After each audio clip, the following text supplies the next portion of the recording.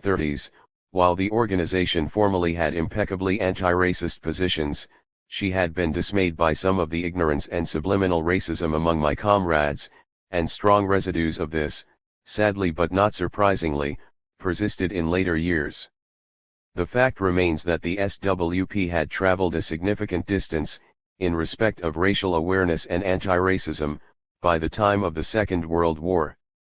One related to this development within the SWP is the fact that there was a growing ferment within African American communities throughout the country, stirred by the ongoing effects of the Great Migration, the massive flow of blacks from the rural South to the urban, industrial North, and the radicalization and labor insurgencies of the 1930s, that generated transformations in culture and consciousness throughout society. 2. As we have noted, the breakthrough regarding the Negro question among us Trotskyists was largely due to the joint contributions of Trotsky and C.L.R. James, whose party name was J.R. Johnson, through their intensive 1939 discussions, reflected in the first volume of this documentary trilogy. James's powerful impact was interrupted when he and others of the Johnson-Forrest tendency joined with Max Schachtman in the 1940 split from the Socialist Workers' Party in order to form the Workers' Party. In 1947, the Johnson-Forrest tendency rejoined the SWP, and their influence can be seen in this chapter not only with the substantial contribution by James, using the name Meyer, but also by an outstanding article on black workers by his co-thinker Rhea Dunayevskaya, under the name Freddie Forrest. In James's absence, however, there were others who followed the theoretical political pathway he had helped to blaze. One of the most important of these was George Brightman, often making use of the nom de plume Albert Parker, whose incisive article on A. Philip Randolph's March on Washington Movement 3 can be found in this chapter, along with a pioneering SWP pamphlet co-authored with Arthur Birch, the Detroit SWP organizer who utilized the pen name John Sanders. Also of great importance were the contributions of Carl Jackson, whose actual name was Edgar Kiemer, 1913-80, a black physician persecuted by the government for his open opposition to racism in the US Navy during the war. He was a member of the SWP from 1943 to 1947, and a regular columnist for The Militant. 4. Reflected in this chapter is the fact that the SWP took up a number of anti-racist defense cases during the 1940s, the most dramatic and successful being that of James Hickman, on trial for retaliating against death by fire of a number of family members due to a slumlord's callous negligence, described here and recounted in detail in Joe Allen's recent book People Wasn't Made to Bum. 5. The version presented here of C.L.R. James's remarkable 1948 contribution, The Revolutionary Answer to the Negro Problem in the United States, provides a far richer and more detailed report than is available in the truncated version commonly circulated under the same title. A black worker who was a member of the SWP at that time describes his reaction upon hearing James's convention speech: "I felt I was floating. The Negro struggle would help bring the workers forward. That was complete for me." 6. Even before the Johnson-Forrest tendency left the SWP for a second and final time, however, it was by no means an automatic or simple matter for the SWP as a whole to translate the insights adopted at the 1948 convention into practical policy, as this black worker soon discovered to his great frustration, and as James himself predicted in his report. As we will see in the final volume of this documentary trilogy, this was a matter whose complexities us Trotskyists, black and white, continued to wrestle with through the 1950s and into the 1960s. One of the most persistent stalwarts in this effort to get it right was George Brightman, whose seminal essay When Anti-Negro Prejudice Began concludes this chapter. A committee of prominent Negroes, headed by A. Philip Randolph, president of the Brotherhood of Pullman Porters, is now engaged in furthering a march on Washington, which is scheduled to take place on July 1. Randolph has correctly described the national industrial and military situation. The whole national defense setup reeks and stinks with race prejudice, hatred, and discrimination. Responsible committees of Negroes who seek to intercede in behalf of the Negro being accorded the simple right to work in industries and on jobs serving national defense and to serve in the Army, Navy, and Air Corps, are given polite assurance that Negroes will be given a fair deal. But it all ends there. Nothing is actually done to stop discrimination. It seems to be apparent that even when well-meaning, responsible, top government officials agree upon a fair and favorable policy, there are loopholes, and subordinate officers in the Army, Navy, and Air Corps, full of race hatred, who seek its contravention, nullification, and evasion. Randolph has had to recognize the impotence and weaknesses of the current Negro leadership and their methods, even though he has many words of praise for them. Evidently, the regular, normal and respectable method of conferences and petitions, while proper and ought to be continued as conditions warrant, certainly don't work. They don't do the job. And, on the same theme, in another article, Negroes cannot stop discrimination in national defense with conferences of leaders and the intelligentsia alone. While conferences have merit, they won't get desired results by themselves. Randolph states the need for organization and action by the Negro masses. Power and pressure do not reside in the few, the intelligentsia, they lie in and flow from the masses. Power does not even rest with the masses as such. Power is the active principle of only the organized masses, the masses united for a definite purpose. And then he calls for action in the form of a march of 10,000 Negroes to Washington. On to Washington, 10,000 black Americans. Let them swarm from every hamlet, village, and town, from the highways and byways, out of the churches, lodges, homes, schools, mills, mines, factories and fields. Let them come in automobiles, buses, trains, trucks, and on foot. Let them come though the winds blow and the rains beat against them, when the date is set. We shall not call upon our white friends to march with us. There are some things Negroes must do alone. This is our fight and we must see it through. If it costs money to finance a march on Washington, let Negroes pay for it. If any sacrifices are to be made for Negro rights in national defense, let Negroes make them. If Negroes fail this chance for work, for freedom, and training, it may never come again. Let the Negro masses speak. Why we support the march. The Socialist Workers' Party, the Trotskyist movement in this country, was among the first to hail the progressive character of the proposal to march on Washington. It should be obvious, however, that our support of a march on Washington does not depend on any of Randolph's ideas at all. We support a militant action, not Randolph's reasons for it. We do this in the same way that we would support a strike of the union of which Randolph is president, in spite of our sharp differences with Randolph on many basic questions.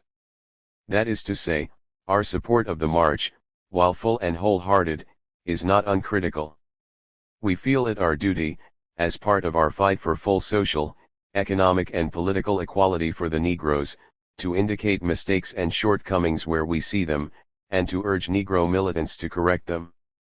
Randolph says again and again in his articles, let the masses speak. But the masses had nothing to say about the composition of the committee or its functions. This committee has taken on itself the sole right of determining the slogans to be used and the work to be done in Washington. 164. A representative conference should have been called together before the final plans were adopted.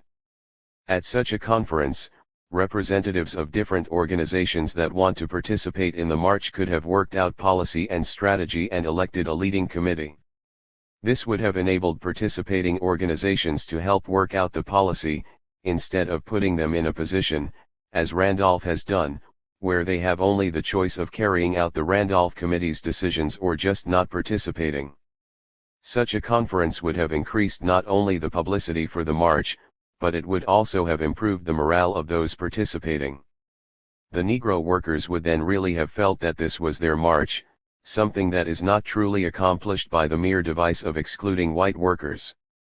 Nor can Randolph object that there wasn't time for that, we'd have wasted valuable time. This is not true. There was plenty of time for it between the time Randolph first presented the proposal in January and the time the handpicked committee issued the call in May. Furthermore, at the time this is written, during the first week in June, less than a month before the march is to take place, there is no evidence that the masses, even on the eastern seaboard, have yet been reached and aroused by the organizers of the march. Most workers haven't even heard about it.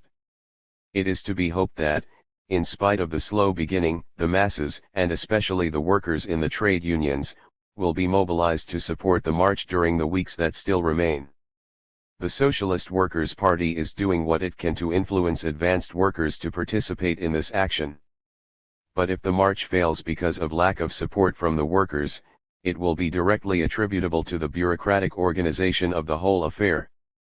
In spite of many militant words, the committee's call to Negro America suffers from the same half-heartedness that has characterized the other attempts by respectable Negro leaders to win concessions. Certainly one of the key questions to be faced by any movement is the question of the war and the capitalist demand for national unity. The exploiters mean that the workers should stop asking for higher wages and better conditions until the war is over. For the Negroes, national unity means suspension of the fight for equal rights until after the war is over. The Randolph Committee has no forthright answer to this question. Instead, it says, "But what of national unity? We believe in national unity which recognizes equal opportunity of black and white citizens to jobs in national defense and the armed forces, arid in all other institutions and endeavors in America. We condemn all dictatorships, fascist, Nazi and communist. We are loyal, patriotic Americans, all." 165. But, if American democracy will not defend its defenders, if American democracy will not protect its protectors, if American democracy will not give jobs to its toilers because of race or color, if American democracy will not ensure equality of opportunity, freedom, and justice to its citizens, black and white, it is a hollow mockery and belies the principles for which it is supposed to stand. Why all those ifs? Don't the committee's members know very well what is going on? Is there any real doubt in their minds as to exactly what is happening to the Negro? Hidden behind the ifs is a potential surrender of the fight for the rights of the Negro people. The bosses will think, never fear, this is only another bunch of people who are urging us to be good, but who are pledging their loyalty in advance. Because the committee is afraid to take an out-and-out position on this question, it weakens the effectiveness of the march. There can be only one correct answer to national unity, unity of the Negroes with the white worker against their common enemy and exploiter. This is not the only instance of the call for the march making concessions to the ideas looked on with favor by the ruling class. In another place it says, "However, we sternly counsel against violence and ill-considered and intemperate action and the abuse of power. Mass power, like physical, when misdirected, is more harmful than helpful. We summon you to mass action that is orderly and lawful, but aggressive and militant, for justice, equality and freedom." Crispus Attucks marched and died as a martyr for American independence. Nat Turner, DeMarc Vesey, Gabriel, Harriet Tubman, and Frederick Douglass fought, bled and died for the emancipation of Negro slaves and the preservation of American democracy. Our criticism of this section of the call should not be mistaken to mean that the Socialist Workers' Party is in favor of ill-considered and intemperate action or anything of the kind. Not at all.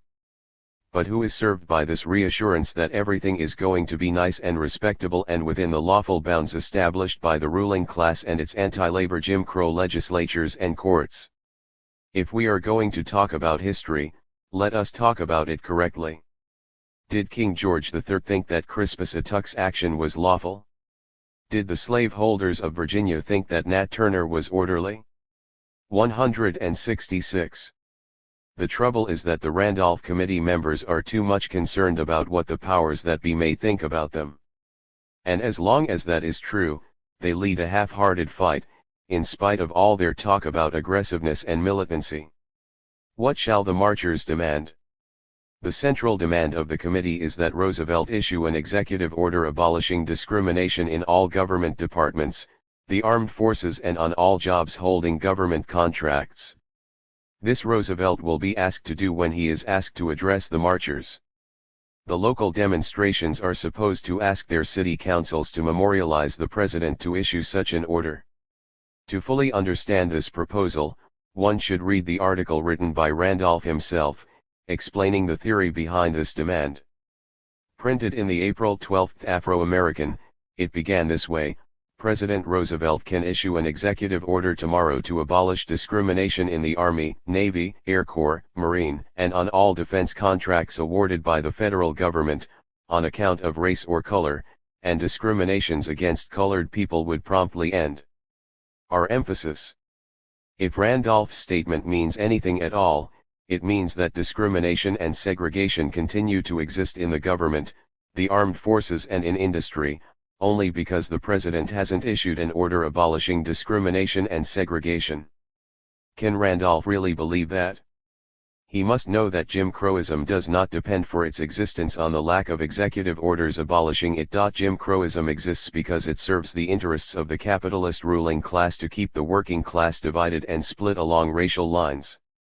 We are ready to support the Randolph Committee's demand for President Roosevelt to issue an executive order abolishing discrimination. To force him to issue such an order would be a step forward in the struggle for abolition of racial discrimination. But only a step. Roosevelt's executive order would not be so very much more weighty than the laws and rulings and orders already on the books prohibiting discrimination. In spite of them, Jim Crow rides high. Randolph should recall one of the statements he made when he first called for the march: even when top government officials agree upon a fair and favorable policy, there are loopholes, and subordinate officers in the Army, Navy, and Air Corps, full of race hatred, who seek its contravention, nullification, and evasion. 167. How can Randolph square his January statement with his statement in April that a presidential decree would promptly end discrimination? An executive order abolishing discrimination would remain largely on paper, as long as control of industry, military training, and the government remain in the hands of the enemies of the Negroes. A movement that denies these facts or tries to ignore them cannot successfully lead the struggle for full equality. A movement that shuts its eyes or refuses to open them is good only for sleeping. The workers, black and white, must control. Negroes must fight for more than a presidential executive order. They must fight for a program that will take control out of the hands of the enemies of the Negro people. Employers controlling the war industries won't hire Negroes. Then have the government take those industries over, and let them be managed and operated without discrimination by committees elected by the workers. Negroes need military training in this epoch when all major questions are decided arms in hand. But the Army bureaucrats are bitterly anti-Negro and determined to keep them in their place. Therefore, Negroes must join the fight for military training, financed by the government but under control of the trade unions, based on full equality for the Negroes. The government and the capitalist parties aid the bosses in segregating and discriminating against the Negro people, refusing to pass such elementary legislation as punishing lynching and granting the Negroes in the South the right to vote. Therefore aid in the formation of an independent Labor Party pledged to carry on the Negroes' struggles. An independent Labor Party pledged to establish a workers' and farmers' government that would create a new society that would forever abolish poverty, war, and racial discrimination. Such a program, aimed at putting control of their destiny into the hands of the workers themselves, black and white, in military training, in industry, in politics, this must become the program of the militant Negro workers. This is the road to jobs and equality. The Negro misleaders will say that this program is impractical and utopian. That is what Uncle Tom said about freedom for the slaves. But the fighting program we propose is infinitely more realistic than expecting Roosevelt, the partner of the Southern Democrats, ally of the British Empire which oppresses Negroes on every continent, to abolish discrimination. 168. The Socialist Workers' Party supports the March on Washington. We call on the Negro workers to bring forward in the march a really militant program. If this is done, the March on Washington, whatever its immediate results, would serve to be an important stage in the fight to change the world. 2. The struggle for Negro equality. 1943, 1945. 169. Albert Parker and John Sanders, George Brightman and Arthur Birch. Introduction. 8. Reading this pamphlet lifted a blinding fog of bewilderment and discouragement through which I, because I am a Negro, had been forced to searchingly feel my way as long as I can remember.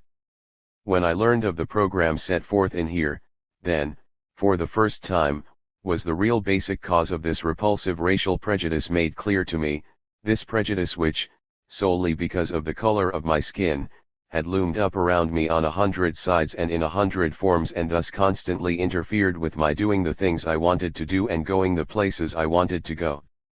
The rock-bottom explanation, however, set forth in this booklet, struck me as being so clearly the downright truth that the solution to the whole color question seemed plain as day even before I had come to that part where it was to be discussed. And speaking of solutions, the authors not only point out the real job that has to be done but they give a concise layout of how it can be done. Another useful section contains analyses of other programs which many Negroes still follow and the reasons why these programs, alone, cannot bring the complete equality which we deserve and which we mean to have. I am firmly convinced that when a substantial number of Negro workers read this pamphlet, or, when a substantial number of Negro workers become acquainted with and subscribe to the program it presents, there will be definite shortening of the time during which we have to further endure that degrading status of second-class citizenship forced upon us in this capitalist democracy, the America of today. Charles Jackson Edgar Keimer, February 8, 1945. The Struggle for Negro Equality. The Negro under Capitalism. The source of prejudice. Scientific research proves that race prejudice is not hereditary. No one is born with it, not even the worst cracker in the South. It is generally non-existent among children before they enter the primary schools. It arises and flourishes as the result of miseducation of the child by the school system, the press, the radio, the motion pictures, in short, by the entire propaganda, educational and informational machinery of present-day society. This is a fact of vital significance. For since it is possible to implant a child with race prejudices, it is equally possible to train him from the very beginning to believe in and practice race equality. It can likely be shown that people with the same background and training, of the same color and nationality, may develop entirely different attitudes on this question. For example, two white brothers go to the same school and grow up in the same environment. One is unable to escape the influence of his miseducation and consequently regards Negroes as inferior, refusing to associate with them as equals, while the other is able by experience and observation to overcome the effects of his training and is completely free of prejudice toward Negroes. In other words, even people who have been trained wrong can escape the effects of such training or can be re-educated properly. The best example of this in recent years is the inspiring way in which white workers from the South united with Negro workers on the picket lines in Detroit and Flint and together established the great United Auto Workers Union. The same thing is generally true of the development of the CIO as a whole. While these facts indicate that prejudice against the Negro in this country can be eliminated, they do not explain how it arose or why it is deliberately maintained. To find the answer to these questions, it is necessary to look back and examine the conditions under which the Negro was brought to this country, the system of chattel slavery which existed from the beginning of American colonization until almost 80 years ago. The system of slavery was introduced in all parts of the country. But it made little headway in the North as compared to the South, and after the nation won its independence from Britain, the N or them states began gradually to abolish it and to emancipate the slaves. The Southern states, however, insisted on writing into the Constitution guarantees for the slave system and even for the importation of more slaves. Slavery and the inferiority myth. The reason for this was not that the Northern rulers and political spokesmen were more humane than their Southern brothers. It was simply that there were different kinds of economy in the two sections of the country. In the North the ruling class was engaged in trading and manufacturing, it based itself on the system of wage labor, and had little use for slave labor, which was too unskilled for its purposes and required too great an outlay of the capital it wished to use for investing in factories, machinery, etc. The Southern economy, on the other hand, was agricultural, based on the rice, sugar, tobacco, and later, cotton plantations, which required at that time, when the means of cultivating the soil were still comparatively crude, a large and regular supply of unskilled labor that by enslavement could be prevented from departing to other regions of the country to strike out on their own. Economic interest, the greater profits to be made from the cultivation of the plantations by slave labor than by wage labor, was, therefore, responsible for the establishment and the expansion of the slave system in the South. But the fact that an oppressive society benefits a small minority of rulers is not sufficient to guarantee its maintenance. Also required are force, and moral justification. The slave traders and the Southern planters who were their chief customers seized the Negro slaves and held them by force. They justified their practices by teaching that it was the word of God for them to rescue the poor benighted heathen from savagery and bring them the benefits of civilization. It was in the slaves' own interests to be transplanted to a Christian country, they said, and if the slaves did not realize the truth of this, it was cited as only another sign of their ignorance and backwardness. It was the self-asserted God-given duty of the Southern planters to care for the slaves as wards and incidentally to put them to work at productive labor. Thus arose the great lie of Negro inferiority. It flew in the face of all the facts, distorted the history, and ignored the culture and contributions of the African peoples. But it was proclaimed by the ruling class, codified in law, sanctified by the church, taught in the schools. And it was nourished by the treatment of the Negro slave. He was denied an education, denied the opportunity to express or develop his talents, denied everything but the obligation to work for his master in the fields and propagate new generations of slaves. 172. The Civil War was the climax of a long struggle to decide whether the nation's domestic and foreign policies were to be dominated by the manufacturers of the North or the plantation owners of the South, to decide which productive system, wage labor or slave labor, was to be dominant as the country expanded westward. In the course of winning the war, the Northern manufacturers found they had to abolish the system of chattel slavery. The slaves were freed, and for a few years after the Civil War, during the period of Reconstruction, 1865 to 76, while the capitalist conquerors were still at odds with the Southern planters, the Negroes were afforded opportunities to compete on equal terms with the whites. Despite the handicaps of their training under slavery, the Negroes demonstrated by what they accomplished in these years that they were the equals of the whites in every sphere of human activity. New use for the old myth. But racial prejudice against the Negro did not disappear with the abolition of slavery. Previously, the function of the Negro inferiority myth had been to justify and bolster the slave system. Now it was retained for use by the class which had become the most powerful group in the nation, the industrial capitalist class, forerunner of the modern monopoly capitalists. Capitalism is a system under which the employers, owning the means of production, pay wages to workers to produce commodities to be sold at a profit. Today the system brings only misery to most of mankind, but in its early stages it played a progressive role, expanding production, developing labor-saving devices, increasing the productivity of labor, building new industries and railroads to make possible a more intensive exploitation of the nation's natural resources and raw materials. Capitalism cannot exist without a large labor force to work at the machines and turn the wheels of industry. The development of capitalism therefore brings with it the growth of a new class, the workers. Although the working class was numerically far greater and potentially far stronger than the capitalists, it lacked, and to a certain extent, still lacks, a sufficient understanding of its historical task, the abolition of the capitalist system and the establishment of a new society which will end the exploitation of man by man. The capitalists, on the other hand, were and are fully conscious of their class interests. They may compete among themselves for business and profits, very viciously on occasions, but they are always ready to join together against the working class and to use every possible agency for protecting their rule and their profits. While not yet as class-conscious as their exploiters, the workers were from the very beginning driven, by the terrible working and living conditions to 173, which they were subjected, to try to improve their working and living conditions, to get higher pay, a shorter work week, etc.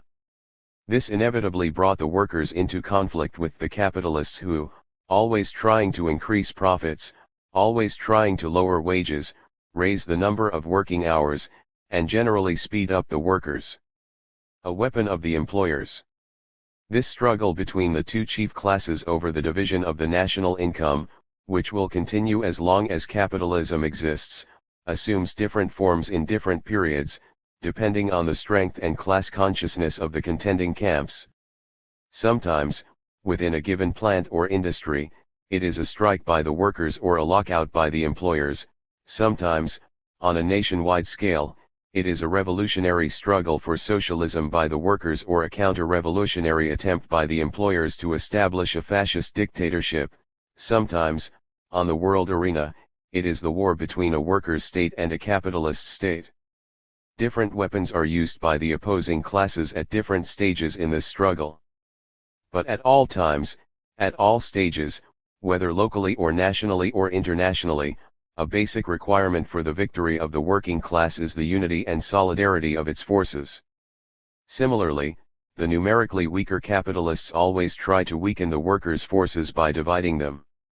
Divide and rule is not a new device for oppressors, but under the capitalists its use has been magnified more and extended further than ever before in history. Divide the masses, set them quarreling and fighting among themselves, teach them to hate and suspect and envy each other so that they will be blinded to the need for uniting in defense of their common interests. This is the policy of the ruling classes everywhere in the world today. It is applied not only within nations but between nations, as in the present war where the masses of the different countries are urged to hate and distrust each other. Following this policy, the rulers and their agents deliberately seek to create, sharpen, and extend antagonisms that will divide the working people by age, young against old, by sex, male against female, by religion, Christian against Jew, Protestant against Catholic, by craft, skilled worker against unskilled worker, professional worker against laborer, by nationality, native against foreign-born, and, of course, by color, white against black or brown or yellow. Why Negroes are hardest hit. But why is it, many people will ask, that the Negro is especially singled out for discrimination? First of all, we must understand that Negroes are not the only 174 victims of prejudice.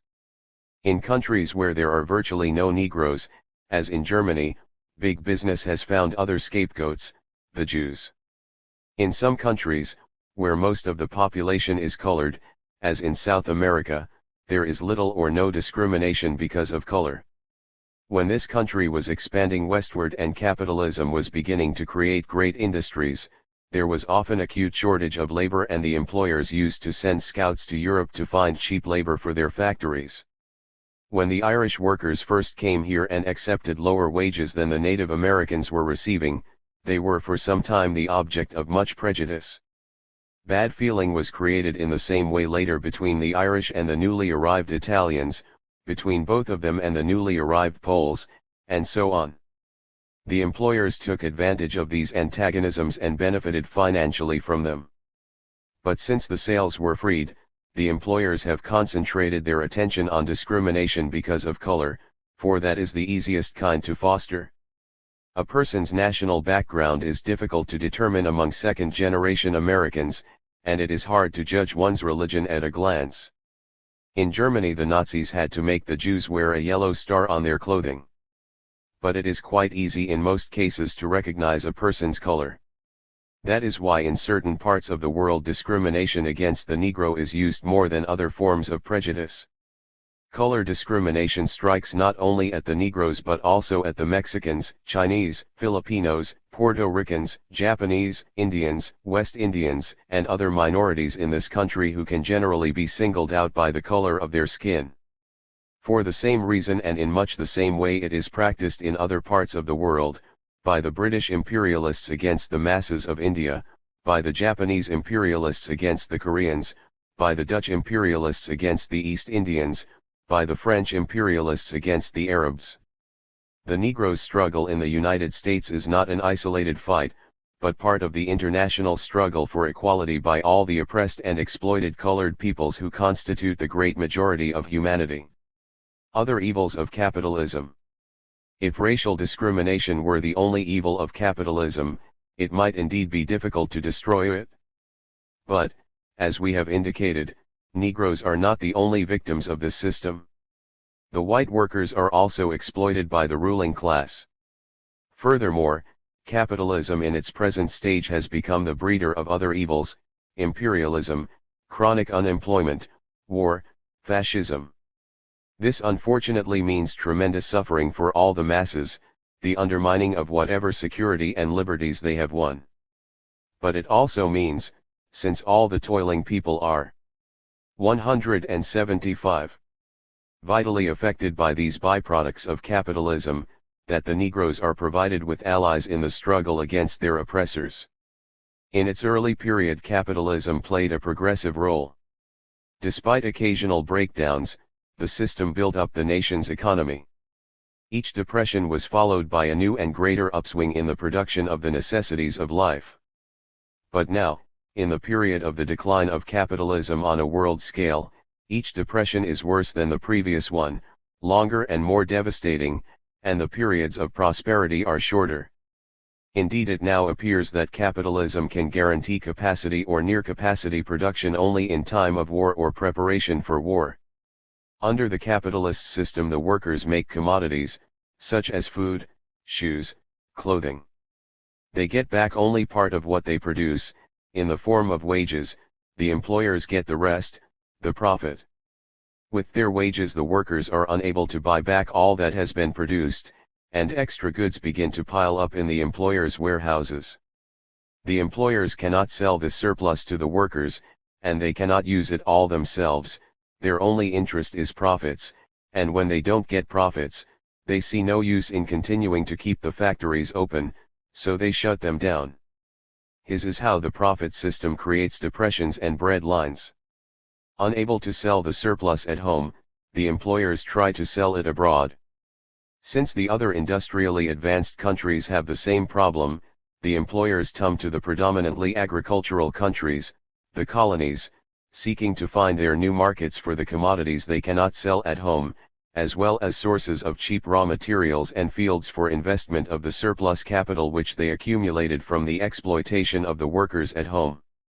To make sure that there will be no interference from other countries with their super-exploitation of the colonies, the employers either seize them and set up political control, as Britain did in India, or they use their economic power to dominate the colonies, as the United States employers do in many Latin American countries. This oppression of the colonial peoples and this exploitation of their resources are known as imperialism.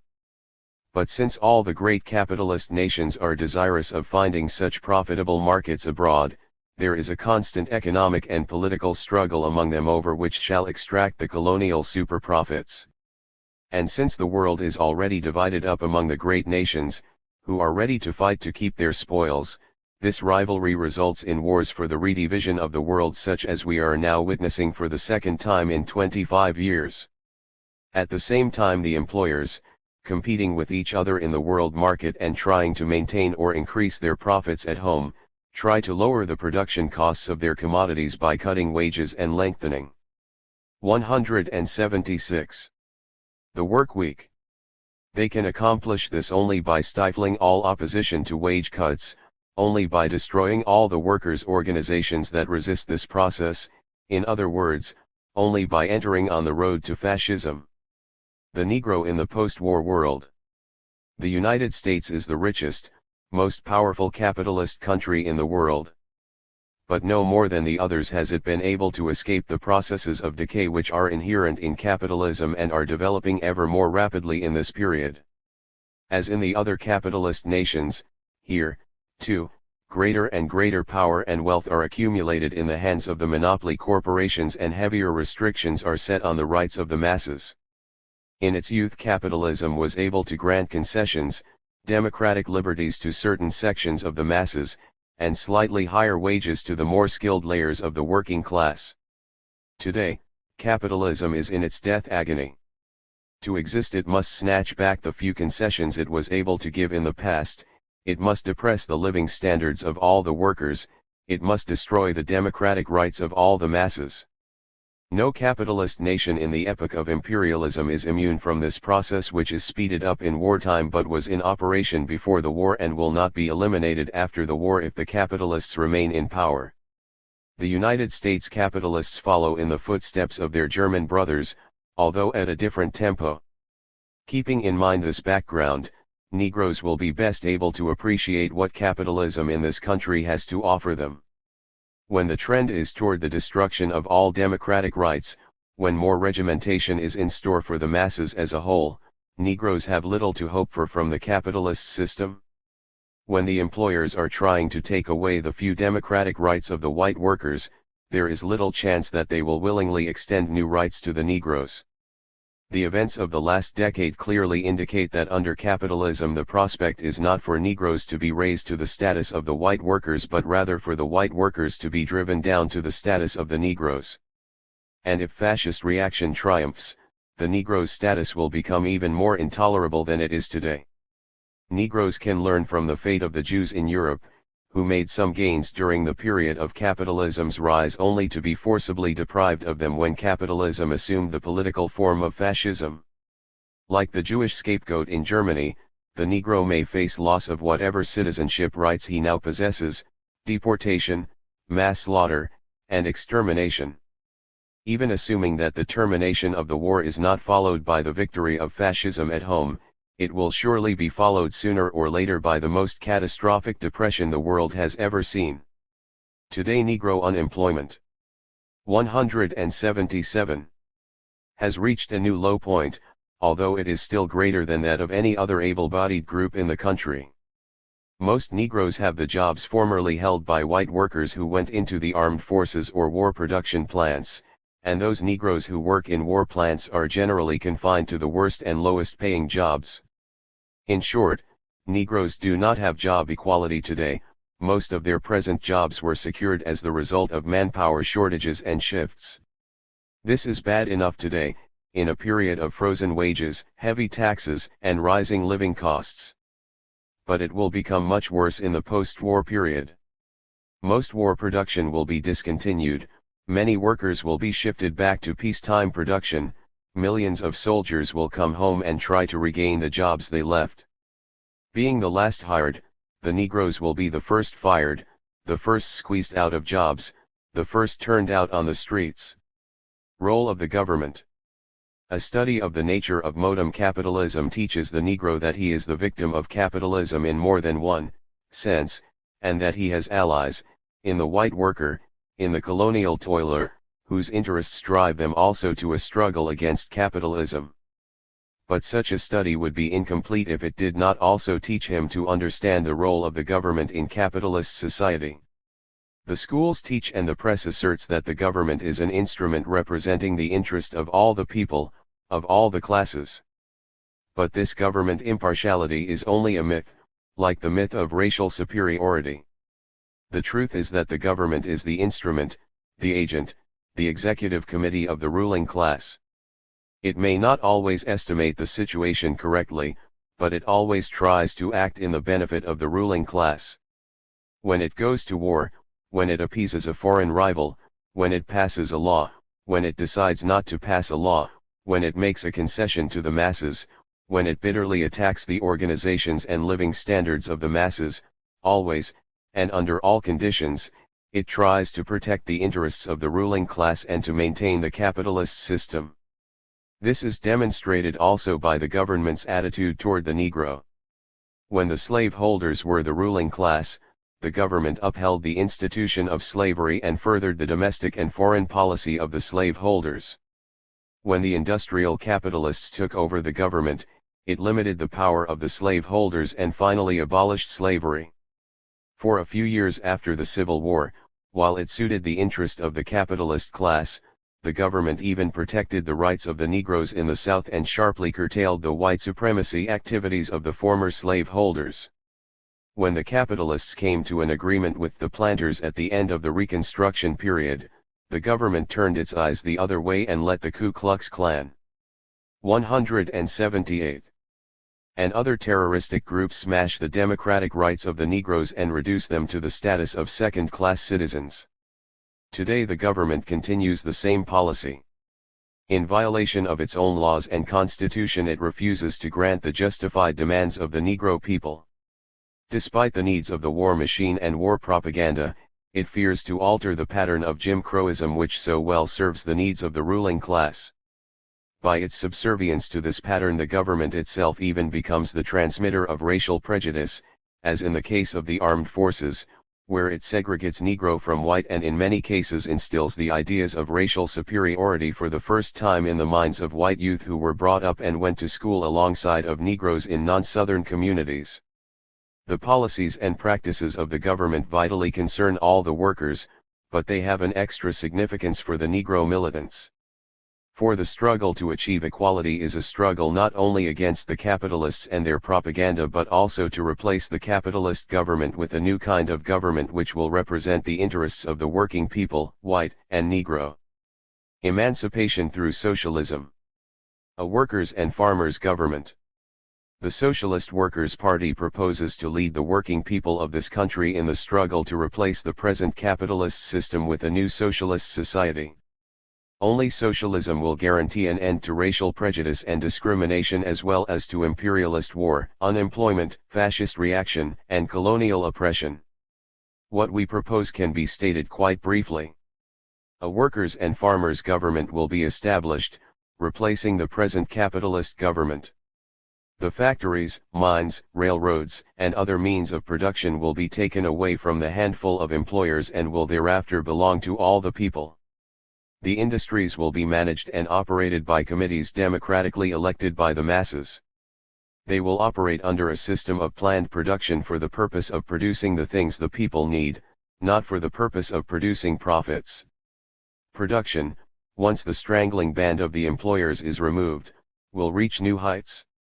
The increased output of nationalized industry and the introduction of new and improved machinery and inventions will enable the people to have more and more of the things they need, and will make possible a gradual reduction in the work week. Each person will be called on to contribute a fair amount of labor in return for which he will be entitled to his share of the things needed. The needs of those too old or too young to work will be provided for by the government. 179. The power of the capitalists will become a thing of the past. Like other people, they will have to do an honest day's work. And with their power will go the crazy anarchy and planlessness of economic life, including unemployment.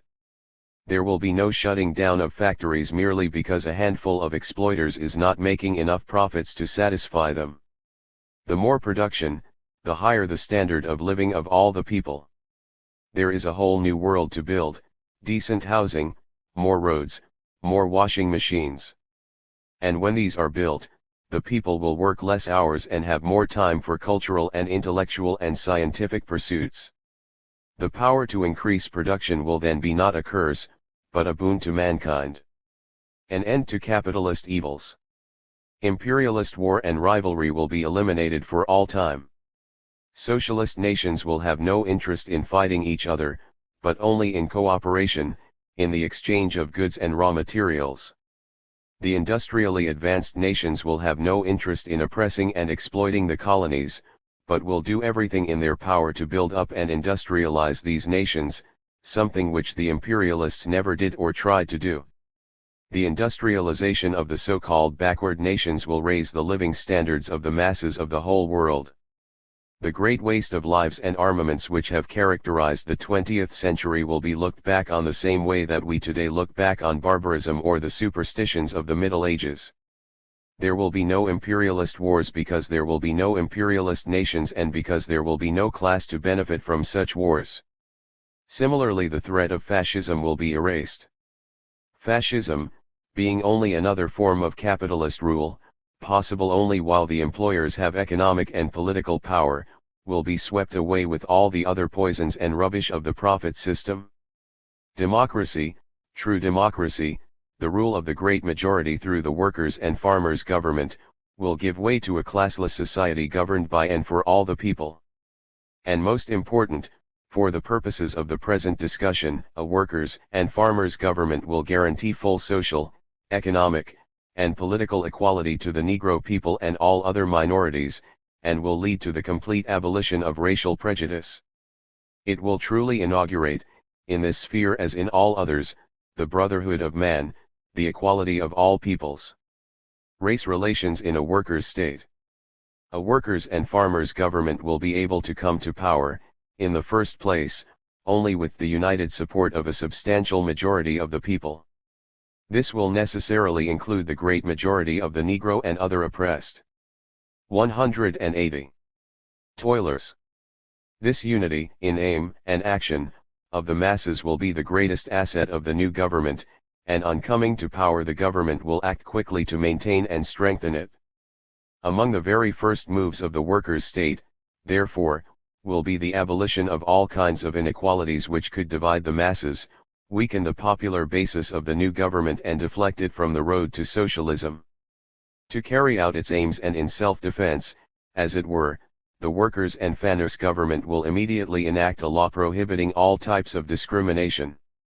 And the new government will enforce such laws. It could never build towards socialism if it failed to do so, it could never gain the support of the oppressed people of other countries if it failed to do so, its personnel would be recalled in short order if it failed to do so. It must be firmly borne in mind that a workers' and farmers' government would have no interest in not carrying out its promises regarding racial equality. No one in the government or in the new ruling class would have anything to gain, and all would stand to lose much, if racial discrimination continued. Today the government tolerates and even encourages Jim Crowism because it furthers the economic and political interests of the capitalists to keep the masses divided. But that situation could not obtain in a workers' state, which would necessarily have to arouse the enthusiasm and initiative of the broadest sections of the masses for the socialist tasks ahead. What we have been trying to show here, for the benefit of the most skeptical people, is that the logic of the situation as well as self-interest will compel the new government to adopt and enforce these laws. Actually, the new government will not have to be prodded to take these steps, on the contrary, it will willingly and eagerly do all this, for it will be a government representing and reflecting the interests and aspirations of the revolutionary masses, just as the present government represents and reflects the interests of the capitalists. What a workers' state will do. Most clearly will this be demonstrated by the other actions the government will take, for it will by no means confine its efforts in this field to the adoption and enforcement of a law prohibiting racial discrimination. For the first time in this country's history, Negroes will assume their rightful place in the government, on state and local governing bodies, on the basis of full equality, holding posts solely on the basis of their ability. The day of Negro advisors to government officials will be done. Segregation in the armed forces will end immediately, Jim Crow schools and housing projects and restrictive marriage laws will be abolished simultaneously. By these and other measures the government will show in practice and by example that no discrimination or segregation will be tolerated in the new society. 181. But the best guarantee for the future will be the measures taken by the government in the field of education, the importance of which was stressed at the very beginning of this pamphlet.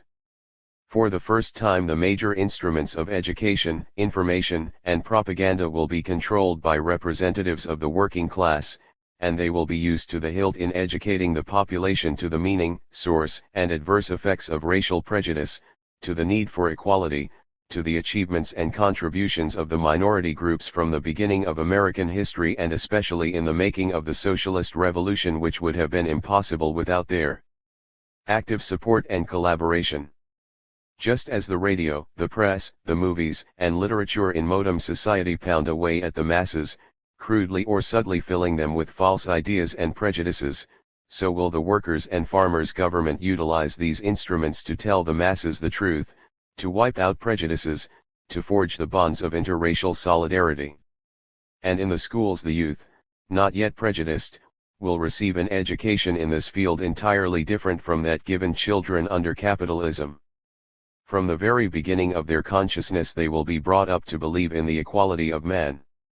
As the result of such education of both the youth and the adults, it will be hard, a generation after the revolution, for many people to understand how racial prejudice had held sway for so many years in American life. If remembered at all 50 years after the establishment of the workers' and farmers' government, it will be primarily in the books of the scientists and scholars who will study it as a mysterious weapon of the former ruling class in the dim, dead past. The Russian Revolution. The principles of scientific socialism were first worked out by Karl Marx and Friedrich Engels almost 100 years ago. From their studies of capitalism, then still in its early stages, they were able to perceive the forces within capitalism which would inevitably lead to its degeneration and decay. Their studies also showed them that the development of the productive forces by capitalism would lay the material foundations for a new socialist society and would create a new powerful class, the working class, which alone could lead in building that new society. Marx and Engels did not stop there. They also worked out practical methods by which the socialist revolution could be achieved, and they stressed the need for joint struggle by all the masses of all races and nations. Marx was the author of the famous lines, "Labor with a white skin cannot emancipate itself where labor with a black skin is branded." The principles of Marxism, developed and amplified in the light of modem 182 conditions, were first put into effect by the Russian Bolsheviks, led by Lenin and Trotsky, and supported by the great mass of the Russian workers and working farmers, who overthrew Tsarism and capitalism and established a workers' state. The history of the Soviet Union in the last quarter century has shown for all time that the world can get along without the capitalists, as a matter of fact, that it can get along much better without them. Starting with a backward and broken down economy and a largely illiterate population, surrounded by hostile capitalist countries, weakened by the Stalinist bureaucracy which later seized control of the government, the workers' state was nevertheless able to make economic progress that amazed the world and to make advances in the field of racial and nationality relations which have never yet been equaled anywhere. What the Bolsheviks did. An examination of Soviet history, of its great liberating policies under Lenin and Trotsky, and of all the crimes and betrayals of the Stalinists, cannot be undertaken in this pamphlet, although they are subjects of vital significance to all fighters for a new world. What we do wish briefly to discuss here, however, is the workers' state's treatment of race and nationality problems. Tsarist Russia was a prison house of nations. Within its borders were 165 different races and nationalities, speaking 150 different languages and dialects and believing in many different religions. The various minority groups, comprising 57% of the population, were oppressed by the great Russian master race. Superstition and ignorance flourished everywhere. Minority groups were forced to adopt the alien language and customs imposed on them by the Tsar. The Russian rulers had unlimited opportunities to set off one race against another. Pogroms and attacks against Jews, Armenians, and other racial minorities were a common occurrence. Only present-day India with the religious and racial prejudices stirred up by the British imperialists can be compared to Tsarist Russia. The Bolsheviks had little difficulty in carrying out their promise to eliminate race prejudices. In its own ranks the party had been preaching racial equality from the first days of its existence. The common struggle for socialism cemented the bond among the millions of Russian toilers of all nationalities and races. When the power of the capitalists was finally removed, it was a relatively simple task to end racial discrimination. The socialist principle of absolute equality of peoples and races was everywhere applied. Full equality and autonomy up to the point of separation were granted to the many nationalities. The workers' state voluntarily gave up Russian imperialist holdings and privileges. It recognized no superiority of one race over another, it recognized no second-class citizenship with regard to race. It 183 destroyed forever the myth of racial inferiority. it gave the lie once and for all to those who maintained that people of different language, religion, culture, and race could not live side by side in amity. Today nothing amazes the Soviet visitor to this country so much as the barbaric institution of Jim Crow. So natural has it become for the various peoples in the Soviet Union to respect one another, their traditions and cultures, that not even Stalin's counter-revolutionary policies have been able to destroy many of the gains made by the minorities. This conquest of the revolution accounts in great part for the unity of the Soviet masses in their resistance to the Nazi invader, in sharp contrast to the attitude of the colonial masses in the Far East, who refused to support their British and Dutch oppressors against the Japanese imperialists. The problem of the South. What a workers' state could do in the former empire of the Tsars, the more enlightened and more culturally advanced American workers will certainly be able to achieve in this country. It is not our intention to minimize the problems that will face us, especially in the South, where racial equality must be guaranteed before it can be permanently secured anywhere else in the country. But we have good reason for believing that even the problem of the South will be solved by a workers' and farmers' government. In the first place, the revolution will not have to contend with what is still known as the Solid South. Even today, conditions, traditions, and ideas are undergoing important changes in this area. The South is still largely conservative, looking back to the past rather than ahead to the future. But like the rest of the country, it is reacting as it necessarily must to the contradictions and evils of capitalist society. The agricultural South is becoming industrialized. It still lags behind the rest of the country, but it now has important industries and a growing industrial working class. The pauperization of the toiling farmers and sharecroppers creates new areas of discontent with things as they are.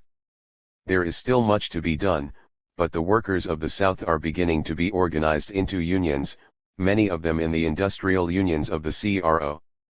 These workers are beginning to learn in action that their real enemy is the capitalist class. As time goes on, they will realize increasingly that their own standards can never be substantially raised as long as the Negro workers are unorganized, and that unless they change their own attitudes, the Negroes can be used by the capitalists to lower the standards of the white workers.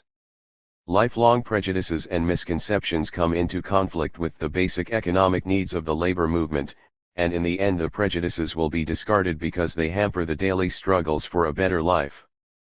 Already where Negroes have been 184. Admitted into the unions, white workers who were brought up in the atmosphere of bigotry have learned in practice that the Negroes are the best fighters for the union, and they have begun to alter their ideas. In some parts of the South this process of slow change is more evident than in others, but everywhere it is at work. The South is not solid, it is composed of exploiters and exploited, and the class struggle breaks through, and everywhere white workers are beginning to reconsider and change their ideas. When the socialist revolution comes, millions of white Southern workers and sharecroppers will take their stand with the workers elsewhere, and they will learn in the process of the struggle for a workers' and farmers' government that their own interests coincide with those of the Negro people. But it would be foolish to assert that prejudices will disappear overnight in the South. While millions will abandon their old bias, a good number of people will be unable to do so immediately. In that case, the workers' and farmers' government, determined to safeguard the rights of all minorities, will not hesitate to take measures in the South at least as vigorous as those undertaken by the Republican administration immediately after the conclusion of the Civil War. It was in those years, the Reconstruction period, 1865 to 76, that the Negroes attained the greatest share of democratic rights they have ever had in the South. To keep the former slaveholders in subjection, the federal government, pushed forward by the radical Republicans, set up a military dictatorship in the South. But the Northern capitalists had no intention of going all the way, as they showed by their refusal to divide up the land among the Negroes and poor whites. On the contrary, they intended to share in the exploitation of the South, and once they had come to an agreement with the planters, whereby the planters recognized the dominance of the capitalist power, they withdrew their troops, and the Southern ruling class by violence and legislation took away the Negroes' rights. Since then the northern employers and bankers have invested a considerable amount of capital in the South, and they oppose any fundamental changes in the Jim Crow pattern, for such changes would menace their profits and investments as much as they would those of the Southern rulers. For the same reasons the federal government, which once took half-hearted measures to protect the Negro's rights, can no longer be expected to do anything but maintain things as they are. And how will solve it what the federal government of the 1860s began and then abandoned, the workers' and farmers' government will carry through to completion. It will enjoy great prestige among the Southern masses, for it will give the land to the landless, it will place industry in the hands of the workers, it will develop 185 and expand production, it will bring security to the toilers for the first time. To such a government the Southern masses will listen with respect and confidence. Furthermore, the educational program which the workers' and farmers' government will undertake everywhere will have special effect in the South, to whom the revolution will immediately bring so many blessings and advances. The government will have millions of supporters among the white workers, as a result of the experiences of the pre-revolutionary period, and these supporters will teach the others by example and propaganda that equality for minorities must be respected and upheld.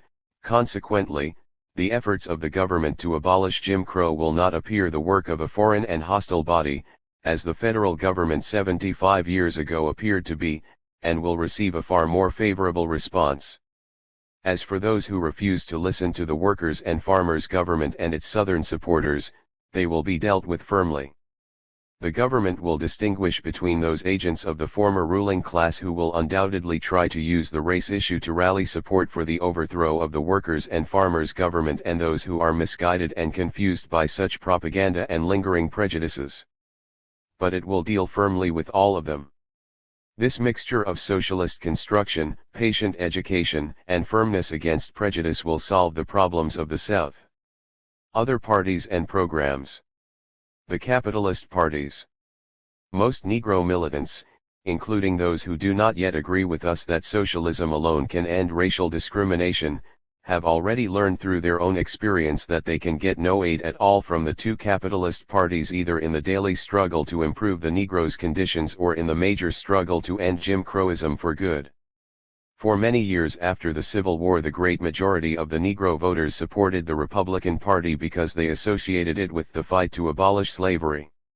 Even after the Republicans restored control of the South to the plantation owners, even after the Republican Party became the party of monopoly capitalism out to exploit and oppress the workers of the whole world, even though the Republican politicians offered the Negroes nothing but some stale promises and speeches about Lincoln and the emancipation of the slaves on Election Day, even though the Republicans for a long time controlled both houses of Congress and the White House and failed to pass any legislation on behalf of the Negroes, even then the Negroes continued to support the Republicans because they saw no alternative but the Democratic Party, instrument of the white supremacy South.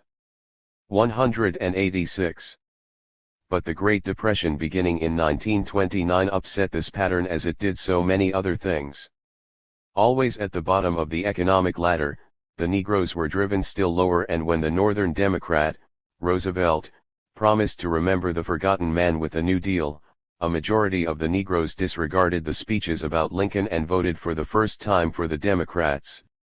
But the New Deal was unable to solve any of the basic economic problems, and although Negro unemployment has diminished, that is the result of the war and not of any change in the Negro's status.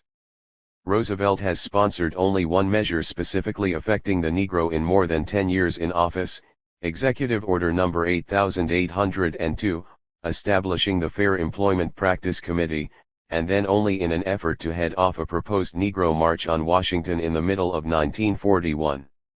Even this measure was inadequate and largely ineffective. Roosevelt's administration today depends more on the Southern reactionary wing of the Democratic Party than it did at the beginning of the New Deal, and consequently he makes more concessions to it than ever before. Similarly, the Republicans, looking for allies in the South, come not to the white and Negro masses but to the powerful poll taxers and advocates of keeping the Negro in his place. Almost everyone knows of the examples of the anti-lynch and anti-poll tax bills, but it is worthwhile to mention them again, for they well illustrate the attitude of the capitalist parties toward the Negro. In the 1920s when the Republicans ran Washington, and in the 1934 OS when the Democrats were in full control of the government, bills were introduced to make lynching a federal crime and to abolish the payment of poll taxes in federal elections. On every occasion these bills were buried in committee, and when forced out of committee by mass pressure were filibustered to death. Never once did the Republican presidents lift a finger to get these bills passed. And Roosevelt, who is notorious as a speech maker about the blessings of democracy, who knows how to seek public support when he wants something passed, has been as mum on these questions as the Sphinx. The fact is plain for all to see: parties which today speak for the capitalists in this country can only be the enemies of social, economic, and political progress. Parties which refuse to grant concessions on lynching and disenfranchisement will inevitably oppose all other measures in the interests of the masses, Negro and white. Parties which refuse to grant such concessions will fight to the death against efforts to end Jim Crowism altogether. Such parties must be fought, not supported. 187. The middle-class Negroes. The fundamental struggle is between the outright capitalist parties on the one side and the party representing the socialist revolution on the other. But in between stand many other parties and groups offering different programs, all of which must be analyzed and understood if the fight against Jim Crow is to be successful. For this fight requires not only militancy and aggressiveness, but also and above all a correct program. Between the capitalist and working classes stands another important group in modern society which we can refer to here as the middle class. Large in numbers, but lacking the economic power of the capitalists and the cohesiveness of the workers whose very work brings them together and teaches them how to cooperate, the middle class is a vacillating force, reacting to the pressure of the capitalists on the one side, to the pressure of the workers on the other. Generally speaking, however, and except when the workers take positive revolutionary measures, the middle class swings along behind the employers, who control the nation's economic might and instruments of propaganda. Because it is being wiped out gradually by the monopolists, the middle class wants reforms and gradual changes even while it supports the continued existence of the profit system. All Negroes are discriminated against in this country, but some of them, they used to be called the talented tenth, have been able to lift themselves up to the status of the middle class, white-collar and professional workers, lawyers, preachers, doctors, etc. They want certain changes in society and they push themselves forward as the leaders of movements and the authors of programs designed to bring about reforms under capitalism. Because they are generally the best educated and the most articulate Negroes, they assume an importance out of proportion to their actual numbers and often present an obstacle to the organization of the Negro masses for militant action. In their ranks will be found all kinds of people and programs, ranging from servile Uncle Toms, treacherous demagogues, and opportunists, all the way over to elements sincerely wanting to solve the most pressing problems of the Negro people. Among them you will find the segregationists, who admit that segregation is not nice but who argue that it should be accepted on the ground that a Jim Crow school is better than no school at all. The effect of their propaganda is to blunt the militancy and aggressiveness of the masses, thus guaranteeing that there will be no unsegregated schools and incidentally guaranteeing the jobs of these treacherous rascals. Fortunately, the following of such people among the Negroes is growing ever smaller. Then there are those call them either reformists or liberals who warn that Rome was not built in a day and that haste should be made slowly, that you've 188 got to learn to crawl before you can walk. These experts at crawling declare that the Negroes must not antagonize the powers that be, that they must appeal to the reason of the ruling class. If Negroes fly off the handle, they warn, they get nowhere, while if they maintain their Christian patience, things get better and better gradually. They are fond of telling about how much progress has been made since the 1860s and will quote you long lists about the number of schools then as compared with now. The effect of their talk is to lull and intimidate the Negro masses, discouraging them from taking the road of militant struggle which alone can bring real progress. The Negro nationalists. Not to be overlooked, despite their currently diminishing prestige, are the self-styled Negro nationalists. These gentlemen know how to talk militantly, particularly do they know how to exploit the Negro's natural distrust of white people, natural because they have been betrayed so often by the white rulers, politicians, and their agents. Beware of the white men, they shout, they are all the same, they all want to oppress you, they are none of them to be trusted, white worker or white boss. They try to make the Negroes forget that they comprise but 1/10 of the population, that without allies, and powerful allies at that, they will never be able to break the chains of Jim Crow. These people stand as an obstacle to an alliance of the white workers with the Negroes, to the organization of the Negroes into the trade unions, to a fighting solidarity against the common enemy. Their counsel leads to a blind alley, to the isolation of the Negroes from their natural allies, to objectively aiding the capitalists in keeping the workers divided.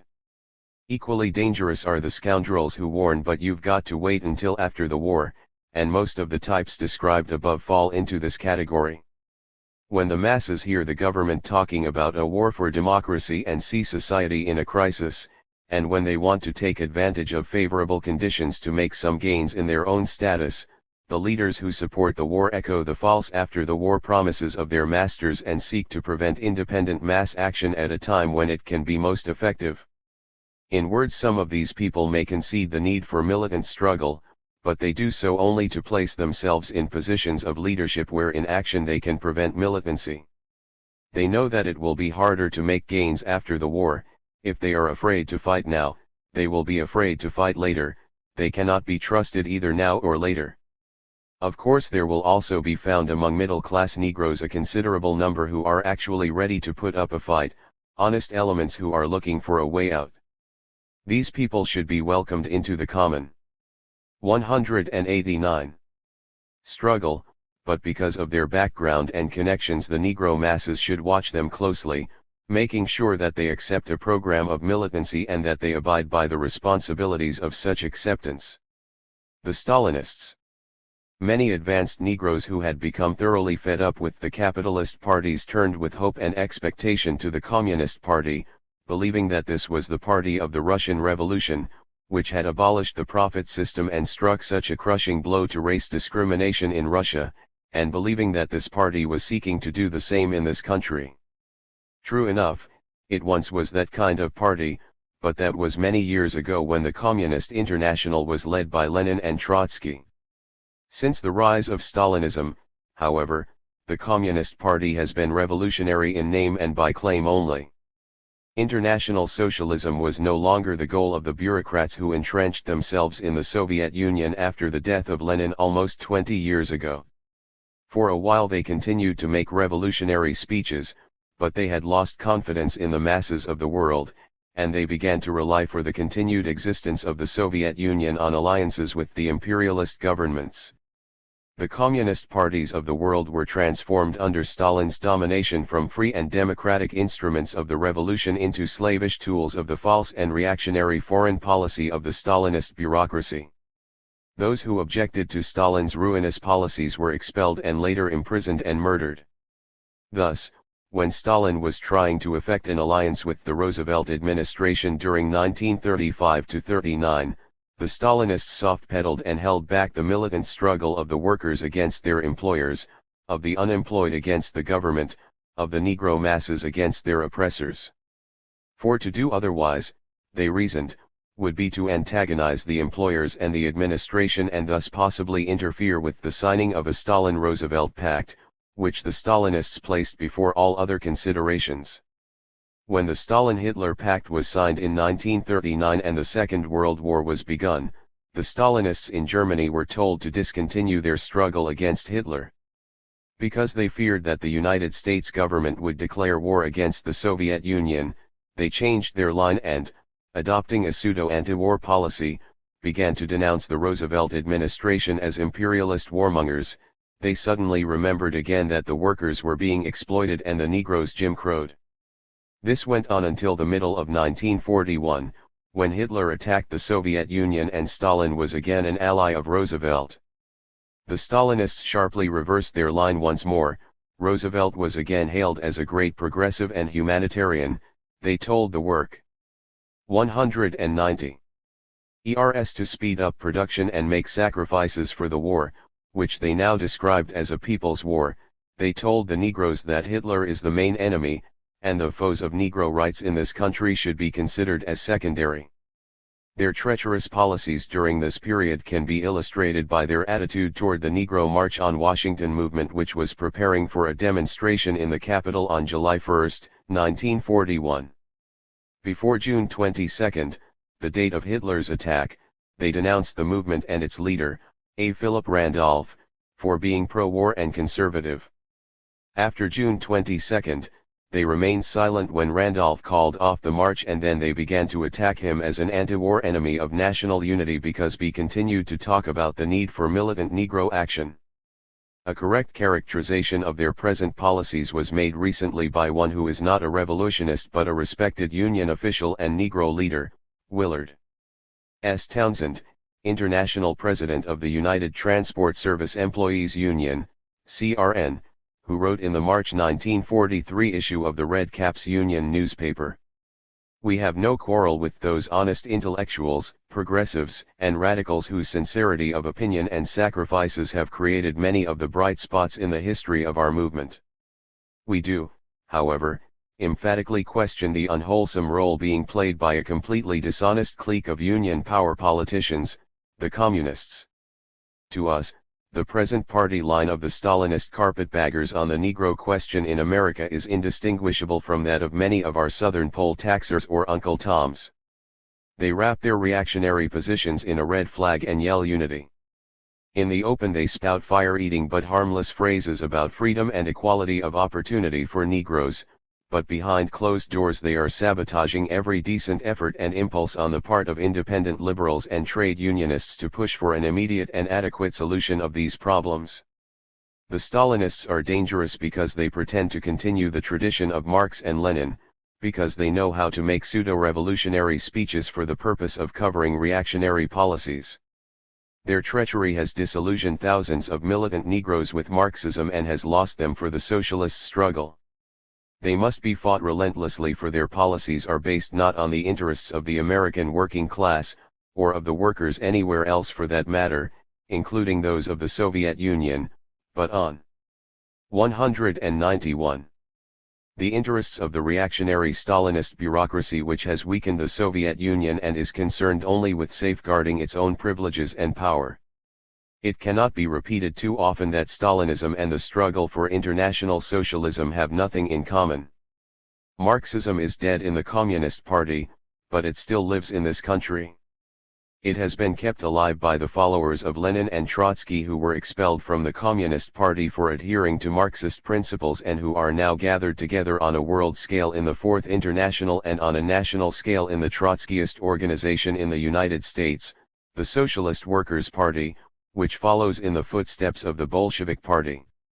The Socialist Workers' Party opposes the capitalist parties, the middle-class misleaders and the Stalinist traitors. It teaches that class division and exploitation foster and perpetuate all kinds of class and race prejudices, and that the way to eradicate these prejudices is by destroying the economic basis of class division. It declares that the time to fight is now and always, that the way to fight is militantly, with every weapon and by every means that will raise the class consciousness, self-confidence, and solidarity of the masses, that the goal to fight for is a workers' and farmers' government and socialism. Activities of the Socialist Workers' Party. Daily work in the unions. Socialism alone can solve the basic problems of the Negro and white workers. But this does not mean that they can sit back, ignoring their daily problems and intolerable conditions, and wait for the sun of socialism to shine. If they were to do this, present conditions would become worse and we would never get socialism. Socialism does not fall from the sky like manna, it is obtained only as the result of struggle. In the course of their fight against Jim Crow and capitalist attacks on union rights and conditions, the Negro people and their white allies learn to recognize their real enemy and to understand the need for a complete change of society. For this reason, and because it wants to safeguard the rights and conditions of the masses, without which further progress is difficult, the Socialist Workers' Party advocates and participates in the daily militant struggles of the masses on all fronts, including the Jim Crow front. Generally speaking, the most important arena for the daily struggles and the education of the masses is the trade union movement, for there we find the decisive sections of the working class and the greatest opportunities for educating them. The trade unions are not perfect organizations. Under capitalism they reflect to one degree or another the backwardness and confusion and misunderstandings which capitalist society introduces among the masses. But they 192 are the workers' own organizations, built with much sacrifice and suffering, and reflect the workers' aspirations for a better life. They are the organizations where the most militant workers are to be found working together to solve their problems. For these reasons we work within them, helping to build them, to protect them against the class enemy, to raise the level of understanding of their members, and to recruit the most advanced and responsible members into our party. Even when the unions adopt a wrong position on certain questions, we do not turn our backs on them but remain there patiently working to improve things and bearing in mind that their errors are the result of capitalist pressure and miseducation. We regard the unions as our organizations, as the organizations of our class, and when things go wrong within them, we strive to reform them and to restore them to the proper path. This is true even in connection with unions which for one reason or another refuse to accept Negroes as members or as members with equal rights. Some people might think that the advanced and class-conscious white workers should withdraw from such organizations, but if they were to do that then they would be conceding and thus assuring the victory of capitalist pressure and ideas within them, and that our party refuses to do anywhere and anytime. Even in these organizations our members continue to work, adjusting our tactics according to the situation, and trying to show the workers the right path. How we fight Jim Crow. We cannot pretend that it is always very easy for our members, cooperating with other workers in the plants who agree with us on this question, to change the opinions and attitudes of white workers subjected to anti-Negro propaganda all their lives. But we know from our experience in this work that it is not too difficult to be accomplished. For we know what the problem really is, and we enter into this work with some very clear ideas and arguments on our side. We know, for example, that the only reason capitalist propaganda is able to make headway among the white workers is that it appeals to their self-interest, that it turns the white workers against Negro equality by teaching that it would threaten their jobs, etc. Our task therefore is to answer the capitalist propaganda by showing that discrimination against Negroes hurts the interests of the white workers. We show them how such discrimination divides and weakens the union movement. We remind them how discrimination in the past turned the Negro people against the unions and enabled the bosses to use the Negroes as scabs against the workers when they sought to get higher pay for themselves. In other words, we show them concretely that it is in their own interest, as individuals and as 193 unionists, to take the Negroes into the unions and to enable them to work in the plants on the basis of equality. This is a powerful argument and our experiences have shown that it is an effective one. While breaking down the barriers in this way can usually be best done by our white members, an equally important kind of work is carried on by our Negro comrades. While the advanced white workers educate their less enlightened white fellow workers to the need for combating Jim Crow, the advanced Negroes educate the other Negro workers to the need for joining the common anti-capitalist struggle for economic gains. Our Negro comrades persuade their fellow workers to join the unions and to play an active and leading part there. Most white workers know very little about Negroes. Our job is to show them that the Negroes are dependable union members and worthwhile allies against the employers. More than anything else, this helps to eradicate feelings of suspicion on the part of union men formerly prejudiced against Negroes. And by making good unionists of the Negro workers, we make it possible to build the progressive forces of the unions and to elect the kind of union leaders who will be responsive to the wishes of the members. In addition, our comrades, both white and Negro, prove in action that they can be depended on to shoulder their part of the burden in the everyday struggle against Jim Crow. They fight against all forms of discrimination in the plant. They demand that Negroes be hired, that they be given skilled jobs on the basis of seniority. They get the unions to pass resolutions against Negro discrimination, and they help wherever possible to set up committees in the plants to implement these resolutions. etc. The work is sometimes very difficult, but our comrades never shirk it. They welcome it because they realize it is a necessary part of the struggle to build the workers' economic organizations and the Revolutionary Party. Our experiences have shown us that a few people with a correct program and tactics can do a lot in this field. As our party grows, as the class consciousness of the workers develops, we will be able to do much more. Meanwhile, every success won in the plants and the unions makes it easier to advance elsewhere in society. This was demonstrated in Detroit in 1942 when the CIO played an important part in the fight to save the Sojourner Truth Housing Project for the Negro people. Work in Negro organizations. Needless to say, our anti-Jim Crow activity is not confined to the unions but is carried on in all possible fields to the extent that our forces permit, and particularly within the national and local Negro organizations, both in mixed organizations such as the National Association for the Advancement of Colored People and in all Negro organizations such as the March on Washington movement. 194. Our activities in such organizations are somewhat like those within the unions, with the exception of course that we don't have to convince the members of the need for fighting Jim Crow.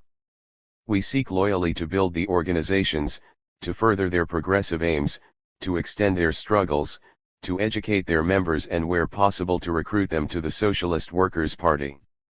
We advocate militant mass action and the need for close cooperation and links with the labor movement. At the same time we try to get the unions to support the struggles of these Negro organizations. Our support of these organizations in no way includes agreement with the false ideas or the essentially conservative methods of most of their leaders. Where necessary, we do not hesitate, in a constructive manner, of course, to criticize their mistakes and to urge on the members the need for adopting a fully rounded militant program and electing leaders to carry out that program. We oppose all bureaucratic tendencies within the ranks of the leadership and advocate full democracy in deciding the policies of the organization. We do all this not in the interest of factional opposition, but for the purpose of strengthening these organizations and making them more effective instruments of the struggle against discrimination and segregation. Build an independent labor party. We Trotskyists also stress the need for political action against the forces that foster Jim Crow. Equality can never be achieved until big business is defeated on the political front. In addition to organizing and uniting the Negro and white masses on the economic field, we seek to break them away from the domination of the capitalist parties and to lead them onto the road of independent political action. Without militant politics, the Negro masses must fight with one hand tied behind them. Leaders who oppose independent political action by the Negro and white masses are helping to ensure the political domination of the capitalists, which in turn ensures the continuance of Jim Crow. For these reasons we advocate the formation of an independent labor party, based on the trade unions and embracing the militant Negro organizations. Such a party, controlled by the workers and running workers for political office, could do much to advance the daily struggles of the workers, including the struggle against Jim Crow. Such a party would unquestionably fight the Democrats and Republicans in Congress for the enactment of anti-lynching and anti-poll tax legislation, and would have a real interest in putting teeth into measures to halt discrimination in employment. 195. Our inter-party relations. This pamphlet would be wholly incomplete without a warning as to its inadequacies and without some comment on the inter-party life and relations of the Socialist Workers' Party. Lack of space makes it impossible for us to enter into a discussion of all the ideas of our party. In this pamphlet we have given only the sketchiest kind of outline of what we believe and what we stand for, and have necessarily dealt chiefly with the questions relating to the Negro struggle for equality. Our aim is not to make bookworms or full-time scholars of our members and sympathizers, but knowledge is strength and we seek to strengthen and educate the workers within and without our party for the great tasks ahead. The serious Negro militant who wants to emancipate his class and his race will find this pamphlet only an introduction to the great school of Marxism. He will want to read much more, to learn more about the workings of capitalist society and the class struggle, to become better acquainted with the principles, strategy, and tactics of the Revolutionary Party. He will find these in the great works of our teachers, in the press and pamphlets of our party, by holding discussions with our members and by attending the lectures and classes arranged for workers who want to learn so that they can become better fighters. And he will find these above all within the ranks of the party, by participation as a member in its activities. Our party, in the forefront of the struggle against Jim Crow in society, naturally is a bitter enemy of all prejudice within its own ranks. We tolerate no expressions of racial superiority or practices of bias by any of our members. We vigilantly educate all our new members as to the meaning of prejudice and seek to eradicate all white chauvinistic ideas which they may bring with them when they join our organization. The race relations within our party are the forerunner of race relations in the future society. In its ranks the class-conscious Negro feels perfectly at home. As the influence of our party spreads, the principles of race equality which it preaches and practices at all times will spread along with it. Wider and wider circles will embrace these ideas until with the victory of socialism all race prejudice will be ended. This is not a dream or illusion. It is the achievable goal of a party that is completely realistic in its approach. Its teachers, Marx and Engels, pointed the way. Their disciples, Lenin and Trotsky, put this program into effect. Our task is much simpler. We need only to adhere to their program and adjust our tactics to present-day conditions in this country. There is no other road for the Negro militant except as a fighter in the ranks of the Socialist Workers' Party. 196. The Anti-Negro Terror in Detroit, statement by the National Committee, Socialist Workers' Party, printed in the Militant July 3, 1943. A series of assaults upon the Negro people throughout the country has reached a bloody climax in Detroit. This latest ferocious lynch attack murdered 24 Negroes, beat and injured hundreds, struck terror into the hearts of Detroit's community of almost 200,000 Negroes. This was not a race riot but an unprovoked attack by white supremacy mobs. The hoodlums who constituted the lynch mobs in Detroit operated with comparative immunity. That is proven, not only by the many eyewitness accounts testifying that the police either tolerated or directly aided the mobsters, but also by the official figures showing that 85 of those arrested were Negroes. Emboldened by their success, the hoodlums are undoubtedly ready for further lynch attacks against the Negro people. It is unfortunately all too plain that the anti-Negro elements have made advances in their aim of keeping the Negro in his place and halting his struggle for equality and emancipation. Large numbers of Negroes have been terrorized and intimidated. Many others are becoming attracted toward Negro nationalist sentiments and feel hostility towards white people as a whole. There is great danger that these Negro workers will tumble away in distrust and despair from the trade union movement. The attacks on the Negroes threaten the unity of the working class. And this threat to labor unity comes at the very moment when the labor movement must mobilize its full fighting strength to beat back the union-busting offensive of big business and Washington. Why has this epidemic of the lynch spirit broken out like a plague all over the nation? The capitalist, liberal, and Stalinist press claim that Axis agents and Japanese fifth columnists provoked these outbursts. Although the Axis powers unquestionably exploit these acts of violence for their own reactionary ends, any informed person knows that such an explanation is absolutely worthless and nothing more than a fake alibi to cover up the real conditions and forces responsible for the crimes. The real causes and culprits are here at home. Lynch assaults upon Negroes took place decades before the fascists came to power or the United States went to war with the Axis. These attacks are an inevitable outgrowth of the Jim Crow system fostered by reactionary capitalist interests, protected by the Democratic and Republican parties, and buttressed by the government's policies of discrimination against. 197. Negroes in war industry and segregation in the armed forces. This vicious system breeds race hatred, officially sanctions and deliberately sharpens antagonisms between white and colored. The Jim Crow system provides the social basis for the poisonous propaganda and activities of the Ku Kluxers, Black Legions, Christian Americans and other native fascist cliques. The adherents, beneficiaries, and dupes of the Jim Crow system take advantage of every source of friction between white and Negro to stimulate ill feelings between them, inflame their prejudices, incite, and hurl them against each other. This carefully cultivated hostility has been aggravated by the consequences of the war. Bad housing, poor transportation, dislocation of family life, juvenile delinquency, scarcity of food, frozen wages, and burdensome taxes in the face of soaring prices, afflict all sections of the working masses and create enormous discontent and rebelliousness.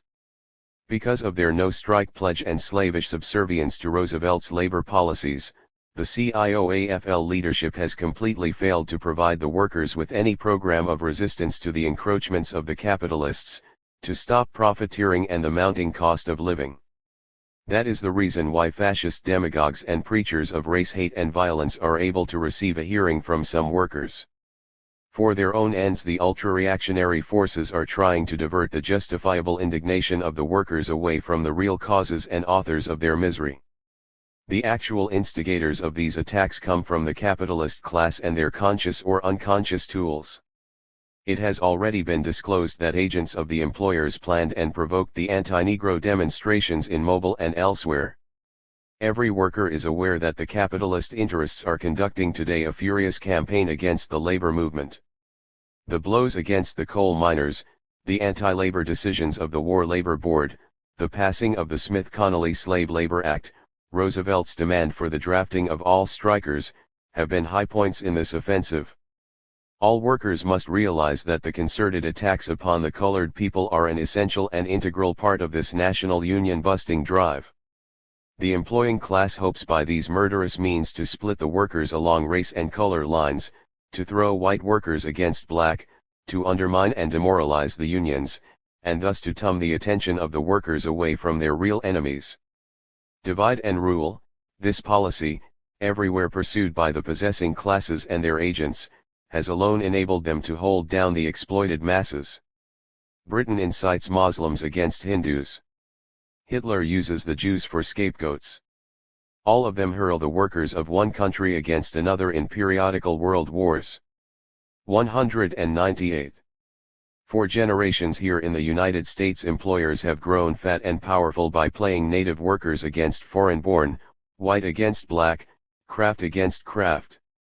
The American workers were able to build their powerful union movement in the last decade by sweeping aside, overcoming and fighting against all these artificially fomented divisions. The Negro workers played a heroic role in the building of the industrial union movement. They fought side by side with their white brothers against the bosses. Race prejudice and discrimination cannot be permitted to penetrate again and regain a foothold within the trade unions. The capitalist government bears a large share of responsibility for these attacks. The administration's recent decision for segregation of colored workers in the mobile shipyards and the policy of segregation practiced in the armed forces provide official example and encouragement to the Jim Crow elements. The government fails to enforce the 14th Amendment or the federal statutes against discrimination, and even violates the provisions of the Selective Service Act against discrimination. This authorized lawlessness has encouraged similar lawlessness amongst the advocates of white supremacy. The failure of Roosevelt's administration to press for the passage of anti-lynching and anti-poll tax legislation has given aid and comfort to all enemies of the Negro people. Roosevelt has brought neither freedom from want nor freedom from fear to the Negro people. On the contrary, they are today more terrorized and troubled than ever before. What must be done to stop this lynch violence? Certainly no trust or reliance can be placed in the federal authorities, the army, state, or municipal police, the goodwill of the capitalist rulers, the action of Congress or the President. They have shown that they will not take the steps needed to protect Negro lives and rights. The Negro people have both the right and the duty to protect themselves against lawless attacks of the lynch mobs. They have the right to demand that, in event of any future attacks, Negro troops alone be used and Negroes be deputized to defend them. But the Negroes constitute only a small minority of the population. For their protection they require strong and reliable allies. These allies will come above all from organized labor, of which the colored workers form a significant section. The prejudices exhibited by some workers should not blind the Negroes to the necessity of uniting with the labor movement. Prejudices implanted in the minds of white workers by their enemies have been and can be overcome through action and education in joint struggle of black and white workers against their enemies and exploiters. The fundamental interests and aims of the white and colored workers in their fight for equality and emancipation are the same. 199. The chief responsibility for defending the Negro people rests today upon the trade unions.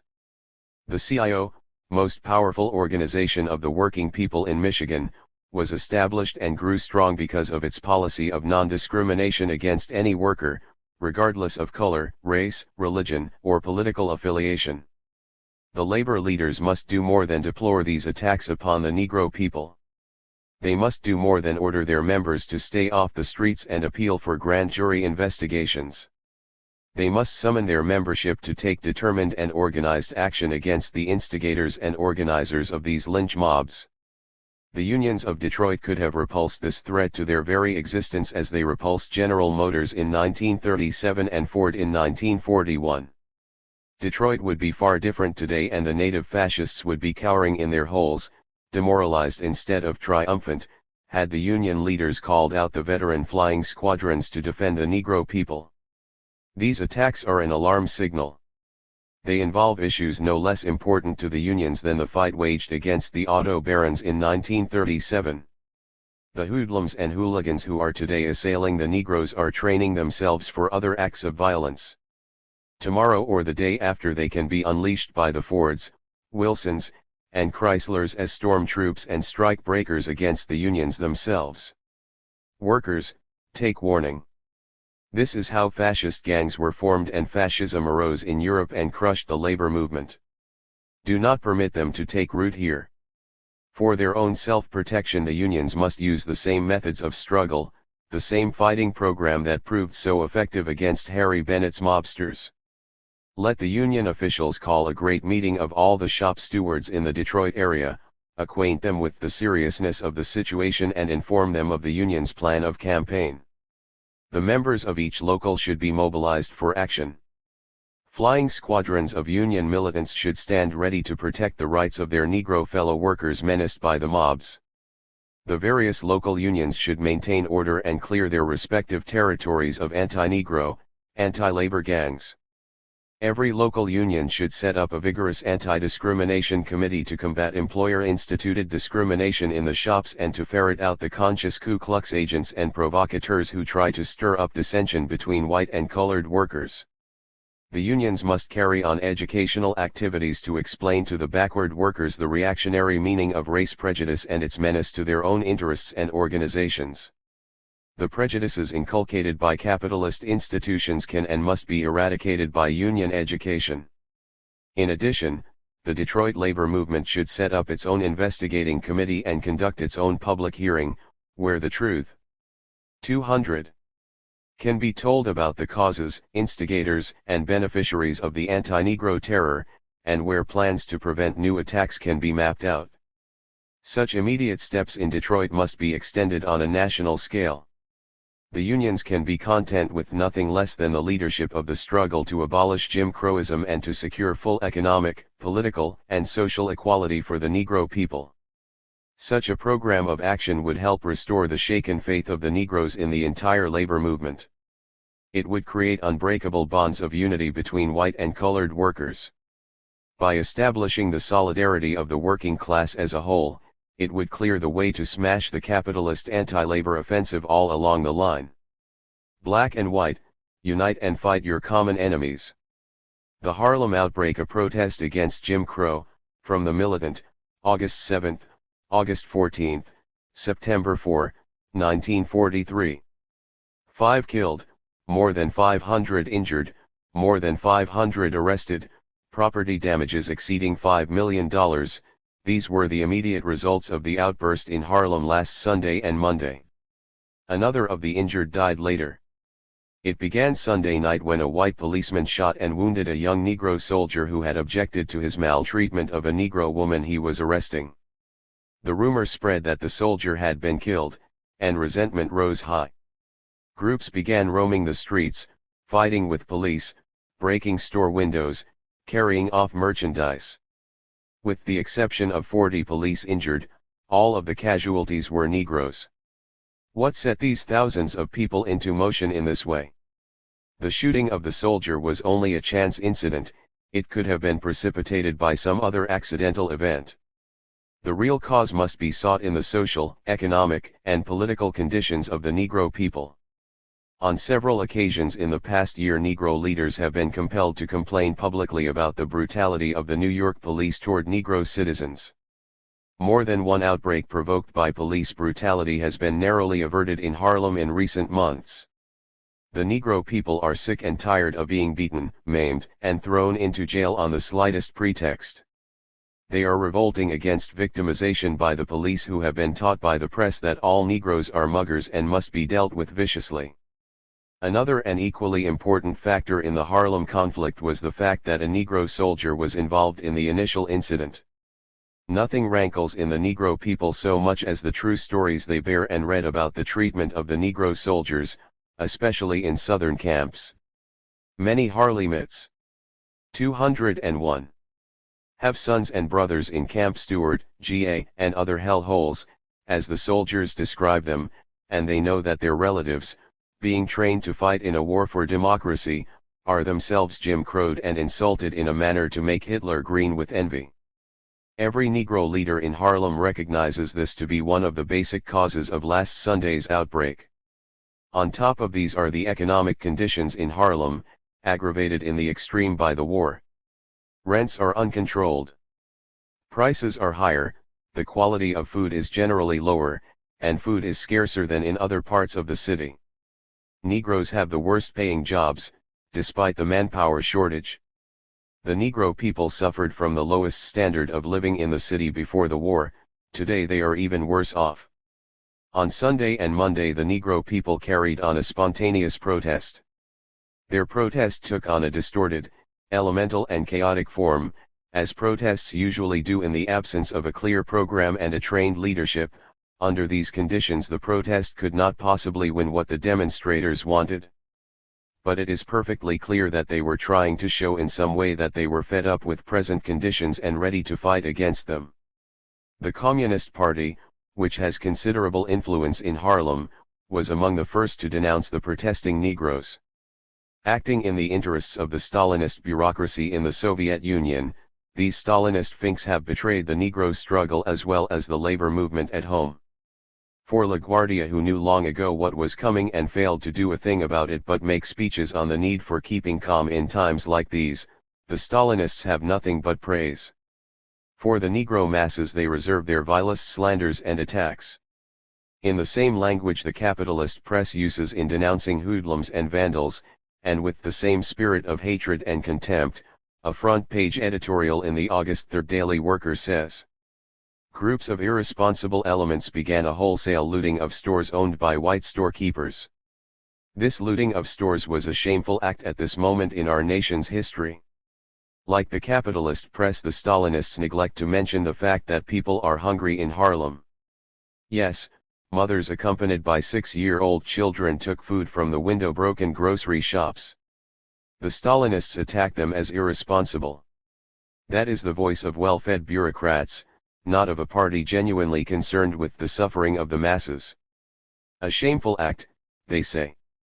But not half so shameful as the cynicism, baseness, 202, and treachery of the Communist Party, and not 100th as shameful as the Jim Crow system that produces such acts, a system which the Daily Worker editorial does not mention, let alone blame.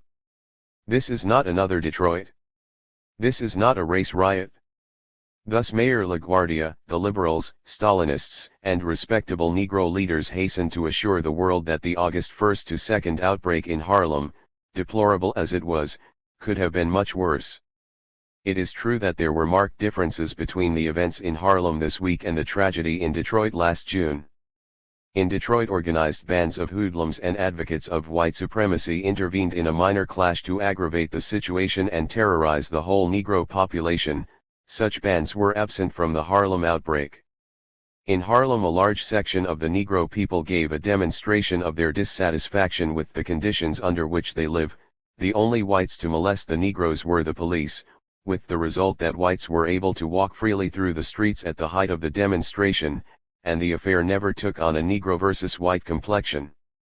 Nevertheless, the underlying cause of the Harlem events was the same as the underlying cause of the Detroit events, the maintenance of the Jim Crow system, which assumes the most oppressive form in times of social crisis such as we are now passing through. The capitalist, Stalinist, and liberal press congratulate LaGuardia on restoring order and on handling the situation so that greater harm did not result. But what now? Does anyone seriously believe that this has solved the situation? The underlying causes of the outbreak remain. The authorities have not proposed and will not propose any measures to eliminate these causes. This week Jim Crowism took 5 lives and inflicted injuries on hundreds. What is to prevent it from taking a toll 10 times greater next week? What is to prevent it from developing into the form and on the scope of the Detroit anti-Negro terror? The militant does not denounce the masses of Harlem who felt constrained in their desperation to demonstrate against Jim Crow in the manner which they did. We recognize it to be an expression of their discontent, of their desire to conduct a militant struggle against their Jim Crow conditions. We understand that it happened the way it did because they are lacking the program and leadership able to direct their struggle into fruitful channels and against the real enemy, the capitalist system which promotes and upholds Jim Crow. 203. Until the Negro people forge a fighting program and leadership which they will find only through an alliance with the militant labor movement, there will always remain the social conditions breeding Harlems and Detroits. There was remarkable unanimity of opinion among the well-known Negro leaders and in the Negro press during and after the August 1 to 2 outbreak in Harlem. Practically every one of them, whether conservative, liberal, Stalinist or radical, joined in calling for the restoration of law and order as the most important need of the Negro masses and in denouncing thousands of Harlemites as hoodlums, vandals, irresponsible elements, etc. The Pittsburgh 9H Courier headlines screamed, "Disgraceful scenes enacted as hoodlum elements loot stores." The Chica 90 Defender expressed its disapproval by refusing to print a single picture relating to the affair. The Daily Worker echoed the capitalist press by calling it a shameful act. A Philip Randolph, who delights in referring to himself as a militant and dynamic leader, voiced great sorrow and distress and delivered a short lecture to the masses on the need for observing the law. Virtually all the Negro papers hailed the behavior of the New York police, the same police whose brutality to Negroes was one of the chief causes of the outbreak. They seem highly elated and relieved that only 6 died, most of them at the hands of the police. These Negro leaders and editorial writers knew, as most of them have since half admitted, that the Harlem outbreak was fundamentally a protest and demonstration against the oppressive Jim Crow conditions to which the Negro people are subjected in even the most liberal city in the country. It was not a planned and organized protest. Its participants did not understand the program for abolishing Jim Crow. Under such conditions the demonstrators could not do more than show their deep dissatisfaction and their strong impulse to resist the Jim Crow attacks on their rights and conditions. These Negro leaders and writers know as well as the militant does that the responsibility for what happened in Harlem lies not on the Negro masses, but on the capitalist system which breeds discrimination and segregation, on the White House and Congress and the bureaucracy of the armed forces which inspire and set a reactionary example for the most backward elements of the white population, and on the propaganda and educational machinery of the nation which upholds and spreads the ideas of white supremacy. But none of these leaders used the same vituperative language against the real culprits that they used against the desperate and harried victims of the Jim Crow system. 204. Fundamentally, we repeat, it was a demonstration against Jim Crowism. But it was more than that. It was also a demonstration against the official Negro leaders. It was also a protest against the program of these leaders, a vote of no confidence in their policies and methods. How have these leaders reacted to the present crisis in the struggle for equality? At best, they offer a program for fighting defensive, rearguard actions. At worst, they counsel patience, tolerance, the subordination of the Negro people's interests to the needs of national unity, and the postponement of the anti-Jim Crow fight to some future date after the end of the war. In no case do these leaders present a bold, realizable program. All they can inspire is defeatism and despair. As a result, the masses do not have a program. They see no way out of the crisis. Their conditions, the increase of reaction, the growing gap between the democratic slogans of the war and freezing of the second-class citizenship status of the Negro, all these convince the Negro masses that now is the time for struggle. They see the need to fight, they want to fight, but they don't see how. What can result from such a situation but blind, chaotic, bitter, misdirected, and hopelessly futile outbursts of the kind witnessed in Harlem? Only the most naive optimist will believe that the same thing won't happen again, on an even greater scale, in Harlem and elsewhere. And the blame for it rests in part on those people who present themselves as the leaders of the Negro masses but who have led them only into a blind alley. No wonder that these people, recognizing their own responsibility, were so violent and unrestrained in their denunciations of the masses. As for us, who recognize the real causes of the Harlem outbreak and the real forces to be censured for it, we see in these developments the need to intensify our efforts to win the Negro people over to the program of revolutionary socialism. This whole discussion reminds us of many of the slave rebellions that took place a century or so ago. We all know how cruelly the slaves were oppressed and exploited, and that the arguments raised on behalf of the maintenance of slavery sound monotonously like the arguments raised on behalf of the maintenance of Jim Crow today. Many of the slaves were ignorant and superstitious, they had no understanding of the forces at work in society, they rarely had leaders who knew how to give them the proper guidance. But when they saw no other way out, when their patience came to an end. 205. And their resentment reached a boiling pitch, they revolted, in most cases blindly, often realizing that they had little chance of success. In many instances they resorted to arson and robbery, often innocent bystanders, like the small storekeepers in Harlem, were killed and beaten. Now the question arises, who and what were to blame for the excesses committed during these revolts?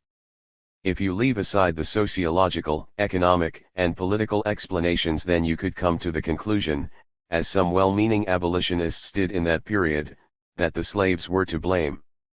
But the verdict of history is that the slave system and the slaveholders were responsible. And today the Negro people and the labor militants pay honor and tribute to the memories of those brave, unlettered slaves who didn't have a full and correct program but who had the courage to fight against oppression in the best way they could see. We don't pretend that the Harlem outbreak was completely identical with the slave revolts, but we do maintain that the same spirit was evidenced. Those who look only at the effects and shut their eyes to the causes will learn nothing from the Harlem events. Those who see the indissoluble connection between the two will be able to learn at least one thing useful for the struggle against Jim Crow, namely, that the masses today are ready to fight and are desperately seeking the correct program. Trotsky and the American Negro Struggle, from the Militant, August 15, 1942. It is not our purpose on this occasion, the second anniversary of the death of Leon Trotsky, to discuss all of what that great Marxist had to say about the Negro struggle in the United States. Nor is it our intention here to exaggerate the extent of his contributions toward the solution of the immediate, practical problems of uniting the American Negro and white masses against their common enemy. Trotsky did not have the opportunity to study the problems of the American Negro at close hand. For one thing, the democratic government of this country, which welcomes Queen Wilhelmina and other oppressors of millions of colored people, would not let him live here and refused to permit even his dead body to cross the border.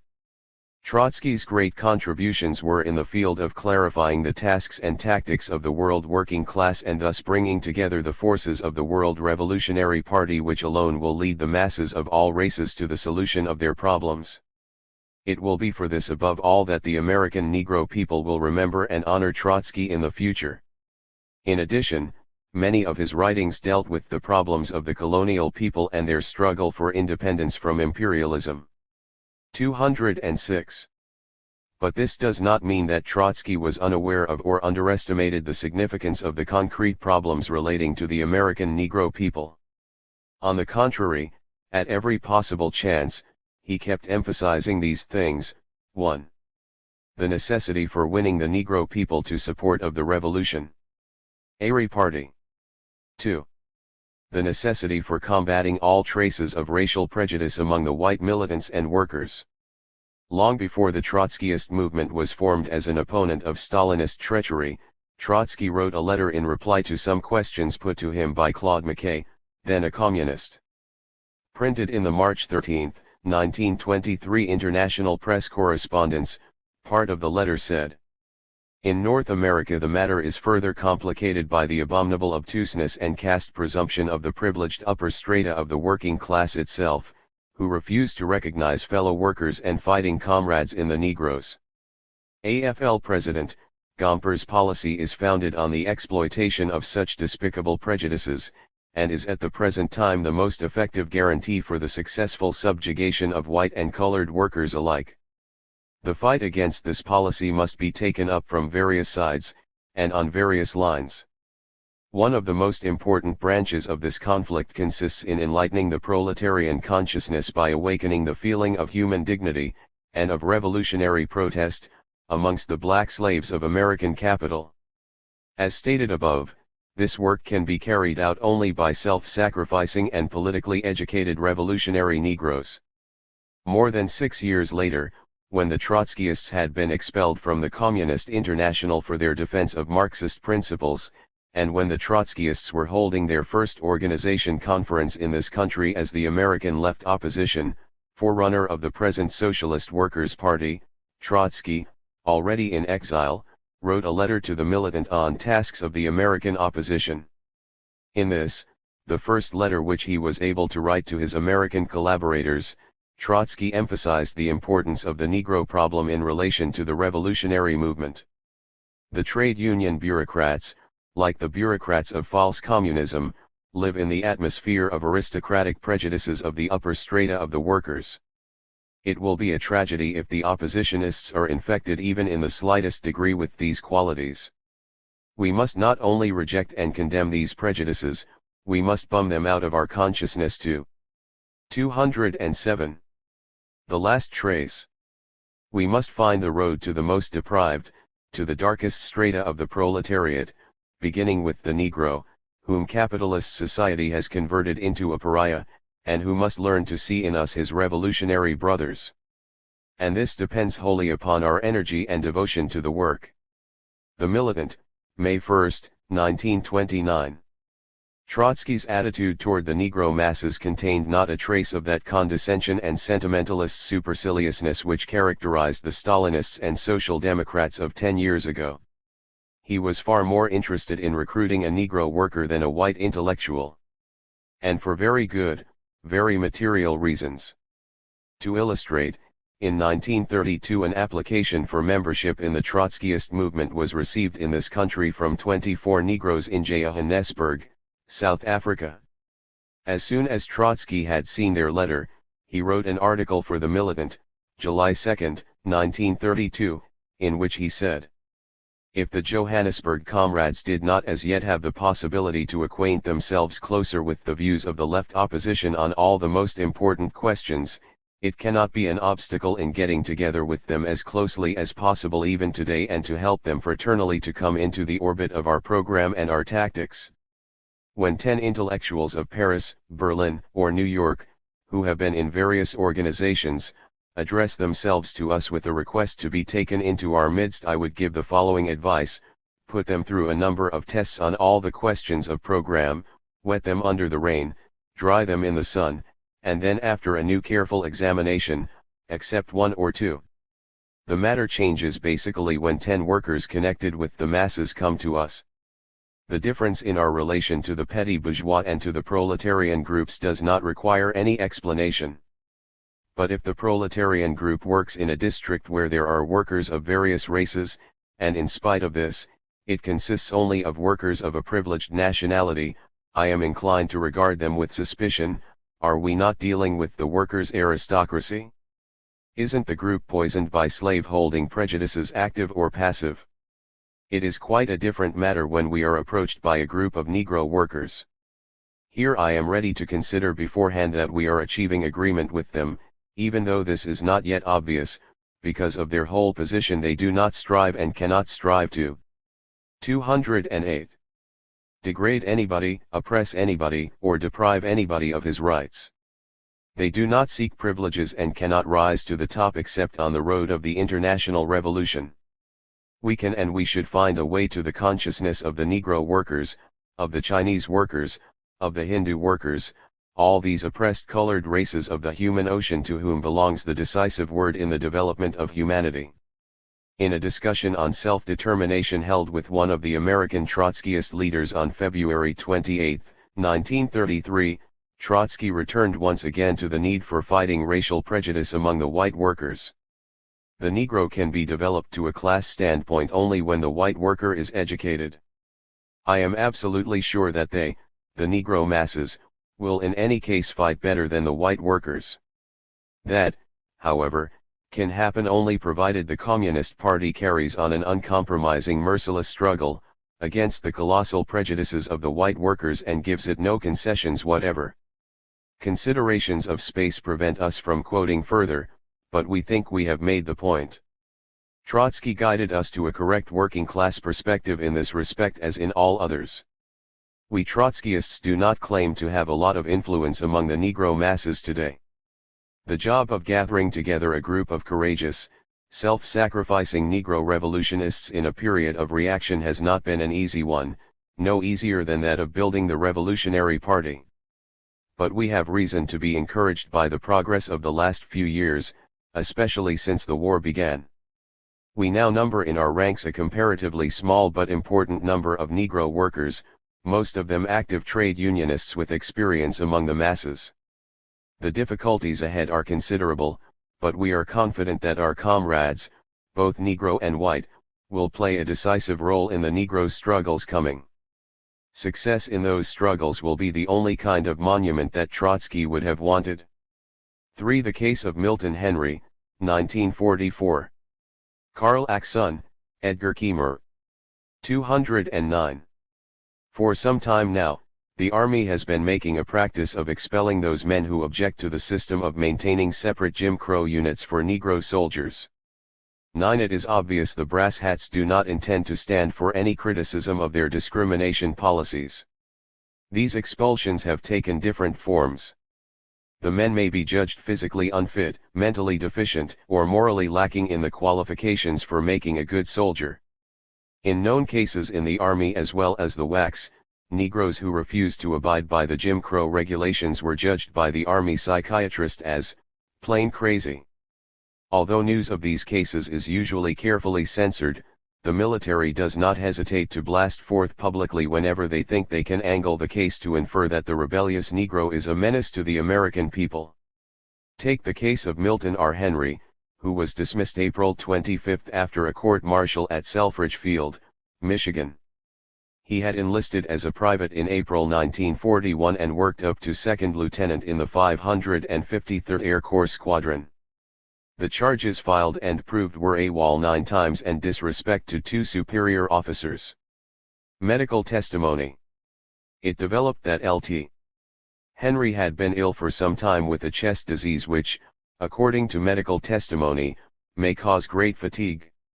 Twice he had been examined and x-rayed by a medical board, and a transfer to limited service had been advised. This advice was ignored. The basis for the AWO 1 charges was Henry's inability to awaken in time to report for duty. As reported in the capitalist press, Lt. Colonel A.R. DeBolt and Lt. Col. Charles A. Gale charged the defendant with being disrespectful. These members of the reactionary officers caste quoted Henry as saying, "I got my promotion by initiative and integrity, you officers can't say that. All revolutions have been initiated by minorities. Remember the French Revolution and the Russian Revolution. In each case it was a minority who ruled, and someday I, too, will be in a position to dictate." What the officers had said to Henry before this and whether he affirmed the statement, denied it, or claimed to have been misquoted was not recorded in the press reports. What puzzles us is the lightness of the sentence after such a defiant statement. No dishonorable discharge, no fine, no time in the jug, just dismissal from the service. Remember that in an army orientation handbook, the new soldier is pointedly told that in case of a revolutionary uprising even in his hometown he must remain loyal to the army. Violations are punishable up to death. Post-war unemployment.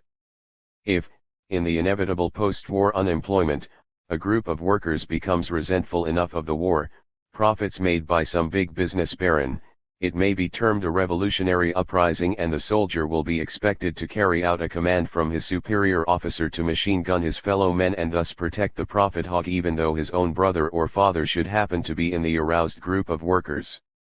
Thus, if we are to believe the accusations of the superior officers, we cannot understand the honorable discharge. As to the soldier's actual statements or beliefs about revolution, we do not know. We do know, however, that a successful working-class revolution that will put us on the road to socialism will only occur when a majority, not a minority, of the people are convinced that such a change would be of benefit to society. Selfridge Field. All indications point to the fact that Milton Henry had been an efficient, conscientious young man with the courage of his convictions. He had enlisted in the army under the common false impression that by fighting for democracy over there, he would receive his rightful portion of it over here.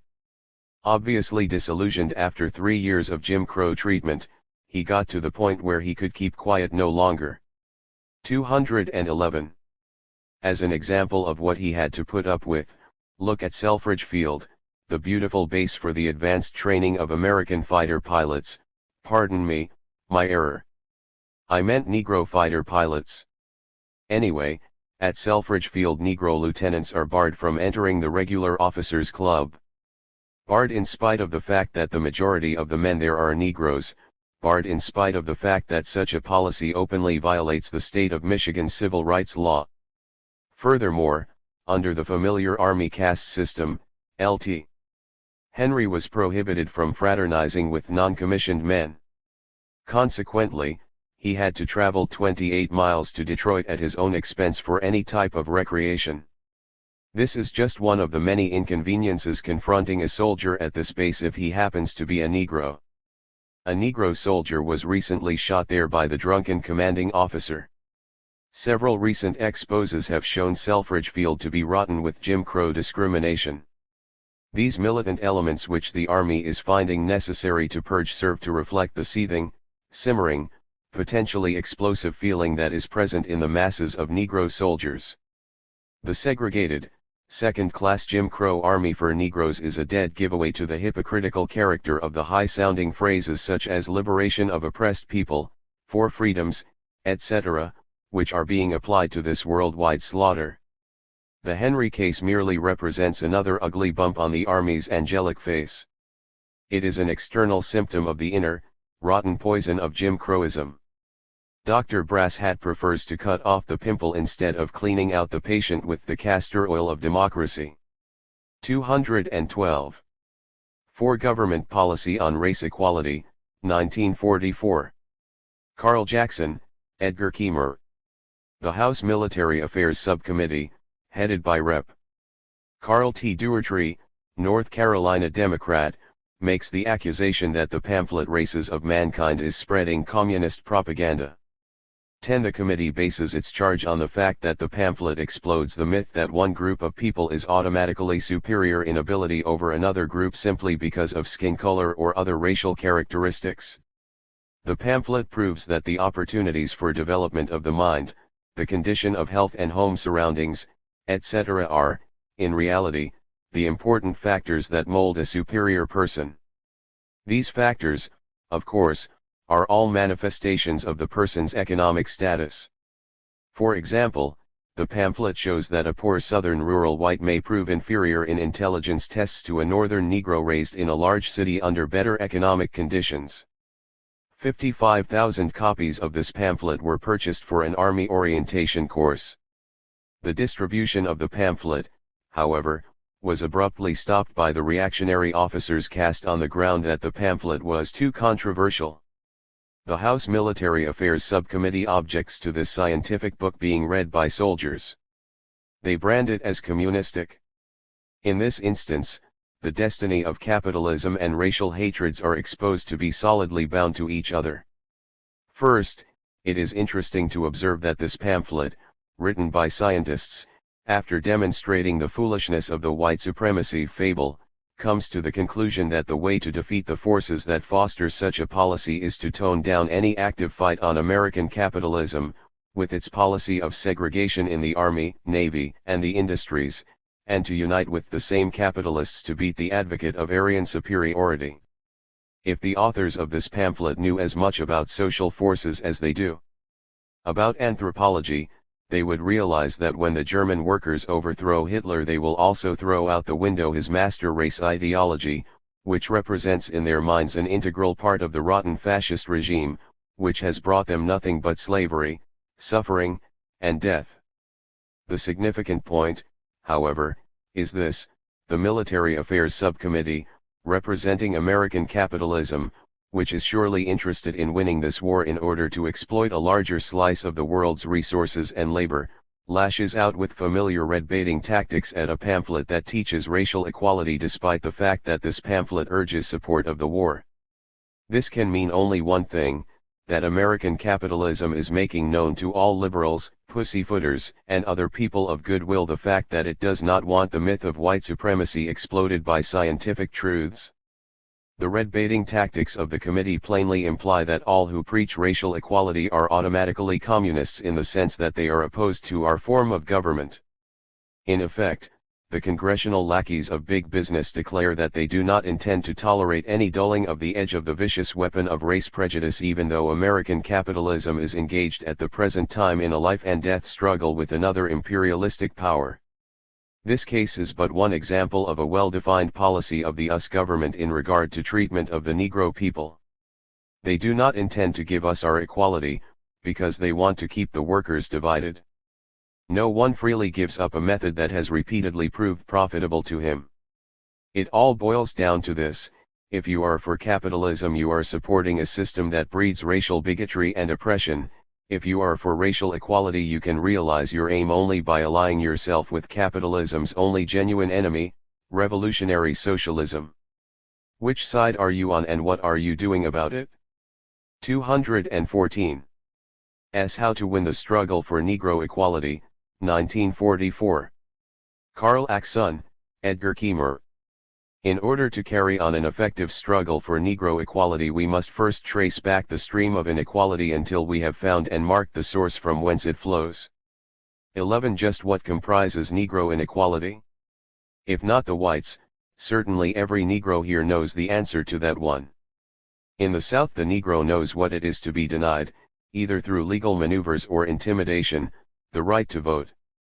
He knows what it is to be contemptuously referred to as boy, George, uncle, or just plain nigger. He knows what it is to enter a streetcar and meet the signs: this end of car for white people, this end of car for the colored race. He may know what it is to see an innocent man beaten, dismembered, hanged, shot, and burned to a crisp on some trivial accusation and without a trial. In this nation's capital, a woman recently reported that she was raped by a Negro. Police rounded up 11 Negroes in 24 hours. The woman then admitted that she had fabricated the story. In the Deep South, usually the first Negro would have been lynched, without a wait of 24 hours. Even in some northern states, the Negro knows what it is to be turned down at a theater box office or else directed around the alley to the balcony entrance. He may know what it is to insist that a waiter serve him a drink in states where there is a civil rights law and then have the waiter break the glass in his face. Negro women in Indiana who were delegates to a convention of the Mothers of World War II were recently refused rooms in an Elkhart hotel. They had to return home. In Washington, O.C., in the Church of the Immaculate Conception, a Negro woman was asked to get off her knees and go behind the ropes to the Negro section to pray. Even in death, the Negro cannot rest. In a Catholic cemetery in Chicago, plans were recently made to dig up the grave of a colored woman buried accidentally among the whites. In the South or the North, the Negro knows what it means to be segregated into a ghetto of shacks near the railroad tracks. He knows what it means to be discriminated against in industry, to get the dirtiest jobs at the lowest pay, to be the last hired and the first fired. The unkindest cut of all, however, has come since this land of the free has been engaged in the present colossal slaughter which, they would have us believe, is being waged for the most lofty and humanitarian ideals. In a war for democracy, the Negro has been officially labeled a second-class citizen by his own government. In the Army, the Navy, and the Marine Corps, Negroes are set aside in separate regiments, quarantined from English Americans, Italian Americans, German Americans, Japanese Americans, and Jewish Americans. Any soldier with a drop of Negro blood in his veins must, on orders of President Roosevelt and his War Department, and in violation of the Selective Service Act, train and fight not in the regular army, but in the Jim Crow Army. There he is sure to get the dirtiest and most hazardous work and the added scorn and persecution of white civilians and soldiers alike. Persecuting Negro soldiers. The anticipated results of this policy are occurring every day. In Petersburg, Virginia, last week, a local policeman arrested a Negro soldier for some undetermined reason and took him to the firehouse. Another soldier asked the policeman what the trouble was, and he was also arrested. Sergeant Abraham Jackson made similar inquiries and was ignored. Thereupon he started for the firehouse to rescue his men. He was promptly shot down by the local police.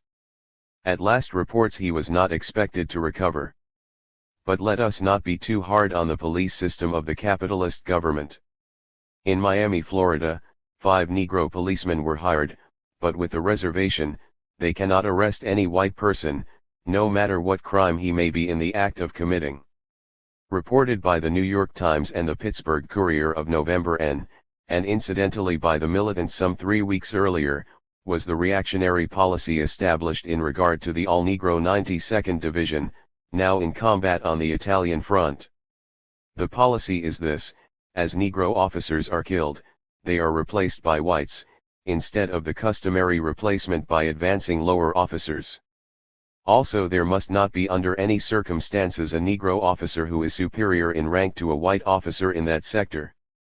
We understand what Negro inequality is. Now, just what is the Negro's conception of equality? What does the Negro want?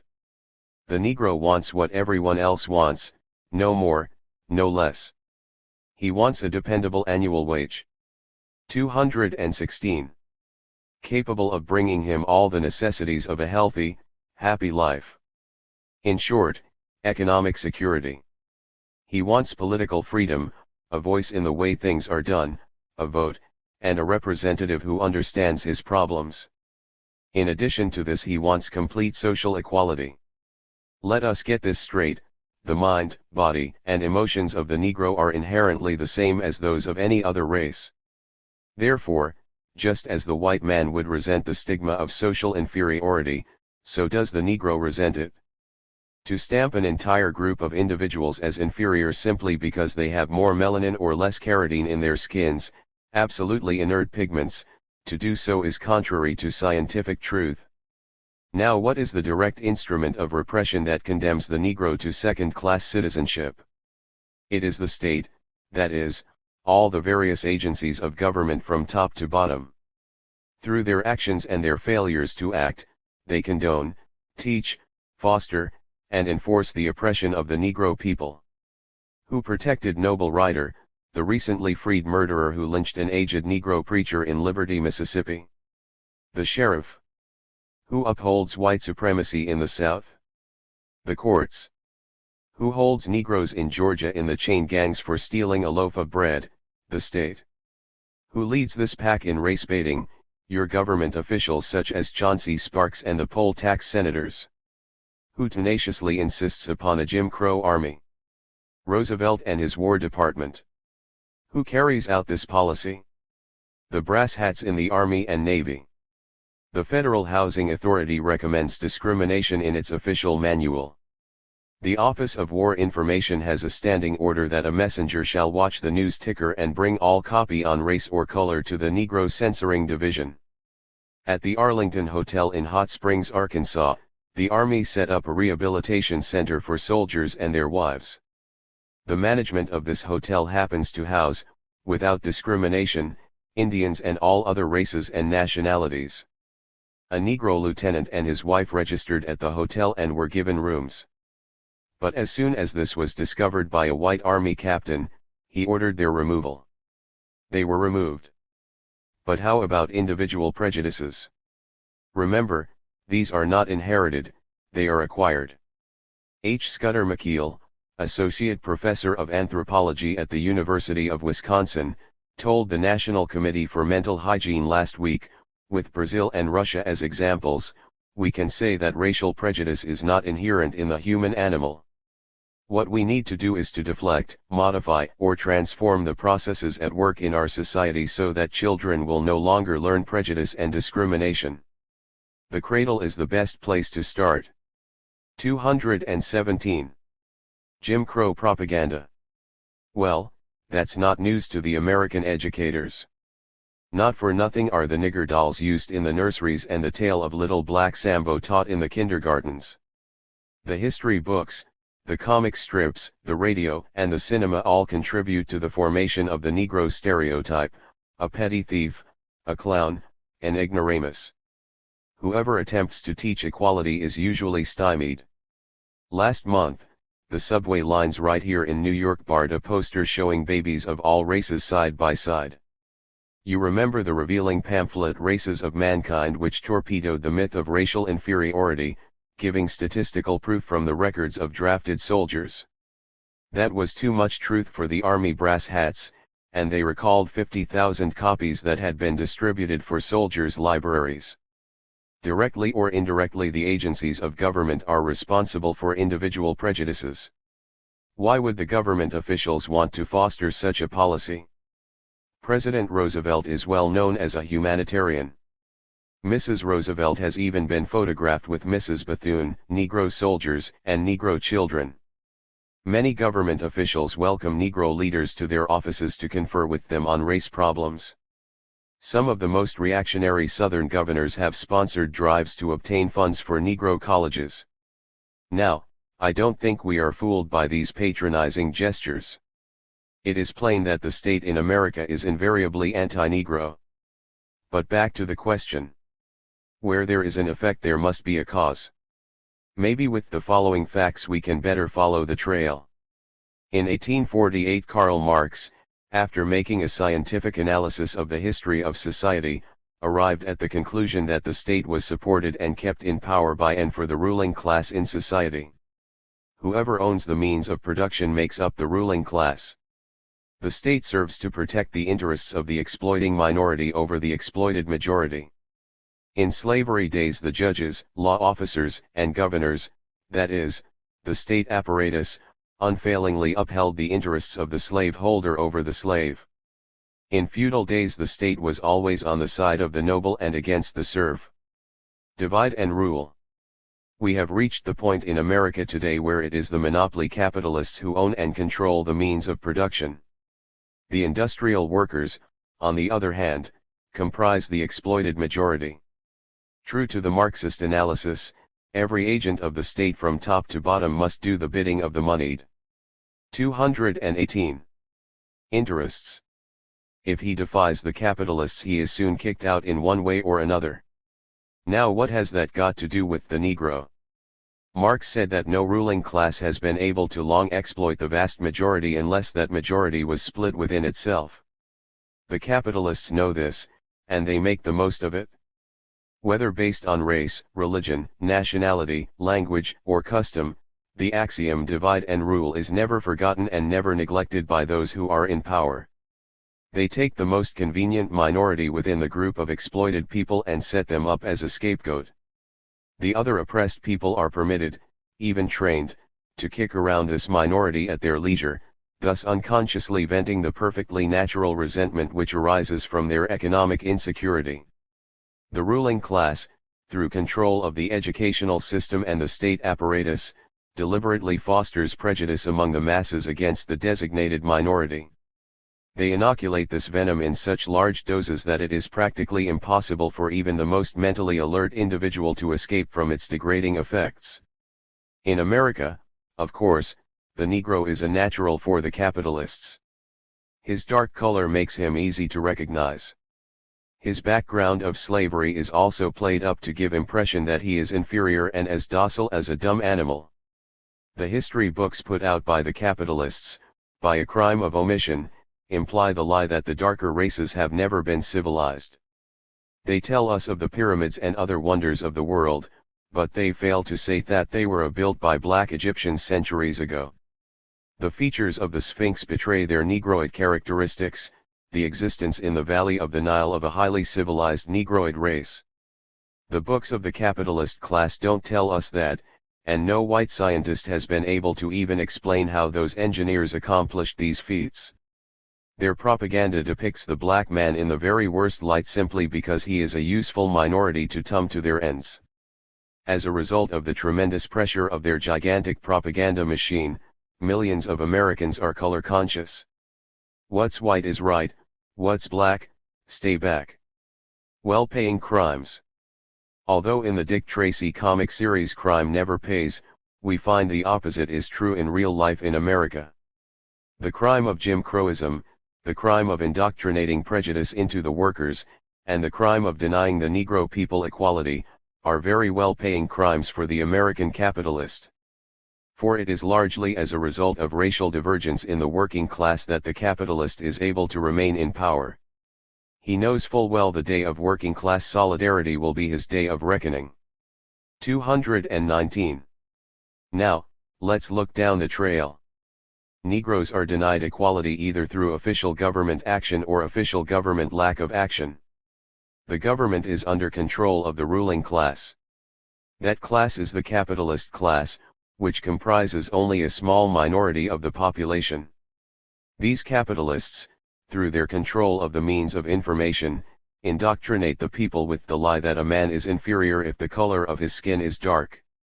They do this so that they can keep their economic slaves, the workers, white and black, split and fighting among themselves. Thereby they are able to spend their winters in Florida clipping stock coupons while the workers toil in the shops for a mere existence. These leeches suck the lifeblood of the American working class by setting up the Negro as a straw man and then shouting, "Don't give a black a break, give the black the boot." By this system of capitalism, race prejudice is made profitable. Therefore we say that this system, capitalism, is the basic and fundamental enemy of the Negro people. Here is the spring from which flows the vile potion that cascades down to form the final stream of Negro inequality. We have found the source, let us mark it well. This is the reason why the fight against Jim Crow without a fight against capitalism, well-intentioned though it may be, is an endless and fruitless fight. To establish Negro equality, we must abolish capitalism. Capitalism bars progress. Furthermore, the capitalist methods of exchange are outmoded. The assembly lines and mass production, along with thousands of chemical and engineering discoveries, have so improved the means of production that the potential turnout is gigantic. But the policy of exchange for profit is holding back the productive forces. When the masses cannot pay enough for the capitalists to make a substantial profit, the capitalists simply close down the factories and let the workers shift as best they can, even though the people may be in need. It is only when they are warring with a rival imperialist power for foreign markets, that the factories run full blast, and then the workers and their sons are sent to die on bloody battlefields. History is bearing out Marx's prediction that increasingly savage wars and depressions are inevitable under the decaying capitalist economic anarchy. Again, how does this affect the Negro? Well, we all know that the Negro is the last to go on a job when things are getting better and the first to be pulled off when things are getting worse. That is why, and remember this. You only have Negro employment when you have full employment. Therefore, under 220 capitalist production, the average Negro can only look forward to a good-paying job during war, whereas during the long years of depression he has to depend either on the breadline or the relief roll. Now what would bring the Negro full equality? What would bring him full employment? We say not capitalism, but socialism. Socialism with its nationalized property and its planned economy. Now factories hum only with the production of instruments of death and destruction, manufactured solely for the profit of the few. Under socialism, factories would hum with the production of instruments of life and construction, manufactured to supply the needs of the many. World socialism, without a doubt, would bring with its classless society full equality, full employment, job security, peace, and plenty to not only the Negro people but to all mankind. Will we get socialism by talking about it, hoping for it, or praying for it? Hardly. We've got to fight for it in organized fashion. Like every ruling class in the past, the capitalists will not relinquish their stranglehold on the workers of their own free will.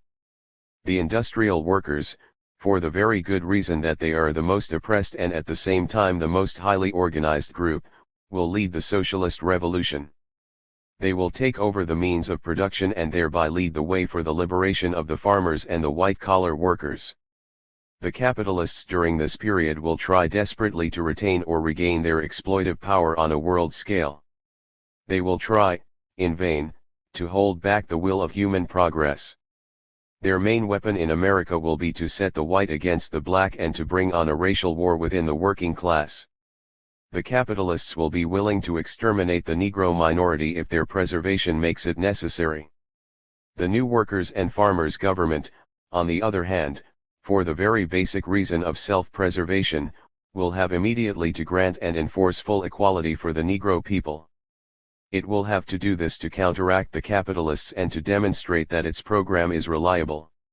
When such a government gets control of the means of communication, it will have to embark immediately upon an educational program to enlighten backward white workers and thereby destroy the false ideas of white supremacy which have been indoctrinated in their minds by bourgeois society. Thus the very step in the direction of socialism will also give birth to Negro equality. The Negro and socialism. This is no pipe dream. The socialist revolution was scientifically outlined a century ago and has been demonstrated in real life in that greatest of all spec. 221. Tackles in human history, the Bolshevik Revolution of 1917. This fact is obvious. Nothing short of a proletarian revolution will bring the Negro full equality in America. The Negro struggle, therefore, is inseparably intertwined with the struggle of the world working class. Our fight is not hopeless if we realize its breadth. We Negroes are outnumbered 10-1 from a racist point of view. That is true. But as workers we are part of the vast majority. The white worker of this country is our ally, not our enemy. His prejudices have been artificially learned and may be just as easily unlearned when he sees the necessity of working class solidarity. He needs us, and we need him. Necessity will force us to get together. Our allies also include all the workers and peasants of imprisoned Europe who are now pitted against each other by the German and Anglo-American imperialists, but who tomorrow will rise and take their destiny into their own hands. The toiling masses of India, China, and Africa are also on our side. When they are free, we will be free. A word of warning about our false friends. A false friend is one who aids us in the struggle but at the same time leads us to believe that we can win full equality within the confines of the present capitalist system. What shall we do about these false friends? If such a friend still clings to the old order because he knows nothing of the dynamics of the world-class struggle, we must educate him by patient explanation. Into this category fall some of our preachers, our race leaders, and some opportunistic labor leaders.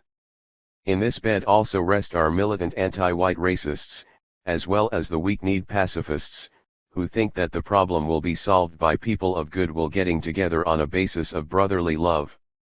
It should be obvious that it is too late in history to go back and call the roll and count in the Negro as a paid-up brother in good standing. Look how the Negro has fared during the war. Judge Hasty, reporting for the NAACP this past June, said that all forms of Negro brutalizing increased in 1943. If they stopped to draw blood from us even while engaged in an outside brawl with German imperialism, then what can we expect when Germany is defeated and they are free to turn their entire strength against the Negro and the American labor movement? We should try to awaken these reformist leaders, and if they don't see the light we should fight relentlessly against them. If we find, however, a false friend who supports capitalism even after he has become familiar with and participated in the class struggle. Beware of him, for he is a hired quisling for the ruling class. Into this category fall, primarily, the Stalinists who, because they parade under the banner of communism, are still quite a factor in the Negro struggle and in the labor movement. They live primarily on the world prestige of the Russian Revolution. Since the degeneration of the Soviet state, however, and the rise of the counter-revolution. 222. Stalinist bureaucracy, the communist parties throughout the world only remain as agencies of the reactionary clique in the Kremlin. These servile lackeys, for example, are now crawling on their bellies before President Roosevelt and American capitalism. Now many workers contend that Roosevelt was the lesser of the two evils in the past election. We won't go into that now, since it was covered in The Militant, but I want to tell the Negroes again that the idea that Roosevelt, the leftist henchman of big business, intends to give or would be permitted to give the Negro the equality he demands, is a brazen lie. The only substantial advancement of the Negro's cause in the political arena will come with an independent Labor Party. More oppression planned. Now what does American capitalism plan in the period ahead? It plans further oppression of the Negroes in the form of extended restrictions, Negro baiting by government spokesmen, company-inspired anti-Negroism in the labor movement such as we saw in Philadelphia this summer, and again in Detroit last week. After the defeat of Germany there will be further brutalizings, lynchings, and mass pogroms. All this will be deliberately instigated to further divide and crush the labor movement. If labor does not put up a strong fight to protect the Negro, and if it fails to rescue society by setting up a workers' and farmers' government, then we are sure to see fascism or some similarly barbaric political monster stalking the United States. Even now the capitalists are priming Gerald L.K. Smith, the Jew-baiting and Negro-baiting rabble-rouser for this very job. Harry Bennett, vice president of the Ford Motor Company, admitted in October before a House committee that he gave Smith $2,000 to fight the unions. Government records show that New York and Detroit industrialists have contributed much larger amounts to Smith's campaign as the presidential candidate of the America First Party. Under fascism, the Negro people would be even worse off than the Jews in Nazi Germany. They would be tracked down, deported, or exterminated. This would apply to rich and poor Negroes alike. What can be done at present to further the Negro struggle for equality? The Negro organizations should adopt the strategy of militant mass action in their demand for democratic rights. This should be done with the support of the progressive labor unions such as the CIO. Realizing that to be anti-Negro is in essence to be anti-working class, politically advanced white workers should carry on now a relentless fight against all forms of industrial discrimination and segregation. When a crisis comes they should call for workers' defense guards. 223. To protect the Negro workers from fascist attacks. Finally, the keeping alive of the class struggle in the shops is all important to the Negro, because more interracial education can be obtained on a picket line during a strike where white and black workers are in common struggle for basic needs, than can be gleaned in a dozen pink tea liberalist discussion groups. For working class unity. The fighters for socialism today are found in the Socialist Workers' Party and among the Trotskyist builders of the Fourth International.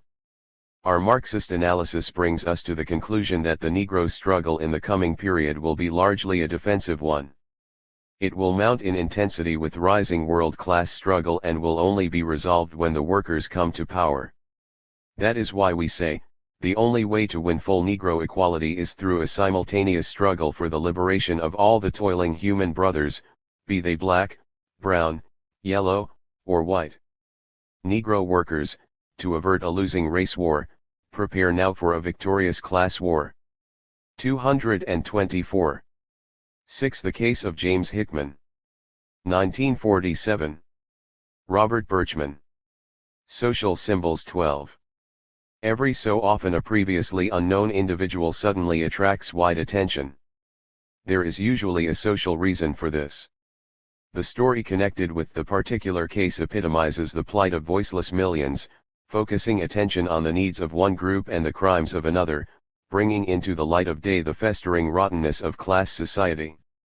In the years immediately preceding the American Civil War, for example, the case of Dred Scott, a Missouri chattel slave, who had fled to the North and courageously challenged the right of his master to return him to servitude in the South, dramatically exposed the danger to the nation's freedom emanating from the slave-holding autocracy.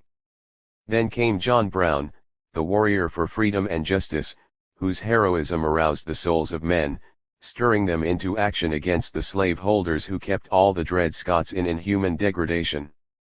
In our own time the frame-up and execution of Sacco and Vanzetti threw into the limelight, for the whole world to see, the vengefulness of the modem American slave masters, bearing their class justice in its hideous cruelty.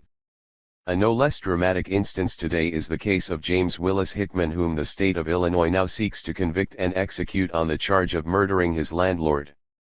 Hickman's story is the story of Jim Crow as it is practiced north of the Mason-Dixon line. Lynchings and Ku Klux terrorism in the South are the most sensational manifestations of this system, and they receive the most publicity and attention. But there is much more to it. There are other, more routine, day-by-day, less violent byproducts of this system which are no less destructive, no less barbaric in their effects on the victims. For proof, there is Hickman. 12 Bersham 1947. A valuable book has been written on this case, see Allen 20 n. 225. Restrictive Covenants. This Negro steel worker brought his family from Mississippi to Chicago, a city where hundreds of thousands of other Southern Negroes have sought a haven but, like Hickman, found instead another man-made hell. Unlike the hell described by the Italian poet, Dante, Chicago's Black Belt and other slums where Negroes may dwell bear no telltale inscriptions over their portals. The promoters of modem American infernos prefer to keep their restrictive covenants less public. But their message is the same as the one Dante wrote, all hope abandon, yet who enter here? Doomed to house himself and his family in a dilapidated, disease-ridden ghetto, Hickman found his plight doubly aggravated by the housing shortage which, on top of restrictive covenants, made him, like millions of other people, easy prey to unscrupulous landlords. He and his family had to live, to put it in Hickman's own words, like rats in a hole. Hickman's hole happened to be in a fire trap. His landlord, wanting to reconvert the building's apartments so he could get still higher rents, threatened to bum Hickman out after he refused to move. When a fire did indeed start soon after, 4 of Hickman's children were burned to death, another was critically injured, his wife still suffers from leg injuries resulting from her leap from the blazing 3rd floor. It was only one of many similar calamities that every day befall the Negroes and the poor generally. The others generally pass unnoticed. The casualties, you see, are not high enough to merit briefest mention in the daily press. Add this toll of accidents to the even greater toll that the day-to-day routine of the Jim Crow system takes in crippled bodies, mangled limbs, shattered minds, and broken lives. Hickman did add all this up, not in his mind's eye, not as an observer, but as a direct victim of it all. His soul had been seared by flames as scorching as those which had consumed the lives of his dear ones. Add all this up, too, and you will grasp a measure of the desperation that drove Hickman to his deed. Who the real criminals are. On October 27 the state of Illinois will place James Willis Hickman on trial. But the real criminals, who took the lives of Hickman's children and who drove him in the end to kill the landlord, these criminals will continue to walk at large, respected members of the business community, free to continue their crimes. The identity of these criminals is not unknown to the people of the state of Illinois. 226. They are the real estate sharks who are the chief promoters of restrictive covenants. They are the housing profiteers who fatten on the housing shortage and who strive might and main to perpetuate it. They are the ruthless and unscrupulous landlords who profit from inhuman housing conditions, as Hickman's landlord did.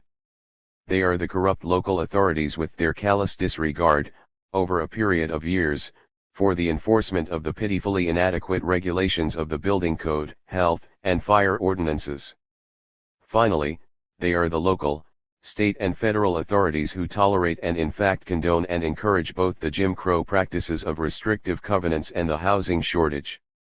The collective name for the list of these real criminals is the capitalist system, the fountainhead of all of men's inhumanities toward fellow men. Its upholders are the criminals who should be in the defendant's dock. This is the system that should be indicted, tried, punished, and prevented from continuing to turn workers' blood and sweat and tears into dollars. Not to come to the defense of Hickman is to be on the side of the Jim Crow system, whose victim he is. The millionaire publisher of the Chicago Sun, Marshall Field, who boasts of his liberalism and friendship for labor and oppressed minorities, has again shown his true colors by refusing to publish even as a paid advertisement a stirring appeal in defense of Hickman by the brilliant young novelist Willard Motley. But a different response has come from the labor, Negro, and community organizations in Chicago, the CIO and AFL unions, the NAACP, tenants unions, veterans, religious groups, who have formed the Hickman Defense Committee and through it are mobilizing mass sentiment to win freedom for Hickman. This defense movement to save Hickman's life and liberty merits support everywhere that workers are crowded together and restrictive covenants are enforced, says the Hickman Defense Committee. We agree wholeheartedly. They need support, they need financial aid. All labor, Negro and progressive organizations should take a stand at once on this case and its vital issues. Resolutions and donations should be sent to the Hickman Defense Committee, 4619 South Parkway, Chicago 15, Illinois. 7. Industrialization of the Negro, 1948. Freddie Forrest, Raya Dunayevskia. 227. The entry of Negro workers into war production industries produced an industrial and social change of first magnitude, the scope of which has not yet been fully grasped. 13. It is true that 4 out of 5 Negro workers still remain in the unskilled category, but now they are not on the fringes of industry, but in the midst of the production process. An outstanding authority estimates that there has been more occupational diversification of Negro labor in the 4 years, 1940 to 1944, than in the preceding 75 years. Robert C. Weaver, Negro Labor, p. 78. In viewing this development created by World War I, we must bear in mind the dialectical interrelationship between the development of industry initiated by the war boom, and the heightening of the Negro mass struggle which forced the introduction of Negroes into war industries, from which they had practically been excluded until mid-1942. It was the thread contained in the organization of the March on Washington movement in January 1941 which first brought the active pressure of the Negro masses to bear upon the government and forced the incorporation of Negro labor into mass production industries.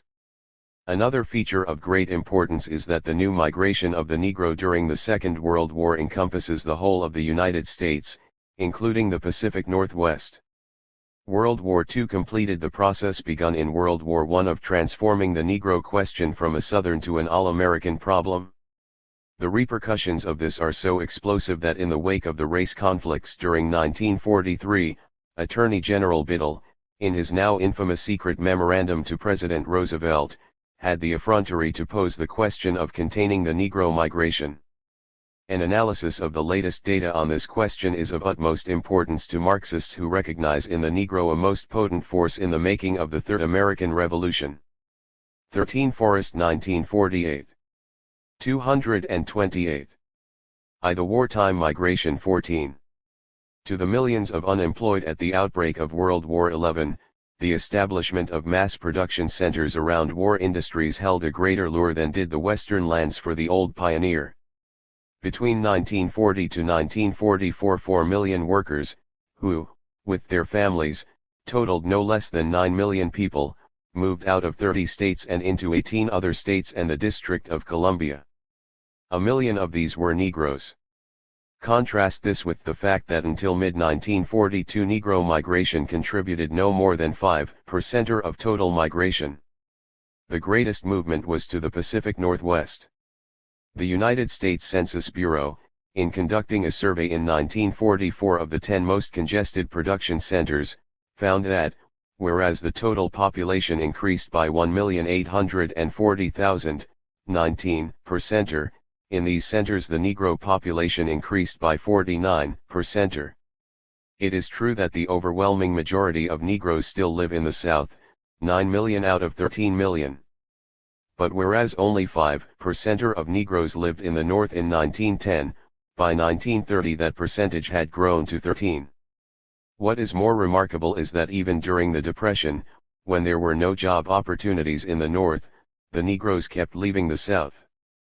By 1940, the nearly 13 million Negroes in the United States were thus distributed, 9,904,619, or 77% lived in the South, 2,790,193, or 21.7% lived in the North, and 170,706, or 1.3%, lived in the West.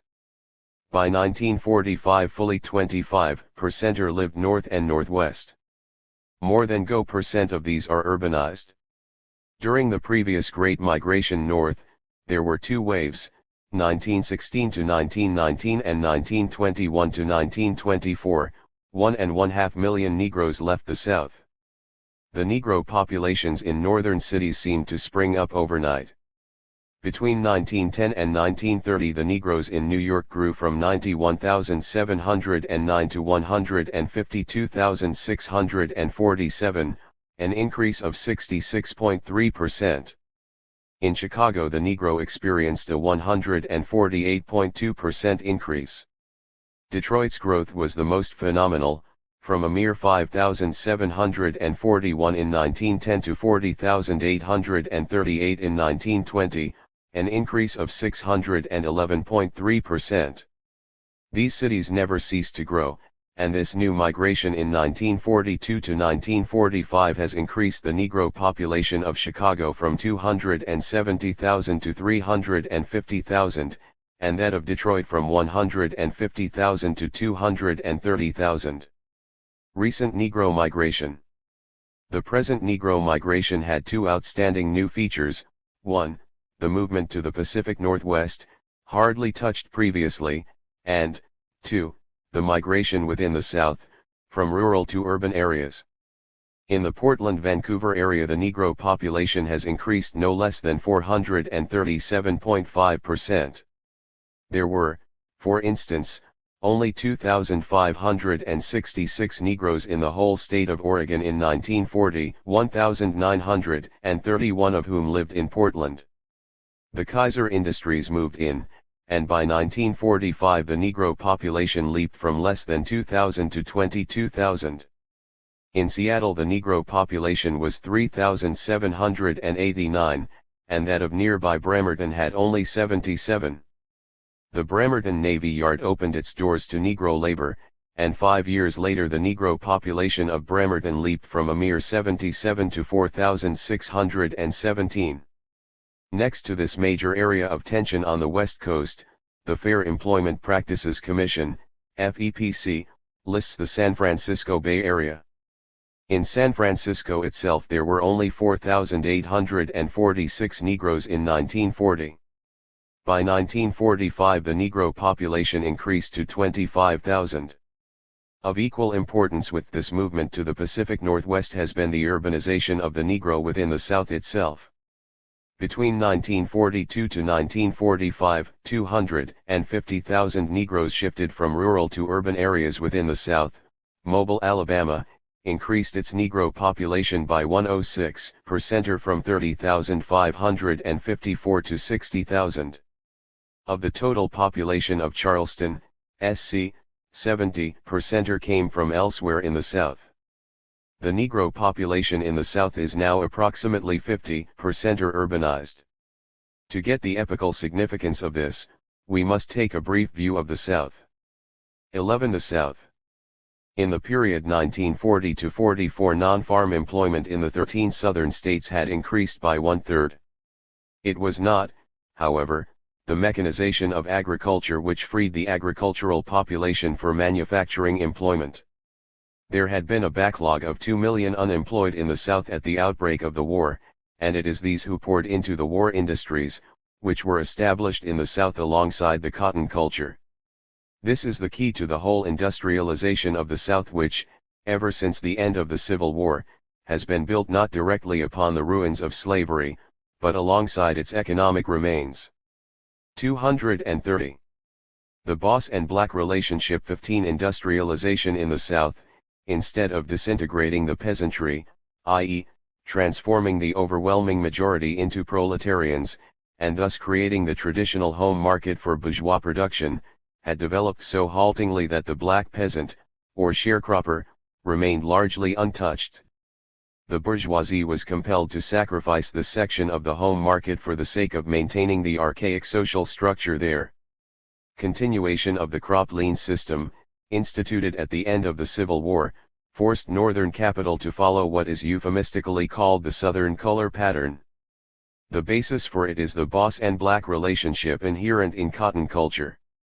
The labor supply of the plantations was left intact in order not to intrude upon these semi-feudal agrarian relations upon which cotton production is based. These remain less changed than the soil itself on which this cotton is grown.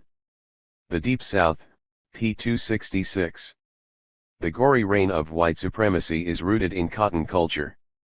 The gentleman's agreement between the Bourbon South and the Wall Street North, which owns it, was that Southern industry develop under the conditions that it leave untouched the black labor supply of the plantation, holds to this day. 16. One of the main reasons why the Negro was slow to benefit from the industry boom produced by World War II is that the Southern oligarchy insisted that black labor be left free for cotton picking. And they were able to have this extraordinary power, although wartime industry in the South was government financed to the extent of 81% as against 65% for the rest of the nation. Industrialization. 17. Just as cotton labor was at first exclusively a Negro occupation, so textile labor has been exclusively a poor white occupation. As late as 1937 only 20,000 of the 350,000 workers in the textile industry were Negroes. With World War XI, production of textiles increased tremendously, while the labor force practically doubled, now comprising 650,000 workers. But only 26,000 of these are Negroes, and almost all of them are employed not in the direct process of production but around a mill. The Negro, being at the very bottom of the social structure, is pushed by capitalism into the worst said industries. But as capitalist economy develops, these low-paid industries become ever more important. Thus heavy industry did not, like textiles, bypass the Negro.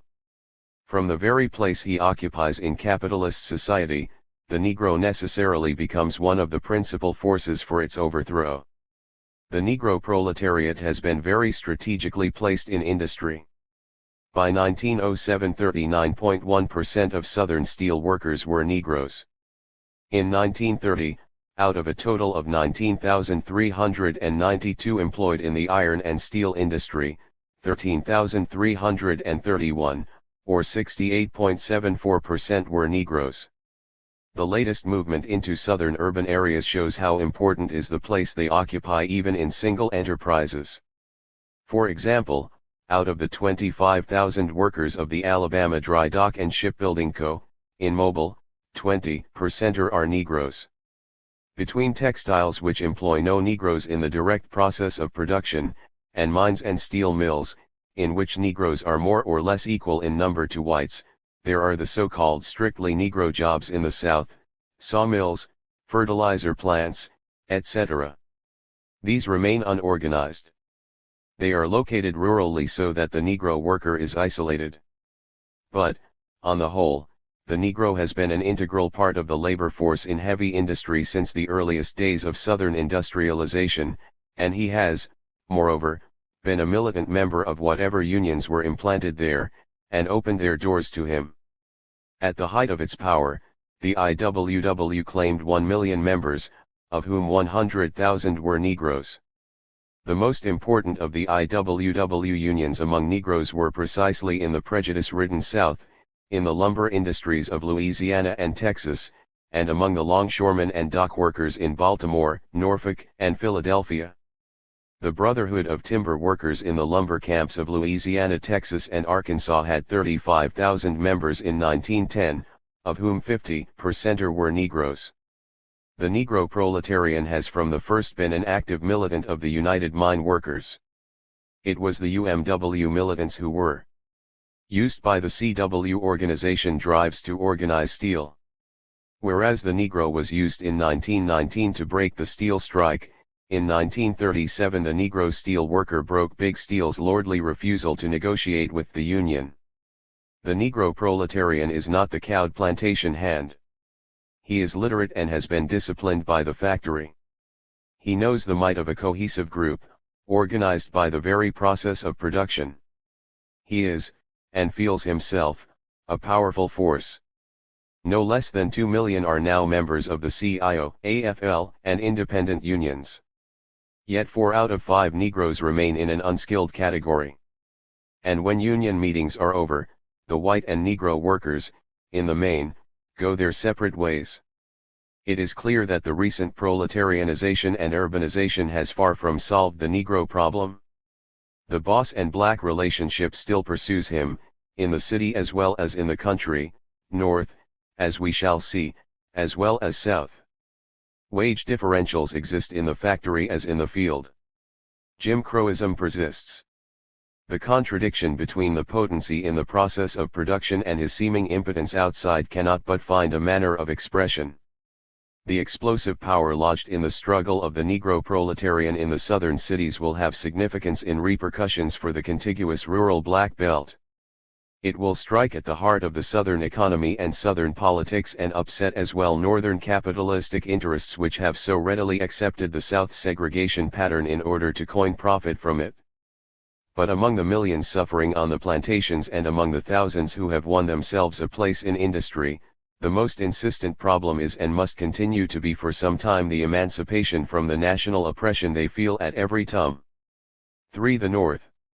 The basic movement of capital in 1917 to 1919 and the movement of the Industrial Reserve Army off labor brought the Negroes to the North and sent them into mass industries. With World War I the Negro became an established part of the American labor force. In 1930 they constituted 22.7% of labor in building trades, 16.2% of the unskilled in steel, 25% of the unskilled in meat packing, 31.7% of longshoremen and 89.5% in sawmills. However, so long as the basic industries remained unorganized, and they could not but remain unorganized until the unions let down the color bars along with the craft lines, the Negro could not become an integral part of the trade union movement. That is why the coming of the CIO also witnessed the unionization of the Negro on an unprecedented scale. 233. Nevertheless, in the North, too, the proletarianization and trade unionization of the Negro did not raise him to the status of the white proletarian and did not dissolve his struggle for elementary democratic rights into the general class struggle of organized labor against the capitalist regime. First, in the trade unions he must fight as a Negro for his place as a worker. Wage differentials, discrimination in seniority, upgrading have by no means been abolished. Then, outside the trade union, he is ghettoized. The creation of comparatively free proletarian and semi-proletarian masses in the large urban centers of the North during World War I first made possible the development of a powerful Negro press. In this respect, Gunnar Myrdal has correctly pointed out, the foreign language press is doomed to disappear as immigrants become fully assimilated and are not replenished by new immigration. The Negro press, on the contrary, is bound to become ever stronger as the Negroes are increasingly educated and culturally assimilated, but not given entrance to the white world. An American Dilemma, Volume 2, p. 912. But, although the national oppression produced the Negro press, and his ghettoization the Negro community, that very community has special characteristics precisely because the Negro is so overwhelmingly proletarian. A beautiful example of this dual movement and its economic base was given by the Pittsburgh Courier in 1937. This bourgeois newspaper, most intensely race-conscious, nevertheless led the swing of the more progressive Negroes in the community towards entry into and acceptance of the CIO. On the other hand, the more integrated the Negro is in the trade union, the more he resents his ghettoization outside. At the very time that he has joined the trade union, he has also joined in large numbers an independent mass Negro organization which fights for his democratic rights. The new migration gave new life to the NAACP, which had been declining because of its do-nothingness. During World War II the NAACP experienced so great an influx of membership that it now has nearly 1 million members. Its greatest increase was precisely in such centers as Detroit, where the militant UAW has made the Negroes' trade union integration easier than elsewhere. An overall picture, North and South, at the outbreak of the recent war showed that unemployment had been as high as 17% of the total Negro labor force. The number of Negroes in manufacturing, which had risen from 6.2% in 1910 to 7.3% in 1930, had sunk to a new low of 5.1% by 1940. The movement back into industry did not gain a real foothold till mid-1942. The war period, 1940 to 1945, took 1 million into the armed forces. Another 1 million swelled the civilian labor force, raising the total Negro employment from 4.4 million to 5.3 million. The employment of women, which had increased from 1.5 million to 2.1 million, has an especial importance because it 234 meant not merely an increase in employment, but so great a movement from domestic service to basic industry as to be comparable in importance to the movement from farm to non-farm employment. This movement into basic industry also, of course, characterized the Negro male labor force. Negro employment in heavy industry tripled. A breakdown of percentage increases in various heavy industries will show how strategically he was placed. Percent of non-white workers employed in selected war industries, 1942 to 1945. July 1942 January 1945. Agricultural machinery and tractors 1.96.0. Aircraft 2.95.8. Aluminum and magnesium products 7.113.5. Blast furnaces, steel works and rolling mills 9.8 11.8. Communication equipment and related products 0.74.9. Explosives 3.37.1. Iron and steel foundry products 18.6 25.4. Shipbuilding 5.7 11.7. Tanks 22 13.0. A majority of the 1.5 million Negroes in war industries were concentrated in the 10 most congested war industrial areas, listed in the section on migration. Another 9% were concentrated in 4 cities, Pittsburgh, Birmingham, New York, and St. Louis. 2 characteristic examples of the horrible housing situation which this produced will illuminate the Negro's feeling of confinement. In Baltimore, where the Negro constitutes 20% of the population, he is segregated in 2% of the residential area. In Chicago 250,000 live in units built for 150,000. In wards 2 and 3 of that city, the density of population is 95,000 per square mile, which is comparable to Calcutta, India. This congestion has served to sharpen the Negro's frustration, which W.E.B.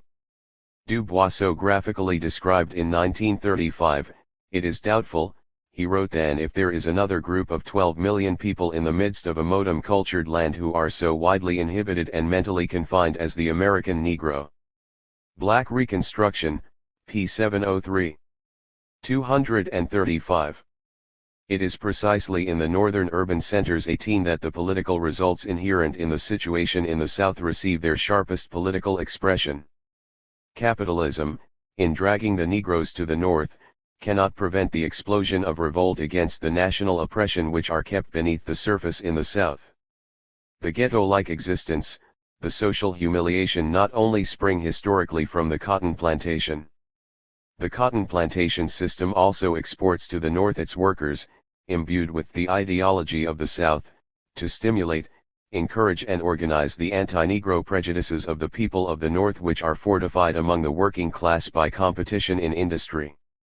The double oppression which the bourgeoisie has placed upon the Negro, as a worker and as a nationally oppressed minority, has not only resulted in placing him in strategic industries, but will give his developing class consciousness a hostility to the existing society and a keener determination to destroy it. The proletarian vanguard must respond by recognizing not only the validity but the inevitability of Negro mass movements against this double oppression and strive to lead this movement and harness its revolutionary potentialities for the struggle against capitalist society. But only that revolutionary party can do this which understands the objectively revolutionary role that these independent mass movements can play in the reconstruction of society on communist beginnings. Trotsky saw this most profoundly and hence spoke with confidence. We must say to the conscious elements of the Negroes that they are convoked by the historic development to become a vanguard of the working class. What serves as the brake on the higher strata? It is the privileges and comforts that hinder them from becoming revolutionists. It does not exist for the Negroes. What can transform a certain stratum and make it more capable of courage and sacrifice? It is concentrated in the Negroes. If it happens that we are not able to find the road to this stratum, then we are not worthy at all. The permanent revolution and all the rest would be only a lie. S. Revolutionary Answer to the Negro Problem in the United States, 1948. Meyer, C.L.R. James. Comrades, our party, with this resolution, is preparing to make a powerful entry into a section of the class struggle that is now raging in the United States. 19. The decay of capitalism on a world scale, the rise of the CIO in the United States, and the struggle of the Negro people, have precipitated a tremendous battle for the minds of the Negro people and for the minds of the population in the US as a whole over the Negro question. During the last few years certain sections of the bourgeoisie, recognizing the importance of this question, have made a powerful theoretical demonstration of their position, which has appeared in The American Dilemma by Gunnar Myrdal, a publication that took $250,000 to produce. Certain sections of the sentimental petty bourgeoisie have produced their spokesman, one of whom is Lillian Smith. That has produced some very strange fruit, which however has resulted in a book which has sold some 500,000 copies over the last year or two. The Negro petty bourgeoisie, radical and concerned with communism, has also made its bid in the person of Richard Wright, whose books have sold over 1 million copies. When books on such a controversial question as the Negro question reach the stage of selling 500,000 copies, it means that they have left the sphere of literature and have now reached the sphere of politics. President Truman has made his literary and theoretical declaration in the report of the Civil Rights Committee, and he has also made his political declaration in his recommendations to Congress to accept the proposals of that committee. The Communist Party is doing its hardest in the same field and has declared at one of its recent plenums that the test and touchstone of the work of the party, of its maturity in the United States, is the work it has done and does on the Negro question. It is into this battle that we now propose to enter, in a more rounded, more consistent, and more militant form than we have entered in the past. That is the first significance of this resolution. It is not only a guide to the actions of the party, its mere presentation to the public will mean that the policies of genuine Bolshevism are now ready to compete fully armed in the tremendous battle that is raging over the Negro question in the United States. Now what is it that we have to say that is new? In one sense, and I quote, nothing is new. What we say in this resolution has been implicit, it has been an underlying conception of our activity in the past. It has appeared in many discussions by Trotsky and in various articles and speeches. But nevertheless it has not appeared in such consistent and rounded and finished form as we propose to do in this resolution. We can compare what we have to say that is new by comparing it to previous positions on the Negro question in the socialist movement. The proletariat, as we know, must lead the struggles of all the oppressed and all those who are persecuted by capitalism. But this has been interpreted in the past, and by some very good socialists too, in the following sense: the independent struggles of the Negro people have not got much more than an episodic value and as a matter of fact, can constitute a great danger not only to the Negroes themselves, but to the organized labor movement. The real leadership of the Negro struggle must rest in the hands of organized labor and of the Marxist Party. Without that the Negro struggle is not only weak, but is likely to cause difficulties for the Negroes and dangers to organized labor. This, as I say, is the position held by many socialists in the past. Some great socialists in the United States have been associated with this attitude. Our standpoint. We, on the other hand, say something entirely different. We say, number one, that the Negro struggle, the independent Negro struggle, has a vitality and a validity of its own, that it has deep historic roots in the past of America and in present struggles, it has an organic political perspective, along which it is traveling, to one degree or another, and everything shows that at the present time it is traveling with great speed and vigor. We say, number two, that this independent Negro movement is able to intervene with terrific force upon the general social and political life of the nation, despite the fact that it is waged under the banner of democratic rights, and is not led necessarily either by the organized labor movement or the Marxist Party. 238. We say, number three, and this is the most important, that it is able to exercise a powerful influence upon the revolutionary proletariat, that it has got a great contribution to make to the development of the proletariat in the United States, and that it is in itself a constituent part of the struggle for socialism. In this way we challenge directly any attempt to subordinate or to push to the rear the social and political significance of the independent Negro struggle for democratic rights. That is our position. It was the position of Lenin 30 years ago. It was the position of Trotsky which he fought for during many years. It has been concretized by the general class struggle in the United States, and the tremendous struggles of the Negro people. It has been sharpened and refined by political controversy in our movement, and best of all it has had the benefit of 3 or 4 years of practical application in the Negro struggle and in the class struggle by the Socialist Workers' Party during the past few years. Now if this position has reached the stage where we can put it forward in the shape that we propose, that means that to understand it should be by now simpler than before, and by merely observing the Negro question, the Negro people, rather, the struggles they have carried on, their ideas, we are able to see the roots of this position in a way that was difficult to see 10 or even 15 years ago. The Negro people, we say, on the basis of their own experiences, approach the conclusions of Marxism. And I will have briefly to illustrate this as has been shown in the resolution. First of all, on the question of imperialist war. The Negro people do not believe that the last 2 wars and the one that may overtake us, are a result of the need to struggle for democracy, for freedom of the persecuted peoples by the American bourgeoisie. They cannot believe that. On the question of the state, what Negro, particularly below the Mason-Dixon line, believes that the bourgeois state is a state above all classes, serving the needs of all the people? They may not formulate their belief in Marxist terms, but their experience drives them to reject this shibboleth of bourgeois democracy. On the question of what is called the democratic process, the Negroes do not believe that grievances, difficulties of sections of the population, are solved by discussions, by voting, by telegrams to Congress, by what is known as the American way. Finally, on the question of political action, the American bourgeoisie preaches that Providence in its divine wisdom has decreed that there should be 2 political parties in the United States, not 1, not 3, not 4, just 2, and also in its kindness, Providence has shown that these 2 parties should be one, the Democratic Party, and the other, the Republican, to last from now until the end of time. 239. That is being challenged by increasing numbers of people in the United States.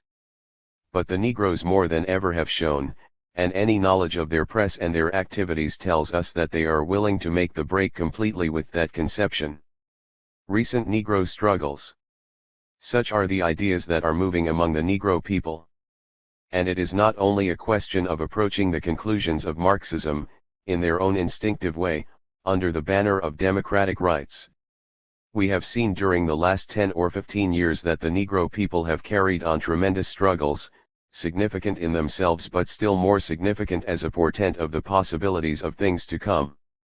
We saw them riot and break out in Harlem in 1935. We saw it again in 1940 when the March on Washington exploded and shook the American bourgeoisie, particularly the Roosevelt administration. We saw it again in Detroit and in various other towns in 1943 and later. We have seen it explode recently in the tremendous challenge and defiance of the Randolph Reynolds movement.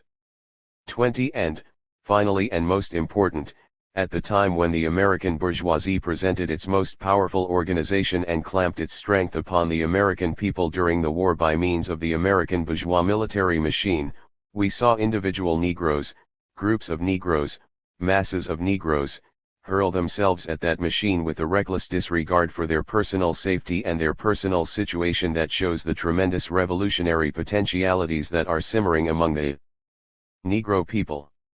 So that our theoretical position, our analysis of the situation among the Negro people, what they are thinking, has got evidence in what the Negro people have been doing.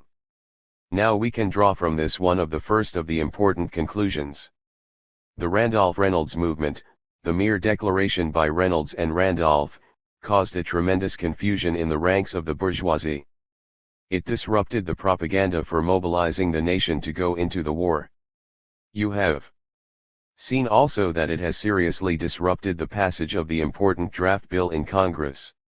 And if not what Randolph says and what Randolph proposes, but if what Randolph expresses can find the organizational expression which we hope it will find, then it is certain that under the banner of Negro democratic rights, asking only for an army that will not practice segregation, the Negro people will have a terrific impact, national and international, upon the preparations of the American bourgeoisie for the war. It is impossible to deny this. Secondly, if we look at what took place after the March on Washington and if we look again at what took place in Harlem after the 1943 outbreak, we shall see the Negro people, by their independent mass activity and by their determination to gain their rights, have been striking terrific blows at one particular point in the Democratic Party, the link between the organized labor movement and the Southern reactionaries. When the history of the Democratic Party comes to be written, and particularly the history of the breakup of the Democratic Party, it will be seen that the independent Negro struggle, the vigor with which the Negroes are protesting, their determination to gain their rights under American bourgeois democracy, has been one of the most powerful means of breaking that unnatural alliance between the most advanced section of the population, the organized labor movement, and the Southern reactionaries. Already a powerful factor. Under the banner of Negro democratic rights, struggling purely for what seem to be limited objectives, the independent Negro movement is contributing to the release of the proletariat from the stranglehold of the Democratic Party and giving it an opportunity and a possibility to emerge as an independent political force. This is our basic position. It can be concretized and will have to be developed. But it is clear that we cannot look upon the independent Negro movement as episodic or of little importance. It is a part of the political life of the country and, more important, of fundamental importance for the political development of the proletariat. But when that is said, we have little doubt that it will be accepted. There arises for us a very important problem. As Bolsheviks we are jealous, not only theoretically but practically, of the primary role of the organized labor movement in all fundamental struggles against capitalism. That is why for many years in the past this position on the Negro question has had some difficulty in finding itself thoroughly accepted. 241. Particularly in the revolutionary movement, because there is this difficulty, what is the relation between this movement and the primary role of the proletariat, particularly because so many Negroes, and most disciplined, hardened, trained, highly developed sections of the Negroes, are today in the organized labor movement. Fundamental propositions. Now let us note first that the resolution does not falter in one single degree on fundamental propositions.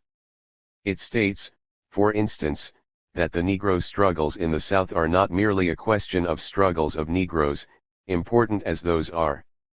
It is a question of the reorganization of the whole agricultural system in the United States, and therefore a matter for the proletarian revolution and the reorganization of society on socialist foundations. Secondly, We say in the South that although the embryonic unity of whites and Negroes in the labor movement may seem small and there are difficulties in the unions, yet such is the decay of Southern society and such the fundamental significance of the proletariat, particularly when organized in labor unions, that this small movement is bound to play the decisive part in the revolutionary struggles that are inevitable. Thirdly, the resolution pays great care and attention to the fact that there are 1.25 million Negroes, at least, in the organized labor movement. On these fundamental positions we do not move 1 inch. Not only do we not move, we strengthen them. But there still remains in question, what is the relationship of the independent Negro mass movement to the organized labor movement? And here we come immediately to what has been and will be a very puzzling feature unless we have our basic position clear. Those who believe that the Negro question is in reality, purely and simply, or to a decisive extent, merely a class question, pointed with glee to the tremendous growth of the Negro personnel in the organized labor movement. It grew in a few years from 300,000 to 1 million, it is now 1.5 million. But to their surprise, instead of this lessening and weakening the struggle of the independent Negro movement, the more the Negroes went into the labor movement, the more capitalism incorporated them into industry, the more they were accepted in the union movement. It is during that period, since 1940, that the independent mass movement has broken out with a force greater than it has ever shown before. That is the problem that we have to face, that we have to grasp. We cannot move forward and we cannot explain ourselves unless we have it clearly. And 242. I know there is difficulty with it. I intend to spend some time on it, because if that is settled, all is settled. The other difficulties are incidental. If, however, this one is not clear, then we shall continually be facing difficulties which we shall doubtless solve in time, but which must be the function of this convention to try to get rid of at once. Now Lenin has handled this problem and in the resolution we have quoted him. He says that the dialectic of history is such that small independent nations, small nationalities, which are powerless, get the word, please, powerless, in the struggle against imperialism nevertheless can act as one of the ferments, one of the bacilli, which can bring onto the scene the real power against imperialism, the socialist proletariat. Let me repeat it please. Small groups, nations, nationalities, themselves powerless against imperialism, nevertheless can act as one of the ferments, one of the bacilli which will bring onto the scene the real fundamental force against capitalism, the socialist proletariat. In other words, as so often happens from the Marxist point of view, from the point of view of the dialectic, this question of the leadership is very complicated. What Lenin is saying is that although the fundamental force is the proletariat, although these groups are powerless, although the proletariat has got to lead them, it does not by any means follow that they cannot do anything until the proletariat actually comes forward to lead them. He says exactly the opposite is the case. They, by their agitation, resistance, and the political developments that they can initiate, can be the means whereby the proletariat is brought onto the scene. Not always, and every time, not the sole means, but one of the means. That is what we have to get clear. Our task. Now it is very well to see it from the point of view of Marxism, which developed these ideas upon the basis of European and Oriental experiences. Lenin and Trotsky applied this principle to the Negro question in the United States. What we have to do is to make it concrete, and one of the best means of doing so is to dig into the history of the Negro people in the United States, and to see the relationship that has developed between them and revolutionary elements in past revolutionary struggles. For us the center must be the Civil War in the United States, and I intend. 243. Briefly now to make some sharp conclusions and see if they can help us arrive at a clearer perspective. Not for historical knowledge, but to watch the movement as it develops before us, helping us to arrive at a clearer perspective as to this difficult relationship between the independent Negro movement and the revolutionary proletariat. The Civil War was a conflict between the revolutionary bourgeoisie and the Southern plantocracy. That we know. That conflict was inevitable. But for 20 to 25 years before the Civil War actually broke out, the masses of the Negroes in the South, through the Underground Railroad, through revolts, as Aptheker has told us, and by the tremendous support and impetus that they gave to the revolutionary elements among the abolitionists, absolutely prevented the reactionary bourgeoisie, revolutionary later, absolutely prevented the bourgeoisie and the plantocracy from coming to terms as they wanted to do. In 1850 these two made a great attempt at a compromise. What broke that compromise? It was the Fugitive Slave Act. They could prevent everything else for the time being, but they could not prevent the slaves from coming, and the revolutionaries in the North from assisting them.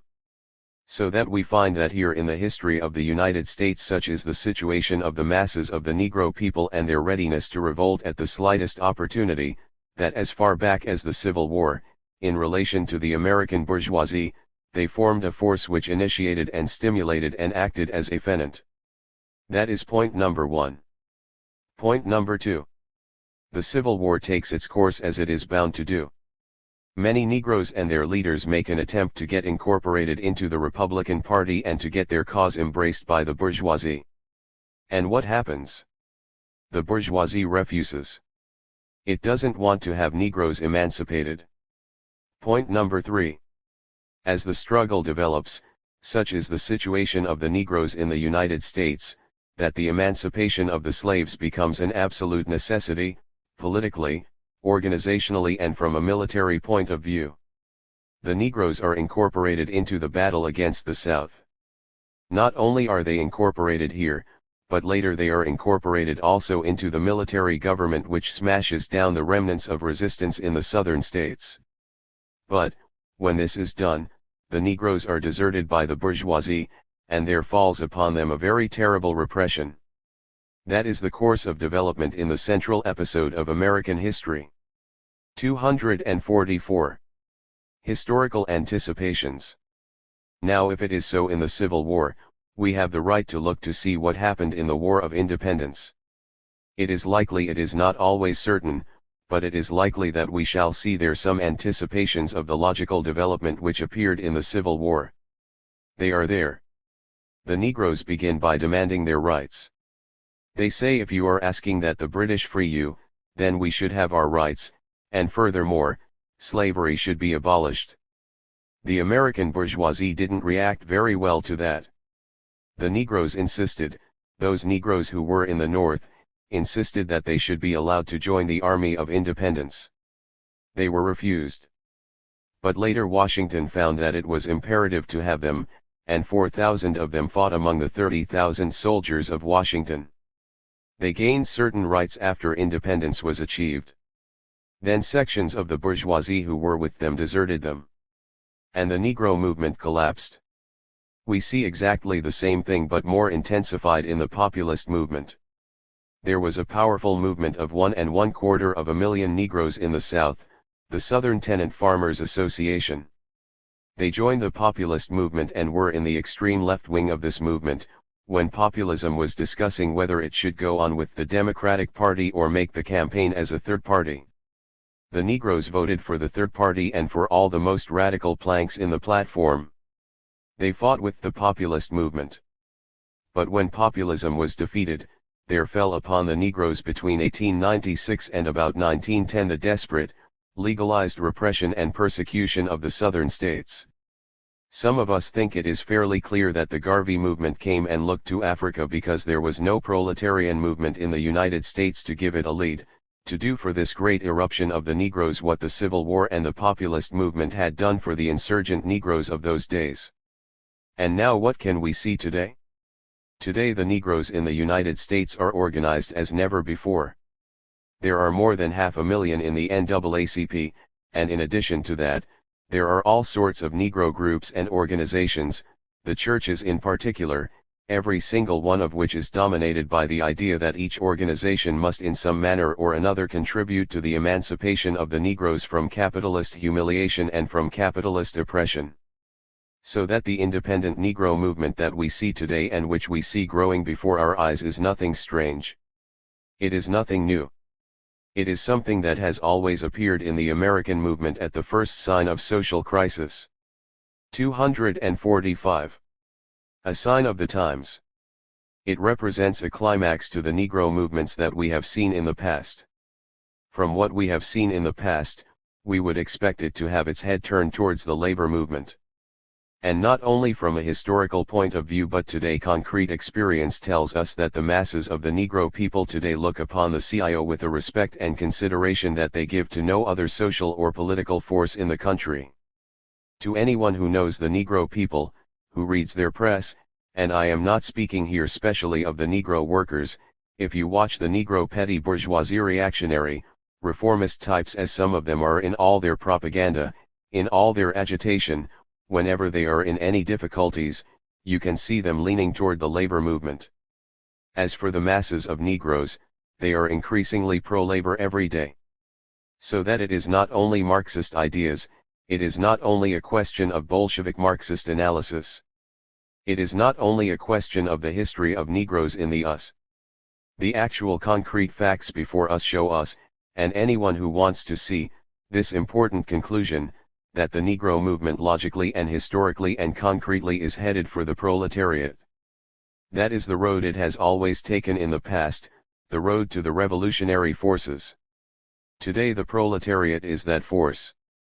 And if these ideas that we have traced in American revolutionary crises have shown some power in the past, such is the state of the class struggle today, such the antagonisms between bourgeoisie and proletariat, 5.56 and 7.62 millimeters of the Negro in addition to the revolutionary uniforms, which we have traced in the past, 18 casualties were inflicted, including 9 killed and 9 we can look upon this Negro movement not only for what it has been and what it has been able to do. We are able to know as Marxists by our lightly read and our examination of American history that it is headed for the proletarian movement. Note that the missions assigned to the comrades of the Lieutenant nowhere else Caravan J-28 FES and further we can see that if it doesn't go there, the general failure that the Negroes have suffered in the past when they were deserted by the revolutionary forces, the detonators, those will be 10. The time planned for the operation was exceeded by 1 hour as in the past. During the withdrawal, the independent Negro movement, time was spent at Hosieling and Carmen, must find its way to the proletariat. 1400 hours. If the proletariat is not able to support and regular suppression was done in an times when the revolutionary forces failed, the Negroes will be infinite on the enemy while he maintained pressure on the zone of the Shishin-Tepet volcano. Therefore, our consideration shows how the Negro movement does not lessen the significance of the proletarian. The guerrillas' analysis of their experience is very good. Not at all. What was not noted, it includes, however, was how we are able to see that the mere existence in the face of unexpected obstacles, despite the fakery of the labor leadership on the Negro better than the regular guerrillas on all other questions. This was to be expected, protection and a stimulus even to the though Negroes. All of the objectives were not accomplished. The guerrillas kept their focus on supporting the main effort. We are able to see, and I will show in a minute, that the Negroes are able by their activity to draw the revolutionary elements and more powerful elements in the proletariat to their side. The FES elements improvised and used gasoline and rifle grenades. We have to draw and emphasize again some of the unexpected circumstances appeared to arise as a failure of intelligence. We have to take these theoretical questions and other minor failures could be accounted for by the fact that the J-28 platoon had just finished training. Then there will fall upon the Negro operation in the US such a repression. However, such other circumstances were due to the normal fog that they have seen in the past. One can never predict exactly how an enemy will react. The barbarism that capitalism is capable of in its death agony went remarkably well for the Lieutenant in the US offer a similar opportunity to the American special units.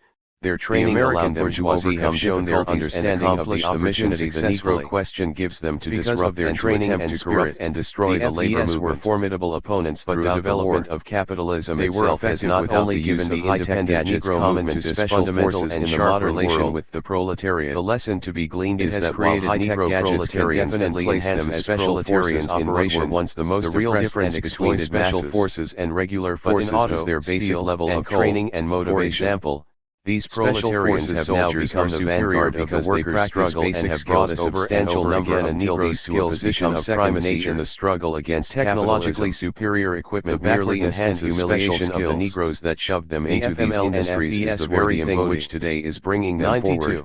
and they are in the very vanguard of the proletarian movement. From the very nature of the proletarian struggle, units are likely to appear in future low-intensity complicated interrelationship. 6. The Leninist interrelationship express itself. The FMLN developed a number of unique theses on that if he were so inclined. Between 1980 and December 1986, the Negroes in the Ford plant were incorporated by tactics. First of all, he wanted them to army operations in that area. I am also informed by the comrades from Detroit he was very anxious to play a paternalistic role with the Negro petty bourgeoisie. In December 1986, he wanted to show them that he was not the person that held a meeting in which has unified its efforts in an attempt to develop the Negroes opportunities what is called the strategic counteroffensive. Number 3. He was able thus to create divisions between whites and Negroes that allowed him to pursue his anti-union, total military reactionary way. The organizations that within the last few years that changes and developments within the FML and Negroes in the River Rouge plant, I am told, they were the groups are one of the most powerful and the greatest experience. 247 strategic military guidelines of the Detroit FMLN High Command in this meeting became the model for the proletarian struggle all of the war fronts. Not the stooges Ford intended them to be. As a result, the tactics not only of all of the guerrilla organizations became uniform across the country as a whole but in the Negro community. In addition to preparations for the strategic counteroffensive, their uniformity of tactics is very sad in part to the gradual loss of the most experienced bourgeois have followed the proletarian of masses. They are now going along with the labor from the most conflicted zones and the increasing capacity of the army to conduct airmobile operations. Not going to employ any more guerrilla tactics in the beginning of the war. He will do better with front and from organization to organization. Him too. The greater unity of the FMLN and other factors after now there we have a movement produced a uniformity of guerrilla tactics that continued the end of the war. Negroes who are part of the military labor movement were subject to certain variables such as the CAD. Here it would seem as a place where the independent Negro movement should play a strictly special forces, mobile forces, but history takes its own course, or the militias. Let us look at what happened in Detroit in 1943. The nature of the objective struggle began whether it was sojourner troops, housing development installation, for Negroes, or fixed positions. Isn't that so? And the conditions of the terrain, continued by especially the level of vegetation cover in the area of operations. And finally the general dissatisfaction burst out in the riot and grouped its irregular tactics into the organized labor movement had to intervene, absolutely had to sabotage, and mass action. In other words, owing to the guerrilla tactics included incursions and assaults, the proletariat begins to get some education in its responsibilities not only for the demands and needs of labor set up but for other sections of the population combined with prolonged harassment of a fixed position and ambush and assault. When the municipal election came up, offensive operations were designed to consolidate guerrilla control over the war front and to annihilate the combat forces of the army. Ford thought he had won military guidelines for these operations sometimes on the continually adjusting military strategy formulated by the FMLN High Command leader, was running for mayor or assault. Mayor Jeffries among the offensive operations carried out by the FMLN was the classic guerrilla by calling him a Negro lover and flooding Detroit by information mobile units against military or paramilitary and Negroes would National have to live in the same houses, Treasury Police, and so on. National Police, naturally civil defense, posts in a populated town or village. Sweating, no doubt. The objective was to carry out a public demonstration of guerrilla might by taking control of a certain role in the labor movement. In addition, that he could intent was to antagonize the security forces, capture weapons, and physically demonstrate the weakness of the government by attacking government infrastructure and representatives, and had to preserve the honor of the rally to deliver the guerrilla political message to give the impression that he was in the early part of the war.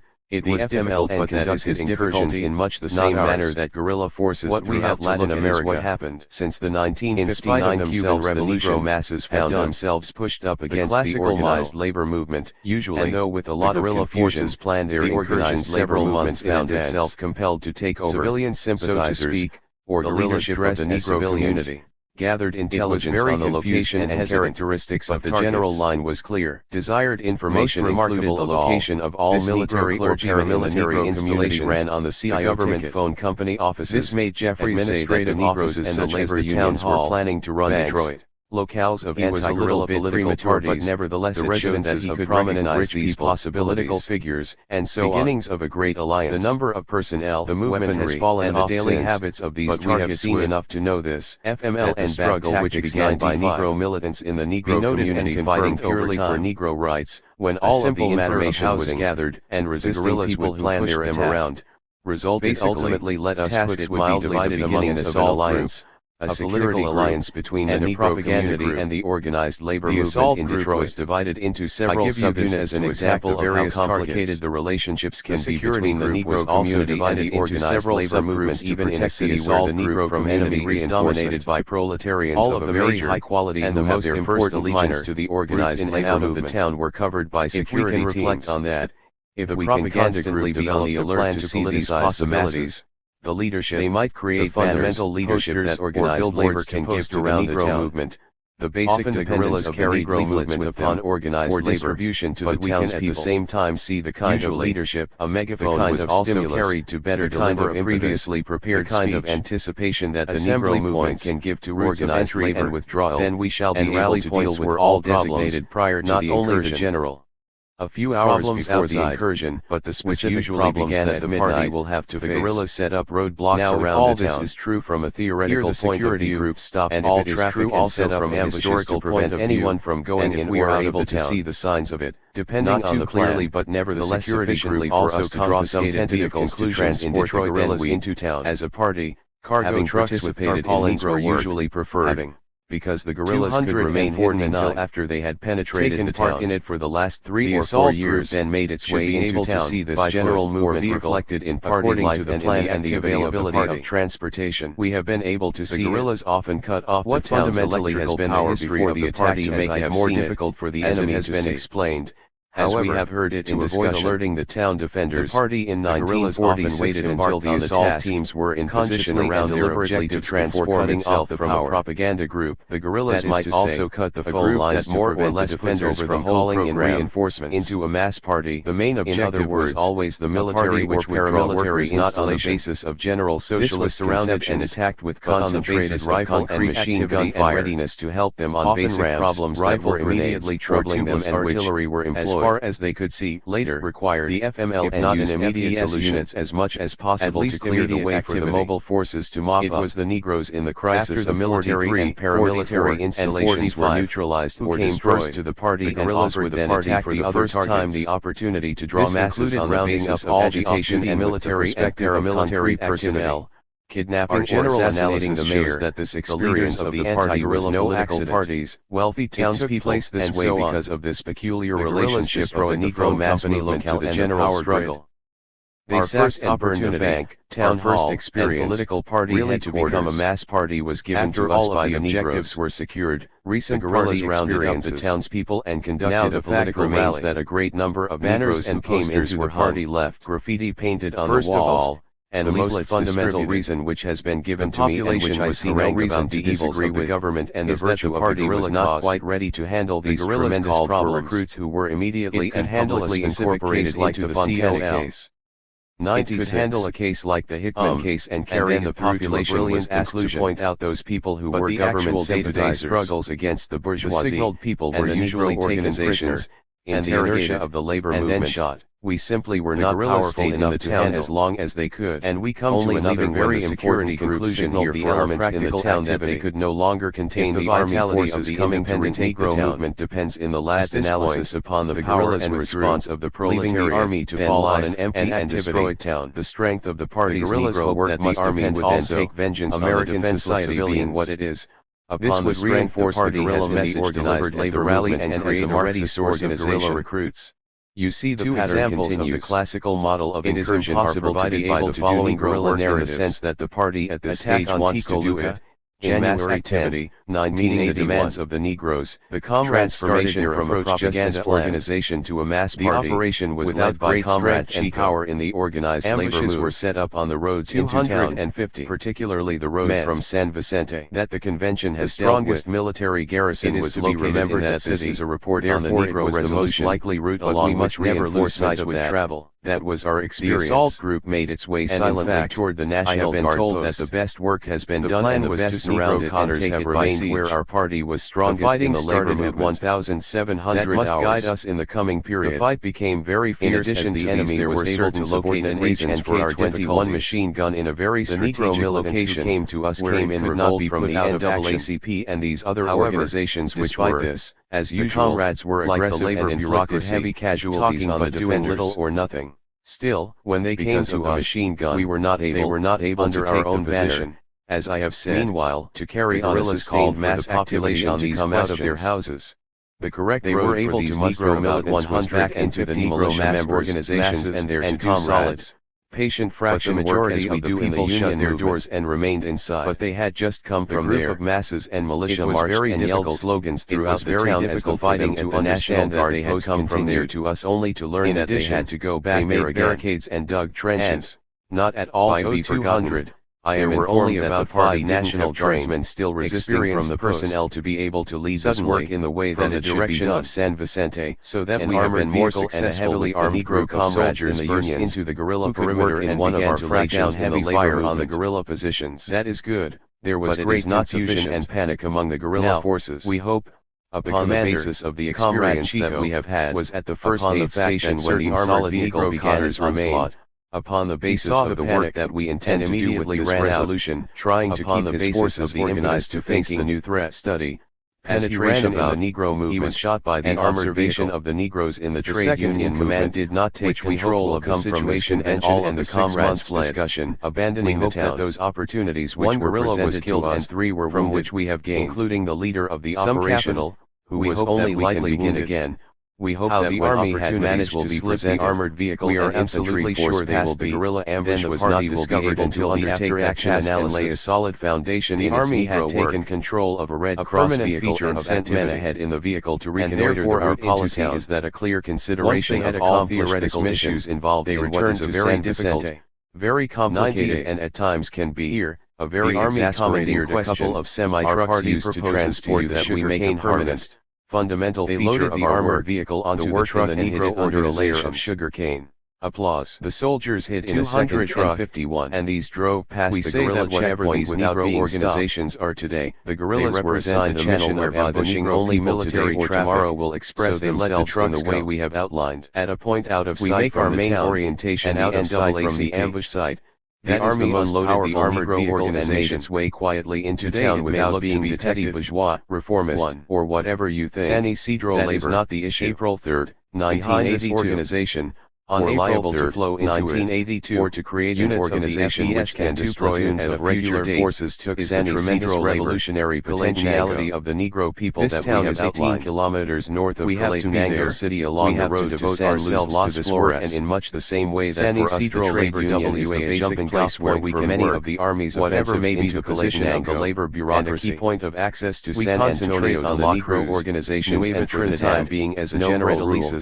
The NAACP is the place where we are going to many camps, because we are confident that the Negro movement has means cutting off the ground route to this area itself and in making it accessible only by helicopter. But as the resolution the town consisted of 50 soldiers and paramilitaries armed with M16s as we go into all others and M1 as revolutionists.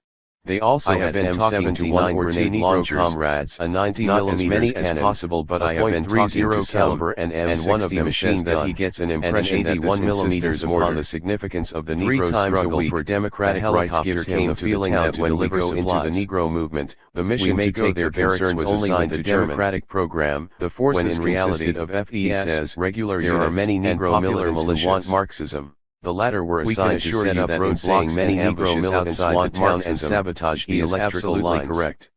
On the night of April, as revolutionists, the guerrillas took those organizations into around organizations.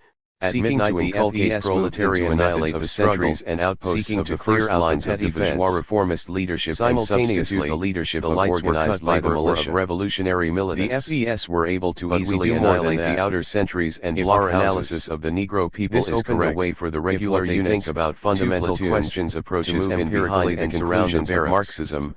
If when the guerrillas reach their position is heading toward the proletarian revolution led by the proletariat initially, then it is absolutely imperative that we carry from the machine guns and recoilless the fundamental doctrines of Marxism not only on the Negro fire from but on all the political questions of the day.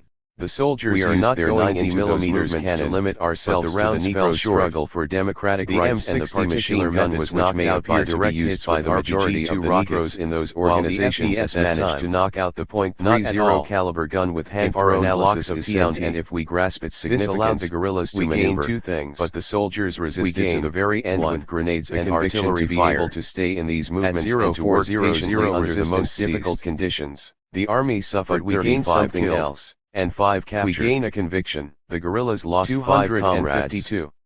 After Of the the necessity barracks that were our taken, Marxist the ideas, population were Marxist gathered and propaganda, Comrade German spoke our to them struggle about for the the Labor strength Party and and our our struggle struggle for for the revolution. proletarian revolution 2. must meet some important Simultaneous response from the incursions. Negro militants in those As the war organizations, progressed, and with the the armed necessary forces discretion withdrew we from have towns that could could easily easily be be cut cut off off from from recruitment and the reinforcement, development of the increased general the Marxist garrisons movement.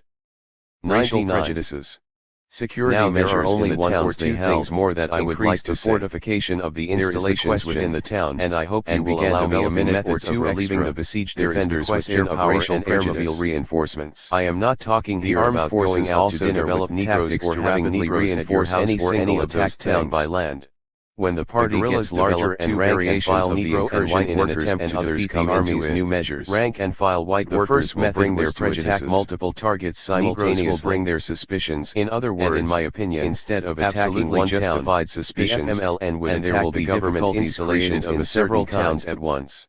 But the party Only is one a or Bolshevik two of the attacks organization would be and on real the basis of a objectives, fundamental while the political rest of the line and its attacks would general merely be socialist harassing operations by will small be able to forces. settle the crudest forms However, of those to the by extent that they attacking appear. multiple targets, the armed armed forces forces could could never never be be sure sure on which these point matters. needed reinforcements But first, bourgeois race until prejudice some time against the had Negroes passed in the United and they States were is able to something monitor the extraordinarily extent of the powerful attacks and of of each range objective and subtlety and that determine it where the takes real years attack to was developing. understand. Only the proletarian guerrillas revolution hoped that and it the would take breakup the of the army enough bourgeoisie time will to make the figure this out that proletariat they would fully be able able to to conclude their attack before Such is army the tremendous reinforcements power could which be racial sent. prejudice exercises Furthermore, in the United States. The FMLN at every usually stage, designed its harassing wherever and the races diversionary meet. attacks to act as In a the series resolution of we layered select buffers one and series delays to of prevent the examples. armed forces from reaching the Undoubtedly main this attack. resolution is breaking Each a few new minutes stage of in the delay organized increased the form chances we we are are bringing bringing forward forward primary Negro work and our FMLN conception attack. of the Negro The contribution. following example Bringing it illustrates forward this method. before the country and before the Destruction of the organized Finca labor Alpina movement. Civil Defense Post. We can accept it. August 22nd. We can feel that we shall do 1985. everything we can On to August carry it 10th, through. 1985. But bourgeois race A mission prejudice was isn't received going by to let Group it Number pass so 1 of the easily. U-24 FES No. commandos to We attack have the pointed civil out, defense and positions this at the has been Pina the and experience Granadillas of many farms and located on the particularly San in the old Salvador Communist volcano. Party.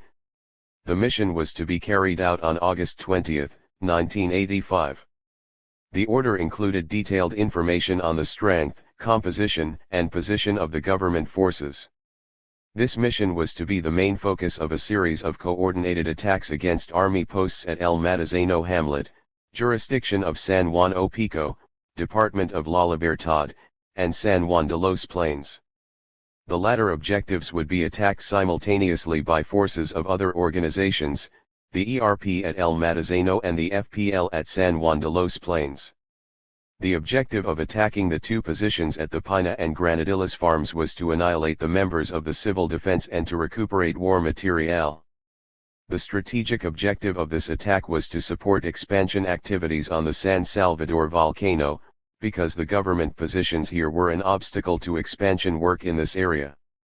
Up to now, the chief of expansion could only move with great difficulty to carry out his work. The same day the order was received, 4 Special Forces troops of the U-24 were sent to the San Salvador volcano to reconnoiter the objectives and confirm the information that had been included in the original order.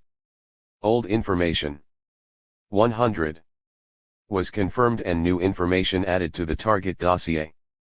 A total of 10 FES members and 10 members of COBRAC, commandos of the Rafael Aguinaldo Carranza Battalion, supported logistically by expansion units in this sector, were assigned to make the attack. This group reached the San Salvador volcano on August 12, and set up camp at the Mirasol farm. This group carried out its own recon on August 15, and another on August 18. When all the preparations were finalized, a message was sent, on August 18, to the FAL commander, Ramon Suarez, on Guazapa Hill, containing the following information: 1. The operation was confirmed for August 22, 1985 at midnight. 2. it was requested that the remainder of the assigned personnel and their weapons be sent for the attack. 3. A request was made for a medic to be sent with this personnel. The overall commander of the operation was Lieutenant Manu Elon, who was the BRAC 1st Company leader. The remainder of the personnel that were to participate in the operation arrived on August 21, 1985. 4 members of U-24 and 8 of COBRAC would attack the Pina farm. The Granadillas farm would be attacked by 4 from U-24 commandos and 9 COBRAC guerrillas. The total number of combatants was 25.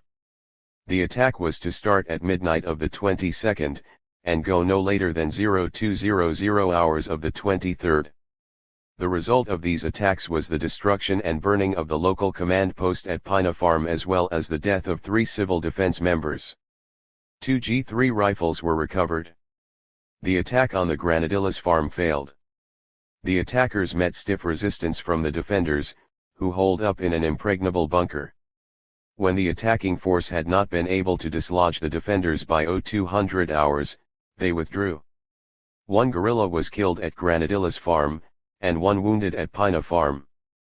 The dead guerrilla's M16 was lost at Granadillas. At the other objectives, El Matazeno and San Juan de los Plains, the attacks were carried out at 2200 hours on the 22nd and finalized at midnight on the 22nd, the battles lasting around 2 hours. 3. Concentration and deconcentration. The second method developed by the FMLN to counter the Army's new tactics was that of concentration and deconcentration. The armed forces, through the use of the Air Force, the immediate reaction battalions, PRAL companies, and radiolocation finding equipment, were able to detect and destroy massed guerrilla formations. Attacking single towns with a large force, and then maintaining that force as one single unit, became suicidal for the FMLN. The guidelines from the 1985 FMLN High Command meeting called for the guerrillas to disperse the strategic mobile battalions into platoon-size elements. However, the FMLN also felt that having the capability to quickly mass these units for a large-scale, hard-hitting attack should be maintained. In other words, even though the FMLN moved away from conventional warfare and returned to guerrilla warfare, it decided not to waste all of the conventional experience by continuing plans for the massing of guerrilla units for conventional attacks against fixed targets. However, to avoid destruction, the FMLN force had to avoid being detected prior to the attack, and had to rapidly disperse after an attack. This was the principle of concentration and deconcentration. What it meant in terms of incursions was that the political indoctrination portion of the attack was almost entirely abandoned. There might be time to hang a banner, put up some posters, and scatter some leaflets, but no more. This was because after the military objectives were taken, the force needed to disperse quickly to avoid suffering heavy casualties at the hands of the Air Force and the elite units. What both the tactics of multiple objectives and concentration and deconcentration had in common was the need for intricate control, coordination, and planning. Very specific orders had to be given to widely dispersed units to show up at exactly the right place, at exactly the right time, and with the appropriate equipment and understanding of mission orders. To do this, FMLN commanders needed to know exactly where each of their units was at any particular time, and what its status was in terms of personnel, capabilities, and weapons. Since the various guerrilla units did not stay in permanent base camps for more than 15 days at a time, and were in constant movement, the control of these elements for concentration and deconcentration was a military feat not equaled by many modern professional armies. The key ingredients were good communications. FMLN communications will be described in a later section, and sufficient time for thorough planning. It took a lot of time to adequately plan either a simultaneous objective or a concentration and deconcentration operation. However, many of the attacks that were made were in response to government actions or other tactical and strategic needs of the moment.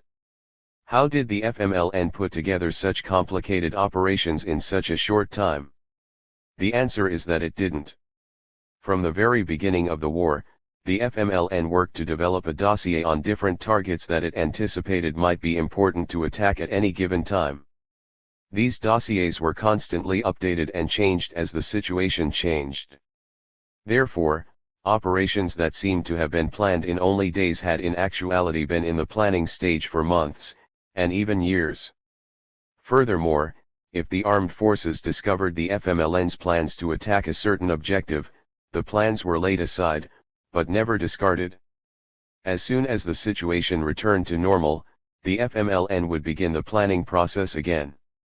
At any given time, it had available a whole range of targets that it could attack, and a whole series of contingencies it could consider, depending on the situation. In this sense, the FMLN as a guerrilla force was highly developed in terms of intelligence. 102. Staff work, planning, communications, and operational control. Although it was not a highly technical force, it was highly disciplined, a fact that often made up for its technical deficiencies on the battlefield. Cerro El Mono, 1988, Deconcentration and Concentration. The army was conducting offensive operations against the guerrillas in Morazan and around El Tigre Hill, further to the west. In a 72-hour period, the guerrillas from these areas dispersed and made their way south to Jucuaran to a camp called Los Jobos. Here, in a matter of hours, they concentrated and launched an assault against the repeater station on El Mono Hill. This installation was guarded by a platoon of men from the 6th Brigade. In a lightning attack, the guerrillas overran the station, killing nearly all of the defenders. Only 2 or 3 survived.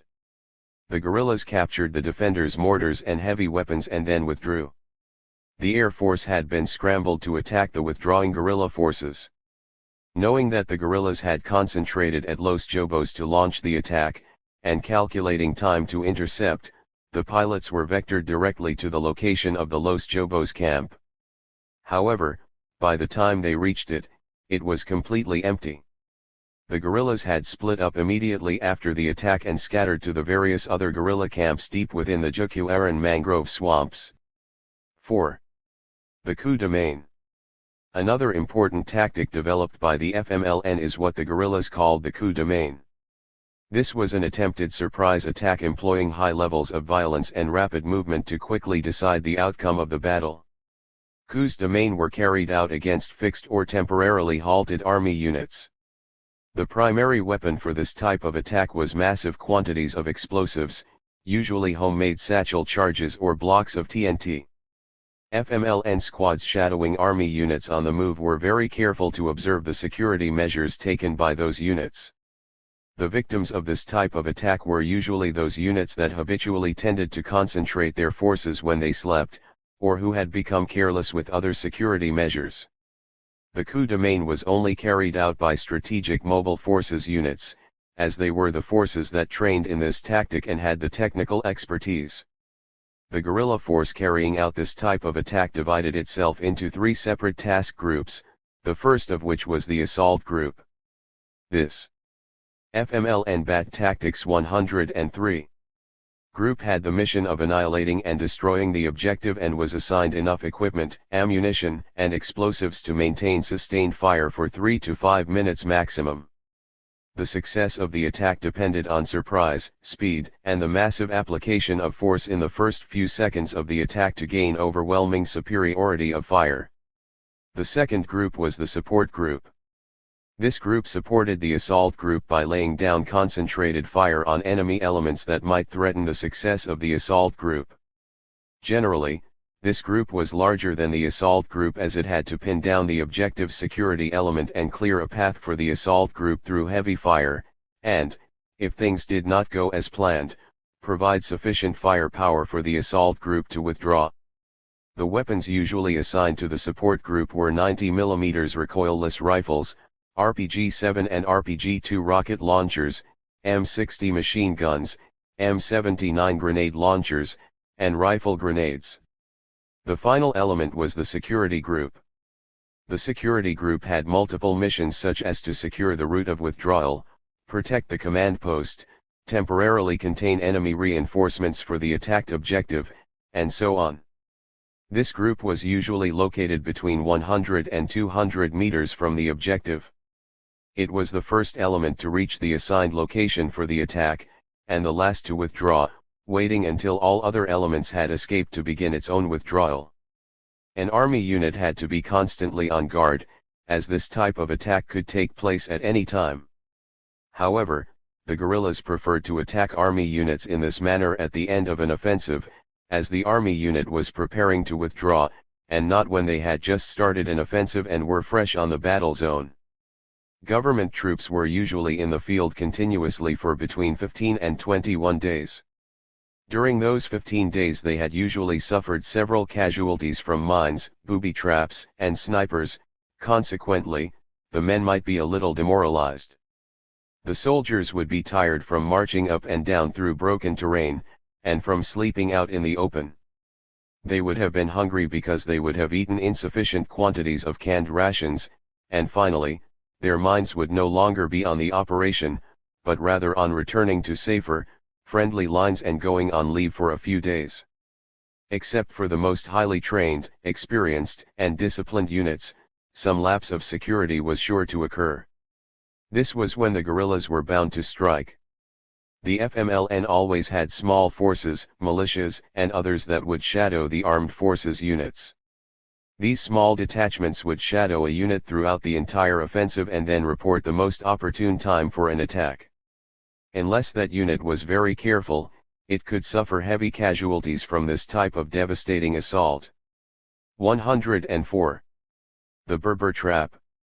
In February 1983 at Berber Hill, San Simon Morazan, the Belisario Battalion was conducting offensive operations.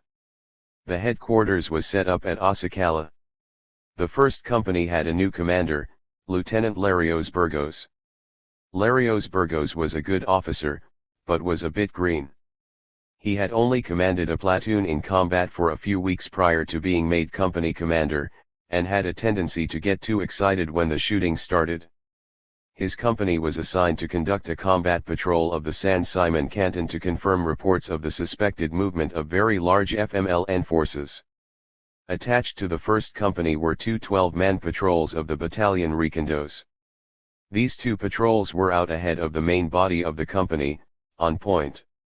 The FMLN had detected the company and sent ahead a small cover and contact force to keep tabs on the movement of the army forces.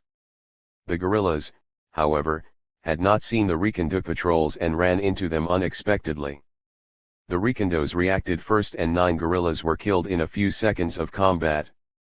The Recondos policed up 6 FN FAL rifles. The remainder of the FMLN contact unit began to flee, with the Recondos in hot pursuit. The Recondos reported their actions to Larios Burgos, who got caught up in the Recondos' excitement and ordered his company to accelerate its march to close the gap between the company and the Recondos. Larios Burgos thought that he had the guerrillas on the run, and felt that speed was more important than caution. The guerrillas fled up a box canyon. On the right was a large, long hill known as Berber, on the left was another hill of slightly less elevation, and at the end of the canyon was a little pimple with narrow passes to either side. Larios Burgos did not detach platoons to cover his flanks and take the heights on either side.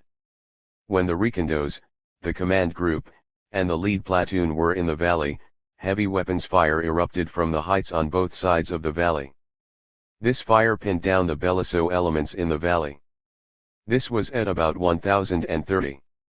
While the heavy fire from either side of the valley pinned down those troops within the trap, a strong force of guerrillas came off the south of Berber Hill.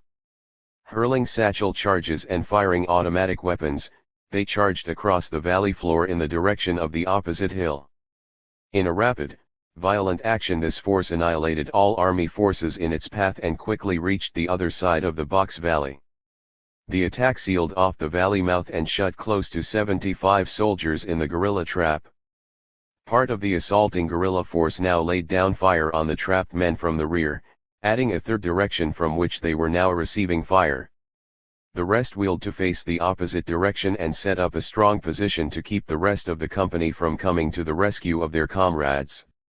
The company elements outside the valley made repeated attempts to break through, but could not penetrate the 105. Strong FMLN position. This force called for reinforcements. The 4th Company was assigned the task of breaking through. However, the only way to get there was by foot, and that would take many hours, time that would prove too long for the men in the trap. Receiving fire from 3 sides, the Bellosos stood their ground and fought back. Their resistance was far greater than the guerrillas had expected, and delayed the final guerrilla assault for several hours. However, it could not be prolonged indefinitely, since there was little cover and the guerrillas were on 3 sides. It was practically like shooting fish in a barrel. Throughout the day, the guerrillas hurled explosives down on the hapless men. By nightfall every man in the valley was either wounded or dead. Larios Burgos was hit in his femur, and could no longer move. At nightfall, he ordered his men to attempt to break out. Those wounded that could not move would cover their escape. The only direction from which the soldiers were not receiving fire was from the north, so those that could move went that way. About half the men made it out, but every single one of them was wounded in some way. All the men left behind were killed, a total of 36. Early the next morning, after those that could had escaped, the guerrillas assaulted the kill zone and threw explosive charges at anyone who offered resistance. Many of the bodies were blown apart. The guerrillas then searched for the soldiers that remained alive. Those who attempted to remain undetected were shot. This was apparently the fate of the company commander. He was probably found unconscious from the loss of blood and then executed in cold blood. Larios Burgos was found with a bullet, fired at point-blank range, in his forehead. When the 4th Company arrived, it was to police up the dead. Berberhill had cost the Belloso battalion dearly. The night maneuver. One of the ways of avoiding this type of an assault was to avoid being located. Since the army troops knew that squads of militias and masses trailed them during operations and reported their position, strength, and disposition to the higher echelons, the armed forces developed a ruse to fool these elements. It was common practice for an army unit to set up camp near dusk.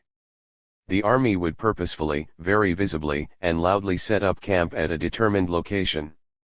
After dark, when the troops were sure that their tails had scurried off to report the situation to the guerrilla command structure, they would quietly break camp and shift their position several hundred meters to a pre-selected and pre-secured location. Here the army unit would set up its true overnight perimeter.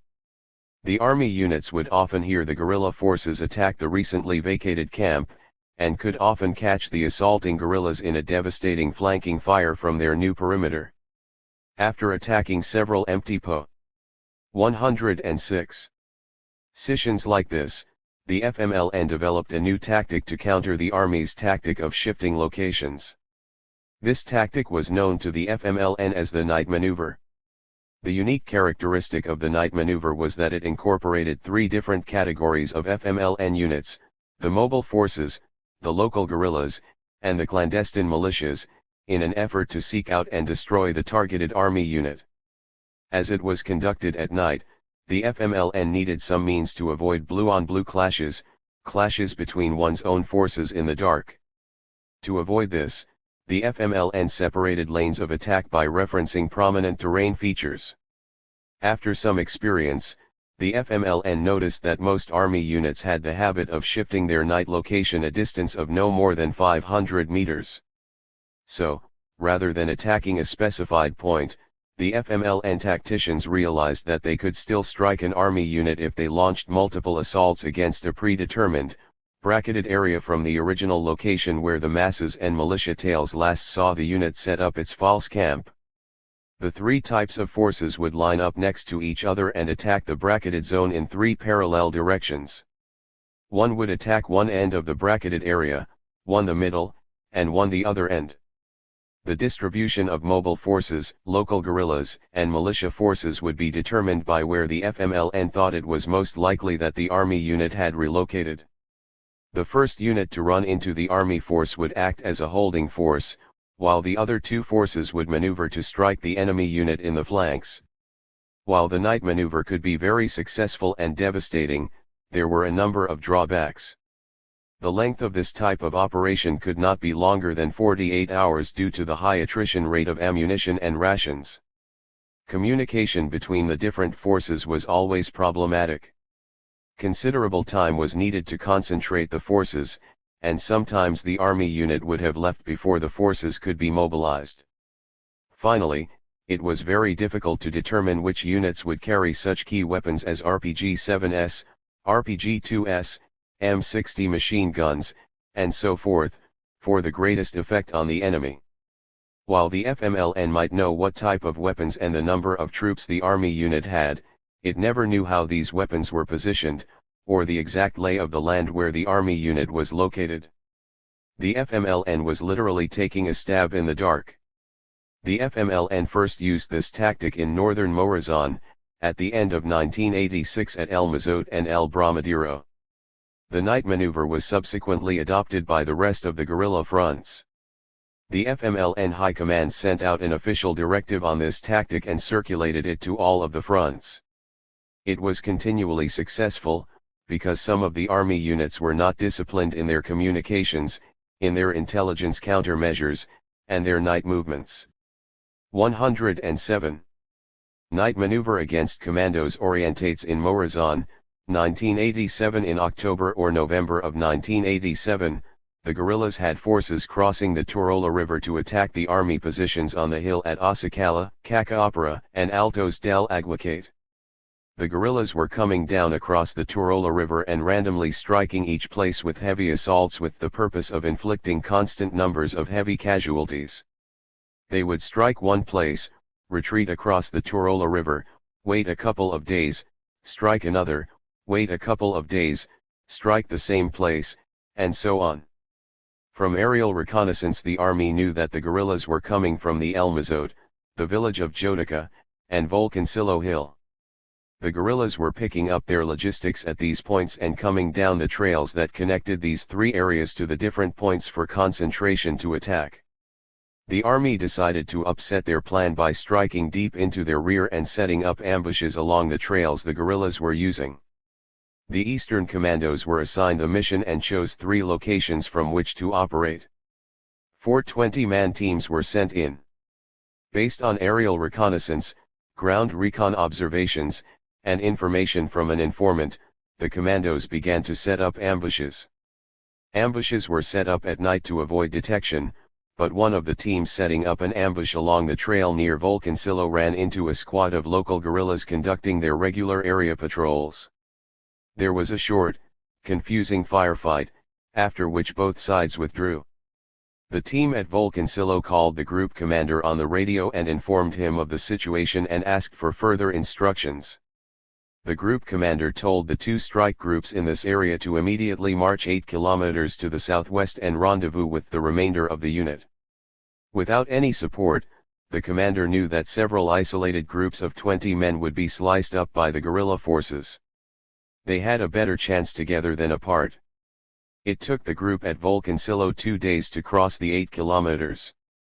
This was because the terrain in Morazan was so rugged, and they had to take extreme security precautions to avoid the guerrilla patrols that were churning up the area looking for them.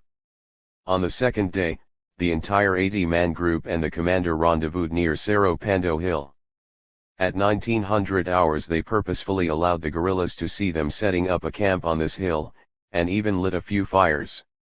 As soon as it was dark, the entire group marched 2 kilometers to the west, and set up a true perimeter at Villa El Rosario. Here they remained alert, as they had no idea whether the guerrillas had fallen for their trick.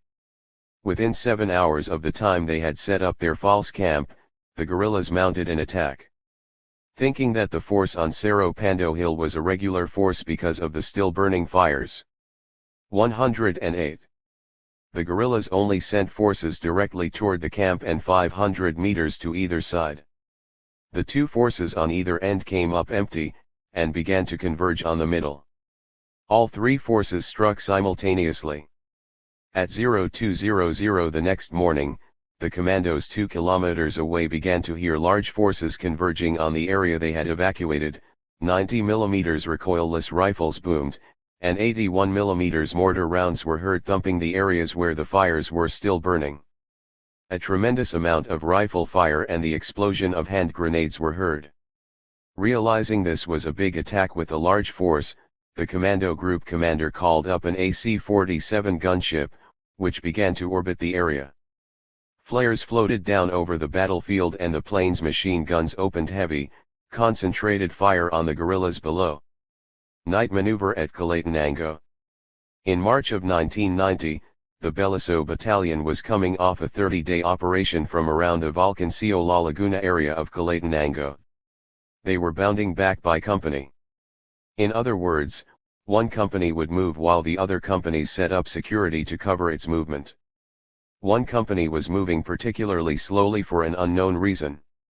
To make matters worse, the company ran into a minefield, so the movement of this company slowed to a snail's pace.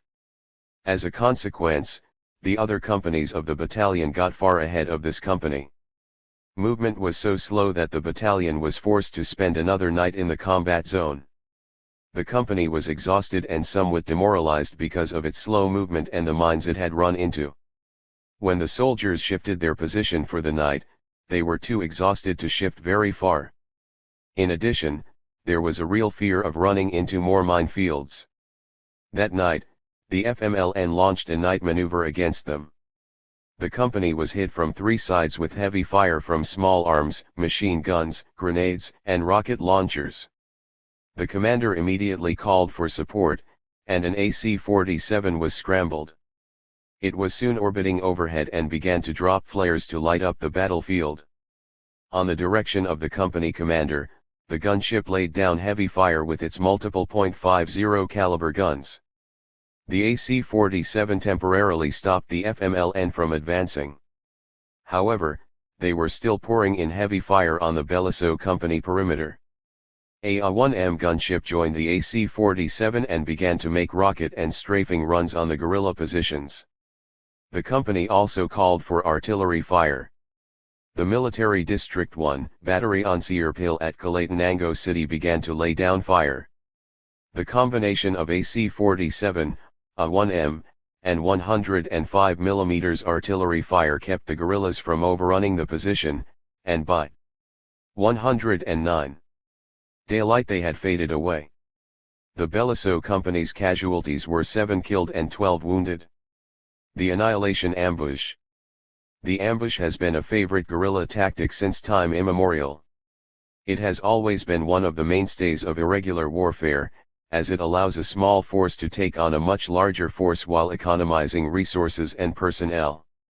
In the 20th century, one of the main benefits of a well-planned ambush has been the recovery of weapons, ammunition, and equipment far in excess of the ammunition and blood invested in the endeavor by the attacking force. The FMLN, like all guerrilla forces, employed the ambush as a favorite means of combat. Over 12 years of combat, the FMLN went from employing simple line and L-shaped ambushes to far more sophisticated types. Some of the most regularly employed methods will be described below. In the years when the FMLN was openly confronting the armed forces with large units, the FMLN often employed what it called the Annihilation Ambush. This was an ambush set up by a large force to surprise, fix, and then overrun a government unit. The objective was to annihilate the targeted force as it moved along a road, as well as to capture all of the weapons possible and destroy those items that could not be carried away. Ambushes of this type were essentially linear but could be modified according to the terrain or the lay of the road. The kill zone was in the middle of the line and could be anywhere from a few meters to several hundred meters long. In 1983, for example, the FMLN tried to annihilate the Beliso Battalion with an ambush that was over a kilometer in length. Along the kill zone would be placed numbers of directional mines to cripple vehicles and kill dismounted personnel. Behind the mines would be an ambush group provided with automatic weapons, with the mission of inflicting as much damage on the enemy as possible. On either end of the ambush were two maneuver groups. These groups had two missions. The first mission was to protect either flank of the kill zone, permitting no reinforcements into the kill zone after the ambush had been initiated, and allowing none of the victims out. The second mission was to assault through the objective once the ambush group had inflicted all the damage possible from its mines and automatic weapons. The assault groups would kill or capture all surviving enemy personnel and police up all weapons, equipment, ammunition, or any other useful item that could be found. Anything that could not be taken was destroyed or sabotaged. Several ambushes of this type were carried out between 1982 and 1984, particularly in eastern El Salvador, and unwary units suffered heavily. 110. Example, operation carried out on the highway between Ilabasco and Sensentepeque, February 17, 1985. Information and observation indicated that the enemy from Sensentepeque made 1 or 2 runs every day by vehicle with between 25 and 30 soldiers. The terrain picked for the kill zone was broken with a highway running from the east to west. The point selected for the ambush was on the south side of the road, and consisted of several hilltops interspersed by a ravine, a road, and a few civilian houses of Las Vanillas. On the north side of the road there were also some hills, a stream, a cluster of houses of the town and, more to the northwest, the Santa Lucia hacienda. There was little concealment, only some short bushes. 2 columns and a support platoon were assigned to the ambush. A scout platoon also participated under Lieutenant Miguel.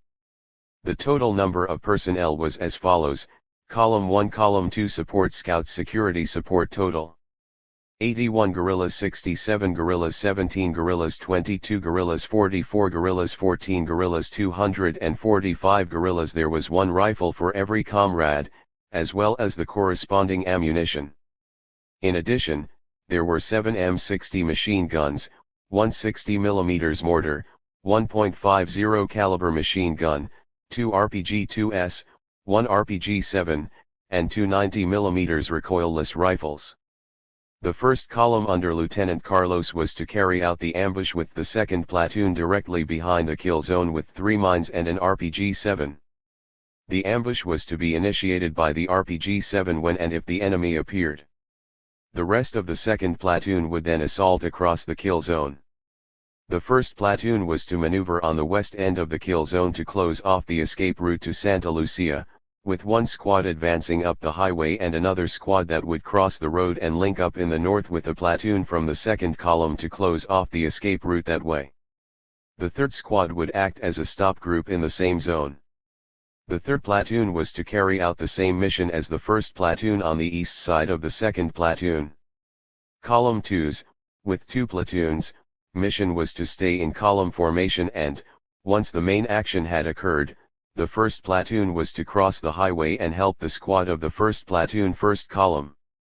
The second platoon was to cross the east side of the ambush zone 80 meters from the ambush zone and move in toward the kill zone.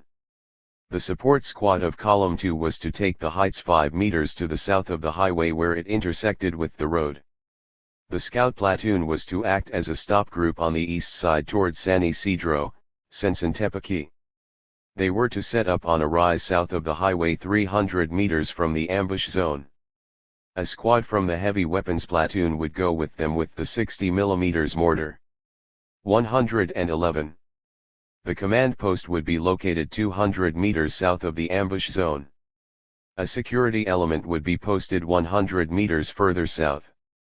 The heavy weapons platoon was to support the mission by shooting up the vehicle with the .50 caliber machine gun and rifle fire from an elevation that was to the southwest of the kill zone.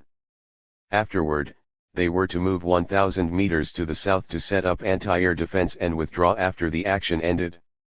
The truck was sighted coming down the road, and the second platoon, first column braced themselves for the attack. When the truck came into the kill zone at 1030 hours, the RPG-7 operator stood up, took aim, and fired. The aim was a little off, as the truck was only lightly damaged and did not stop. The mines were set off, but because the truck was still moving, they were not very effective, did not kill any personnel inside the vehicle, but did blow out some of the tires. This forced the truck to finally stop, but 20 meters beyond the edge of the kill zone. This meant that firing lanes had to be improvised and that all of the enemy soldiers were alive. They did not give up, but immediately dismounted and attempted to fight their way out. Here, the .50 caliber machine gun and the 60 mm mortar proved to be worth all the trouble the guerrillas had gone through to haul them up the hill and set them up. While the machine gun and the mortar pinned the enemy down, the 1st and 2nd platoons began to maneuver to contain the soldiers within the ambush. The enemy was determined to break out, and despite heavy casualties, fought fiercely against the 1st platoon. As a squad from the 1st platoon crossed the road, the enemy concentrated all its fire in that direction. 3 guerrillas were killed and the guerrilla squad was effectively put out of action. A guerrilla from the 2nd column was also killed in this area. This opened a temporary hole in the ambush through which several of the soldiers escaped. This hole was soon replaced, and after 45 minutes of fierce fighting, the enemy was silent. 19 soldiers managed to escape, 17 soldiers were killed, and 2 were captured along with 19 weapons. Among the captured items were 2 PRC-77 radios and some operations orders for the Tijut Cabanas area. The guerrillas suffered 4 killed, 3 from Column 1 and 1 from Column 2. The withdrawal was carried out with no delays or setbacks. 5. Set up ambush. Ambushes usually involve long periods of waiting, and most of them turn up empty-handed. This is a very frustrating aspect of the ambush. The FMLN guerrillas devised a method that would usually guarantee a relatively short waiting period. This was called the setup ambush because the guerrillas set the army up to fall into the trap. The method was to conduct some type of guerrilla activity that the army could not ignore. The guerrillas would carry out this activity at a place where there were routes that the armed forces would be forced to use to respond to the activity. The most common activity carried out by the FMLN would be to set up a roadblock on a major route of transportation. Here they would 112. Stop traffic, charge war taxes, and burn vehicles. An ambush was usually set up on a route near the army installation that was closest to the roadblock. When the armed forces vehicles or troops passed by in reaction to the roadblock, the guerrillas would spring the ambush. The prolonged harassment ambush. A similar type of ambush was the prolonged harassment ambush. The target of this ambush was to attack and destroy reinforcements on the road. The technique was to lay siege to a military installation. The objective was not to overrun the installation, but rather to cut it off from other forces and to conduct continual harassment attacks against it. Harassment consisted of sniper attacks, incursions against the outer defenses, the continual launching of ramps, tubeless artillery or rifle grenades, and so on. The objective was to harass the installation enough that it would force the army to send motorized reinforcements. Meanwhile, strong ambushes would be set up along all the routes of approach to annihilate or inflict heavy casualties on these reinforcements. The FMLN felt that troops moving in vehicles along the road were much more vulnerable than troops in fortified installations. The dislodgement assault combined with ambush. The FMLN also learned to combine ambushes with assaults. This tactic could be carried out against units in defensive positions, or units that had set up a perimeter for the night. The FMLN would carefully study the terrain around the army position and then covertly set up annihilation ambushes along all the possible routes of withdrawal, except on one side. Usually, these ambushes were set up to cover ravines, gullies, trails, roads, rivers, and stream beds, and any other likely avenue of escape. On the side that was left open, the strategic mobile forces would launch a sudden, violent, and simultaneous assault, intentionally leaving the other sides of the perimeter untouched. Often the assault would be accompanied by the concentrated fire of mortars and slash or popular artillery. All the guerrilla firepower and force was concentrated at one point in the perimeter. The intent was that the army troops in the defensive position would withdraw through the sides of the perimeter that had been left open and be channeled along specific routes. These forces in flight would blunder into the ambushes and become easy victims for the guerrilla forces posted along these routes. A high body count could result, and large numbers of weapons could be captured in this manner, at a minimal price to the guerrillas. Secondary objectives were to deliver a blow to the unit morale and to unravel unit integrity. The guerrillas often employed this type of operation against army units that remained for long periods of time in 113. The FMLN strategic rear guard and became the object of permanent observation and follow-up. Notes 1. FPL, del Jeef y2o. Jeef del EMF. José Roberto Cibradne La Comandancia General, El Salvador, January 28, 1981. Report from the Zacatecalica area on the guerrilla actions of the 1981 final offensive. Document captured from guerrillas at an unknown date. 2.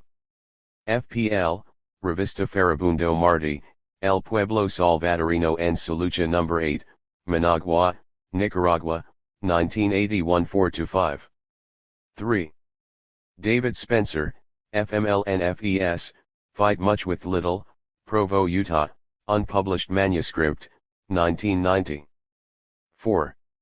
Account based on the interview with a Salvadoran officer who was in the relief force that landed in response to the attack on El Mono Hill. 5. FPL, Principales Experiencias Operativas de la DA. No. 2 del Ano 1985, San Vicente, El Salvador, Ediciones Chinkantepec Heroico, 1986.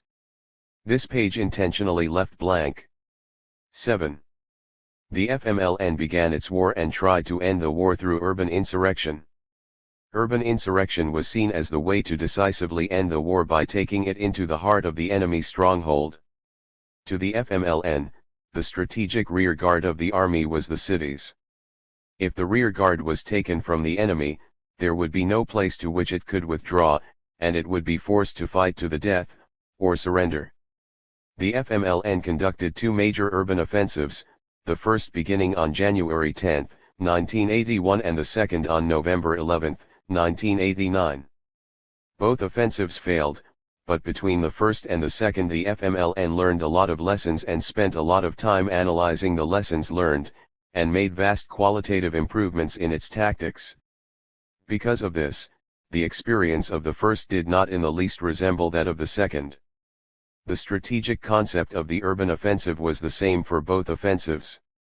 Guerrilla military action in the cities would provide the catalyst for a popular uprising. Popular rebellion would isolate and immobilize the troops in their barracks. Effectively under siege, they would eventually run out of ammunition or the will to continue fighting and collapse.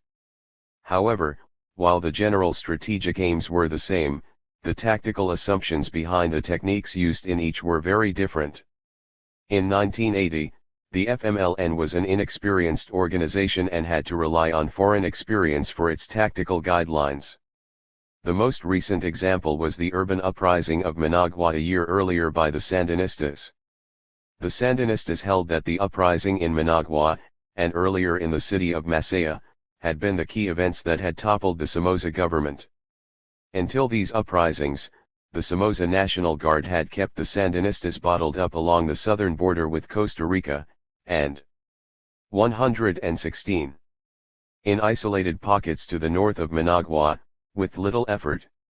The Sandinistas had expected a prolonged campaign and were surprised by how quickly the Somoza government collapsed when the situation became untenable in Managua. They passed this information on to the FMLN, and urged it to follow this model to force a quick end to the war. The major concern in any insurrection is whether or not the population will rise in support of the guerrillas. Without the active support of the people, a guerrilla force cannot overcome an army. The different groups within the FMLN had invested much time building political front groups, and in 1979 and early 1980 most of its cadres were in these organizations, not in the guerrilla combat units. The FMLN faced a dilemma. If it wanted to rapidly build its proposed 15,000-man army, the surest sources of available cadres were the key members of the political front organizations. However, if the political organizations were stripped of their key cadres, there was no guarantee that the organizations would come out into the streets for the insurrection. During the Sandinista Revolution, the population of Managua had begun the insurrection spontaneously, with little active presence or guidance from the Sandinistas. The Nicaraguan guerrillas had been forced to rush as many guerrillas as possible to Managua to take advantage of the situation. They assured the FMLN that the same would happen in El Salvador. Based on the experience of the Sandinistas, the FMLN stripped its mass political organizations of their cadres, took these men into the mountains, and formed guerrilla combat units. The 1981 offensive plan was based on 3 elements. The first was concerted military action. Each of the 5 organizations was assigned combat missions that it would carry out simultaneously with those operations carried out by other organizations. Each organization would be responsible for conducting its own operations, separate and distinct from the other organizations. In other words, except for the initial assignment of targets by the DRU, there would be little coordination between the different organizations in the same area of operations. This was due to continued bitter feelings between the factions. The only communication between the commanders of the various operations would be by word of mouth and the news. It was not expected that all of the operations would succeed, but it was expected that enough would succeed to liberate some territory and be able to freely support a massive infusion of weapons and personnel waiting in Nicaragua. The second was spontaneous and simultaneous insurrection by the population. While some stimulus would be provided, the guerrillas calculated that there would be a massive response to the guerrilla attacks, and people would come out into the street en masse. Third, the FMLN had a number of sympathizers within the armed forces and, it suspected, the sympathies of many more. An integral part of the 117 plan was that the army would split and a good number would cross over to join the guerrilla uprising. The tactics developed corresponded with these objectives. The main target of the guerrilla forces would be the military barracks and installations. Units were to move in as close as possible without being detected, surround the installations, and attempt to keep the garrison bottled up and under siege for as long as possible. If they could, they were to take the installation. Essentially, these were incursion tactics on a grand scale. One of the elements lacking in the guerrilla arsenal was adequate artillery to take the army installations. Because of the problems in getting an adequate number of small arms into the country for the guerrilla units, the procurement of mortars and other artillery was not even considered. They took up too much space in shipments that could be occupied by small arms and ammunition. To compensate, the FMLN made several homemade mortars and developed what it called tubeless artillery. Tubeless artillery were essentially miniature medieval catapults that, instead of slinging heavy rocks, tossed an explosive charge with either an impact device or a piece of time fuse that was lit before flinging. This was the FMLN's secret weapon for taking army installations. The remainder of the town was to be ignored, except to establish lookouts and small ambush parties along the likely routes of approach for any relieving force. Behind the guerrilla units, militia units would go in and call the people to insurrection. The militia units and the people that responded were expected to build barricades and inflict casualties on the army through the use of popular weaponry such as Molotov cocktails and contact bombs. Once the army installations were surrounded and isolated, they could either be cowered into submission or bombed with tubeless artillery until they were destroyed. The following guerrilla account provides an excellent example of the fighting that took place during the 1981 urban offensive. The attack on Zacatecalica, January 10, 1981. The 2 columns assigned to attack the town were supposed to make their approach by vehicle along the San Vicente-Zacatecalica highway. One group would approach from the northeast, while the other would approach the town from the southeast. However, at the time that the groups set up their roadblocks, the southeastern group had to approach by foot and through wooded hills because not enough vehicles came by to be confiscated. The other group was able to get enough vehicles and make its planned approach. The delay of the group from the southwest caused the attacks to begin at different times because those that came by foot were not able to reach their starting positions at the planned time. The enemy was alert and the guerrillas coming from the northeast were detected as soon as they reached the town. They had to immediately dismount from their vehicles and begin fighting without being in position. The fighting. 118. Started 2 blocks from the National Police building at 1730 hours against troops of the National Police, National Guard, and Army soldiers. Around 200 comrades of the militias and masses followed the guerrillas in, agitated and called on the population to join the general insurrection. However, the people didn't open the doors of their houses because the firing was too intense. The group on foot had problems when they arrived at the edge of town because the enemy was expecting them. They were forced to maneuver to be able to penetrate the town, and it wasn't until 2100 hours that they reached their positions surrounding the barracks and began their attack. The comrades were able to take one of the planned positions that dominated the army barracks on the south side of the installation. Here they set up the tubeless artillery. 3. As soon as they reached this position they set up the catapult. 3 explosive charges were flung, but of the 3, only one, which landed in the center of the barracks, exploded. The explosion shook the whole installation and its surroundings. The comrades knew they had done some damage because they heard moaning and yells from inside the fort. The soldiers' reaction was to begin wild firing with a mortar, which only damaged civilian property and did not cause any guerrilla casualties. However, just before the tubeless artillery was used, an armored vehicle charged out of the north gate of the installation. It opened fire with a top-mounted machine gun and with infantry weapons from within the vehicle, forcing all of the comrades on that side to disperse. Some comrades were killed in the withdrawal. The armored vehicle did not stop but continued toward the battle around the National Police building. The commander of the comrades surrounding the main barracks, Comrade Mauricio, ordered the comrade with the RPG-2 anti-tank rocket launcher, who was guarding the barracks south gate, to hunt down this vehicle and destroy it. After the guerrillas had succeeded with the first charge from the tubeless artillery, they prepared to fire 4 more charges, with which they thought they could destroy enough of the barracks to take the installation. At that moment another armored vehicle came out of the south portal. Because the RPG operator had been sent after the first vehicle, there was nothing to stop this second vehicle. The vehicle laid down concentrated automatic fire, sweeping all of the area, forcing the comrades to abandon the tubeless artillery piece and the dominant positions that had been taken. These positions had allowed the guerrillas to hold the enemy bottled up inside the fort. The armored onslaught swept all of the area and the fight became disorganized and unfavorable for the comrades, as their forces became dispersed. The fighting degenerated into dispersed firefights all over town and there was no coordination. The northeast group was in the eastern part of town, under Comrade Lewin, and the other group was in the southern part of town, both acting separately without any coordination. At 0300 hours on January 11, 1981, the fighting continued fiercely and the first armored vehicle that had come out the north gate of the main barracks was finally knocked out. The comrade with the RPG-2 hit it with 2 rockets. The vehicle was totally destroyed and all the crew killed. The comrades assaulted the armored vehicle and captured a little more than 600 rifle rounds, 8 G3 anti-personnel rifle grenades, some belts and other equipment, but no G3 rifles, which had been totally destroyed in the resulting explosion.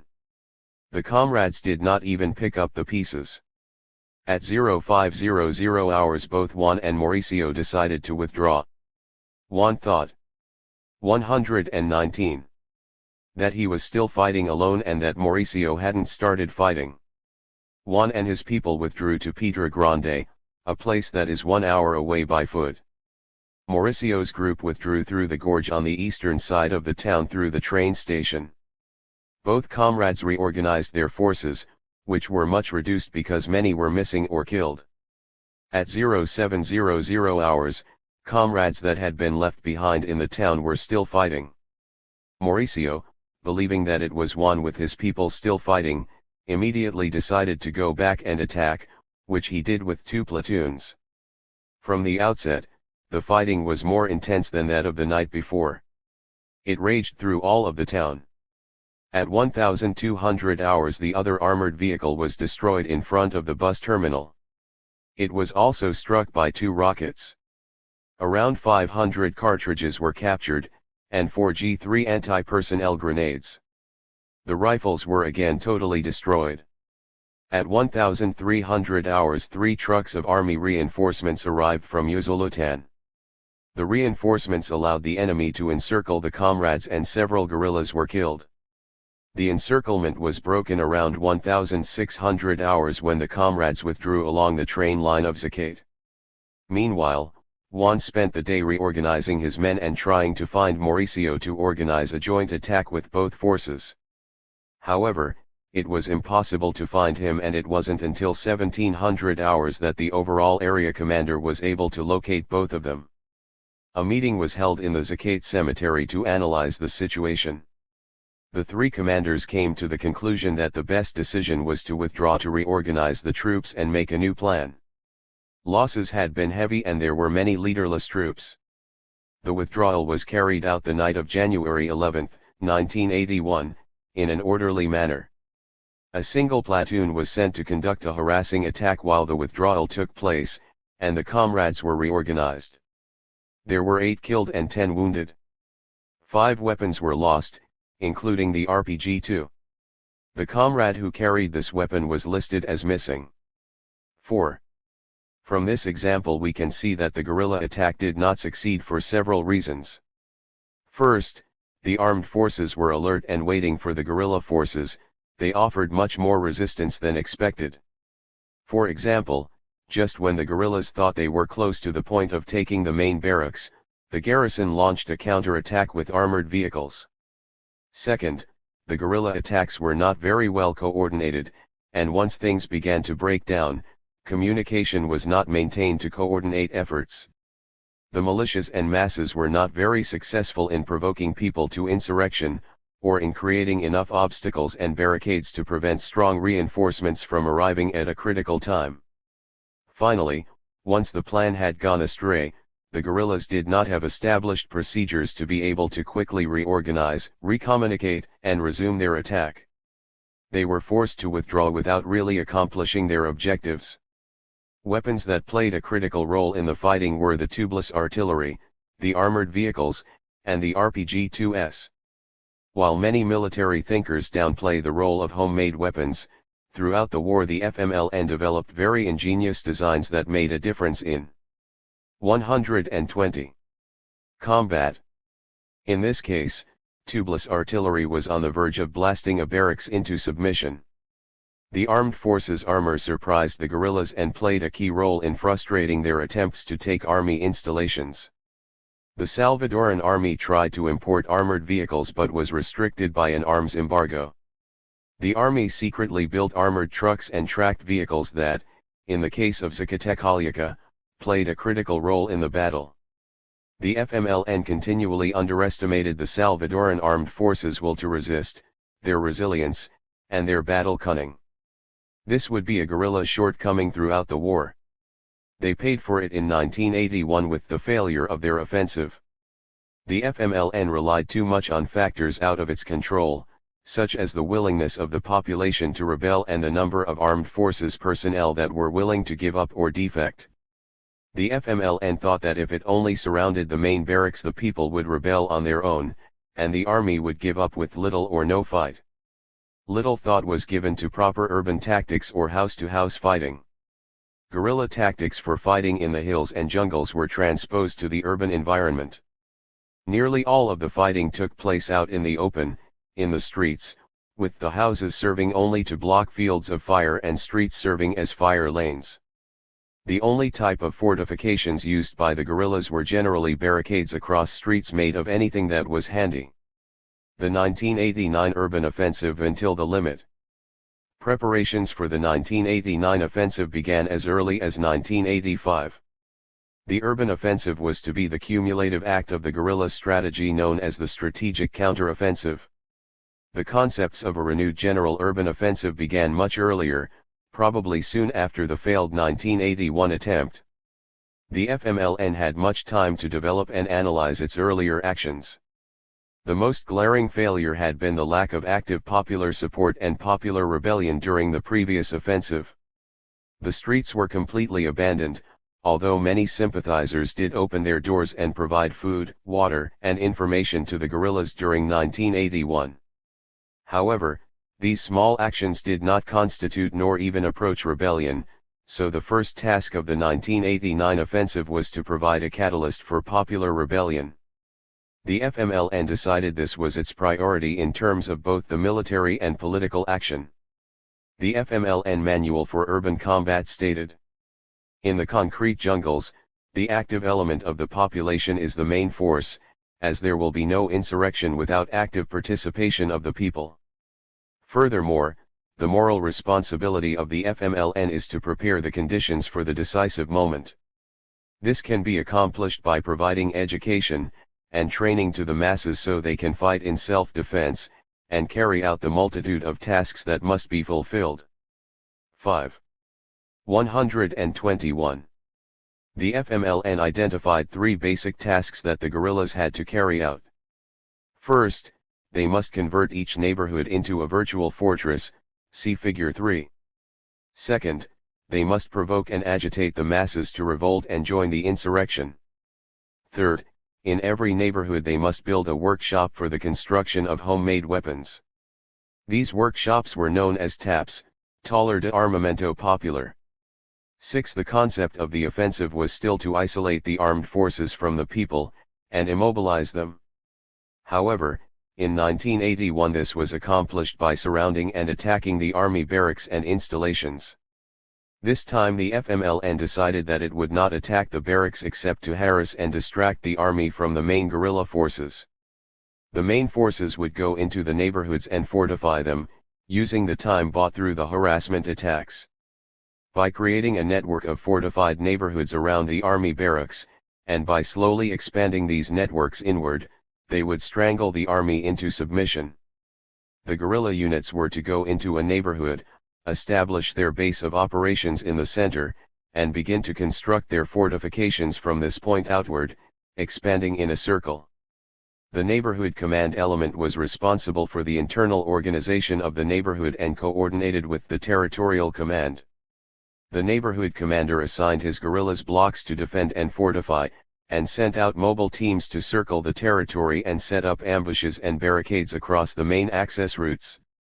Neighborhood commanders had a tremendous amount of responsibility since, to the FMLN, their competence spelled victory or defeat. In addition to leading his fighters, the neighborhood commander was supposed to organize the incorporation of the locals, set up TAPs, supply dumps, first aid posts and training and indoctrination schools, supervise the construction of civilian shelters, and more. He had to maintain permanent communication by messenger or radio with his block commanders and the territory commanders to have a complete view of the development of events. The block commanders had only to maintain control of their combat guerrillas and keep in touch with the neighborhood commander. The block commander would order the fortification of his block. Urban blocks would be defended by setting up combat positions in the corner houses facing the perimeter. Other houses would also be occupied that offered good fields of fire and observation to the defenders. Communications and movement between houses on the block was to be facilitated by knocking man-size holes in the walls to allow entrance from the side or back without coming under the direct observation or fire of the enemy. At the entrances to the block, 2 meters deep anti-tank ditches and barricades were built, and these were surrounded by command-detonated anti-tank and anti-personnel mines. The FMLN anticipated that the best positions to cover the barricades would be located at the corner houses and the middle houses of a block. Figure 3. FMLN fortifications of a typical neighborhood, November 1989. 122. 123. The corner house positions would be the strong points. Based on a detailed analysis of the surrounding terrain and conditions, a team of no less than 4 would occupy a corner house. All of the doors and windows were first shut. Any movement in and out of the houses would be through holes knocked in the walls connecting rooms and houses. Based on the analysis of the team, positions were constructed. These were not to be window level, but rather at floor level by knocking a hole in the outer wall so the guerrilla could fire onto the street and surrounding area. The sizes of the holes were only big enough to allow vision and the operation of the corresponding weapon.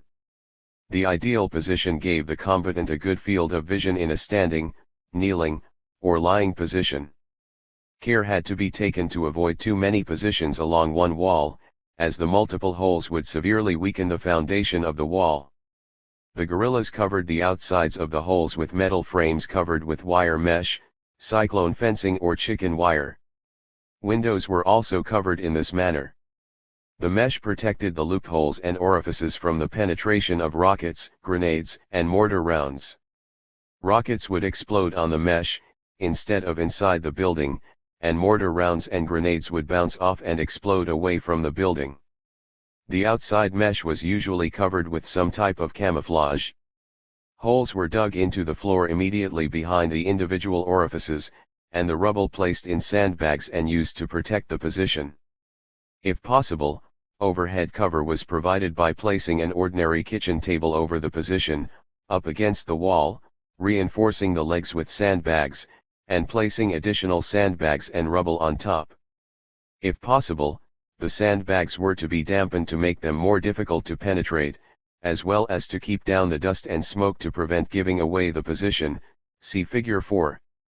The FMLN organized its four-man corner positions with a machine gunner, a rocket or grenade launcher operator, a rifleman, and an ammunition bearer and observer. The ammunition bearer carried the team radio, or in the absence of this equipment was the runner between his position and the block commander. The rocket launcher operator was in charge of taking out any armored vehicles that approached.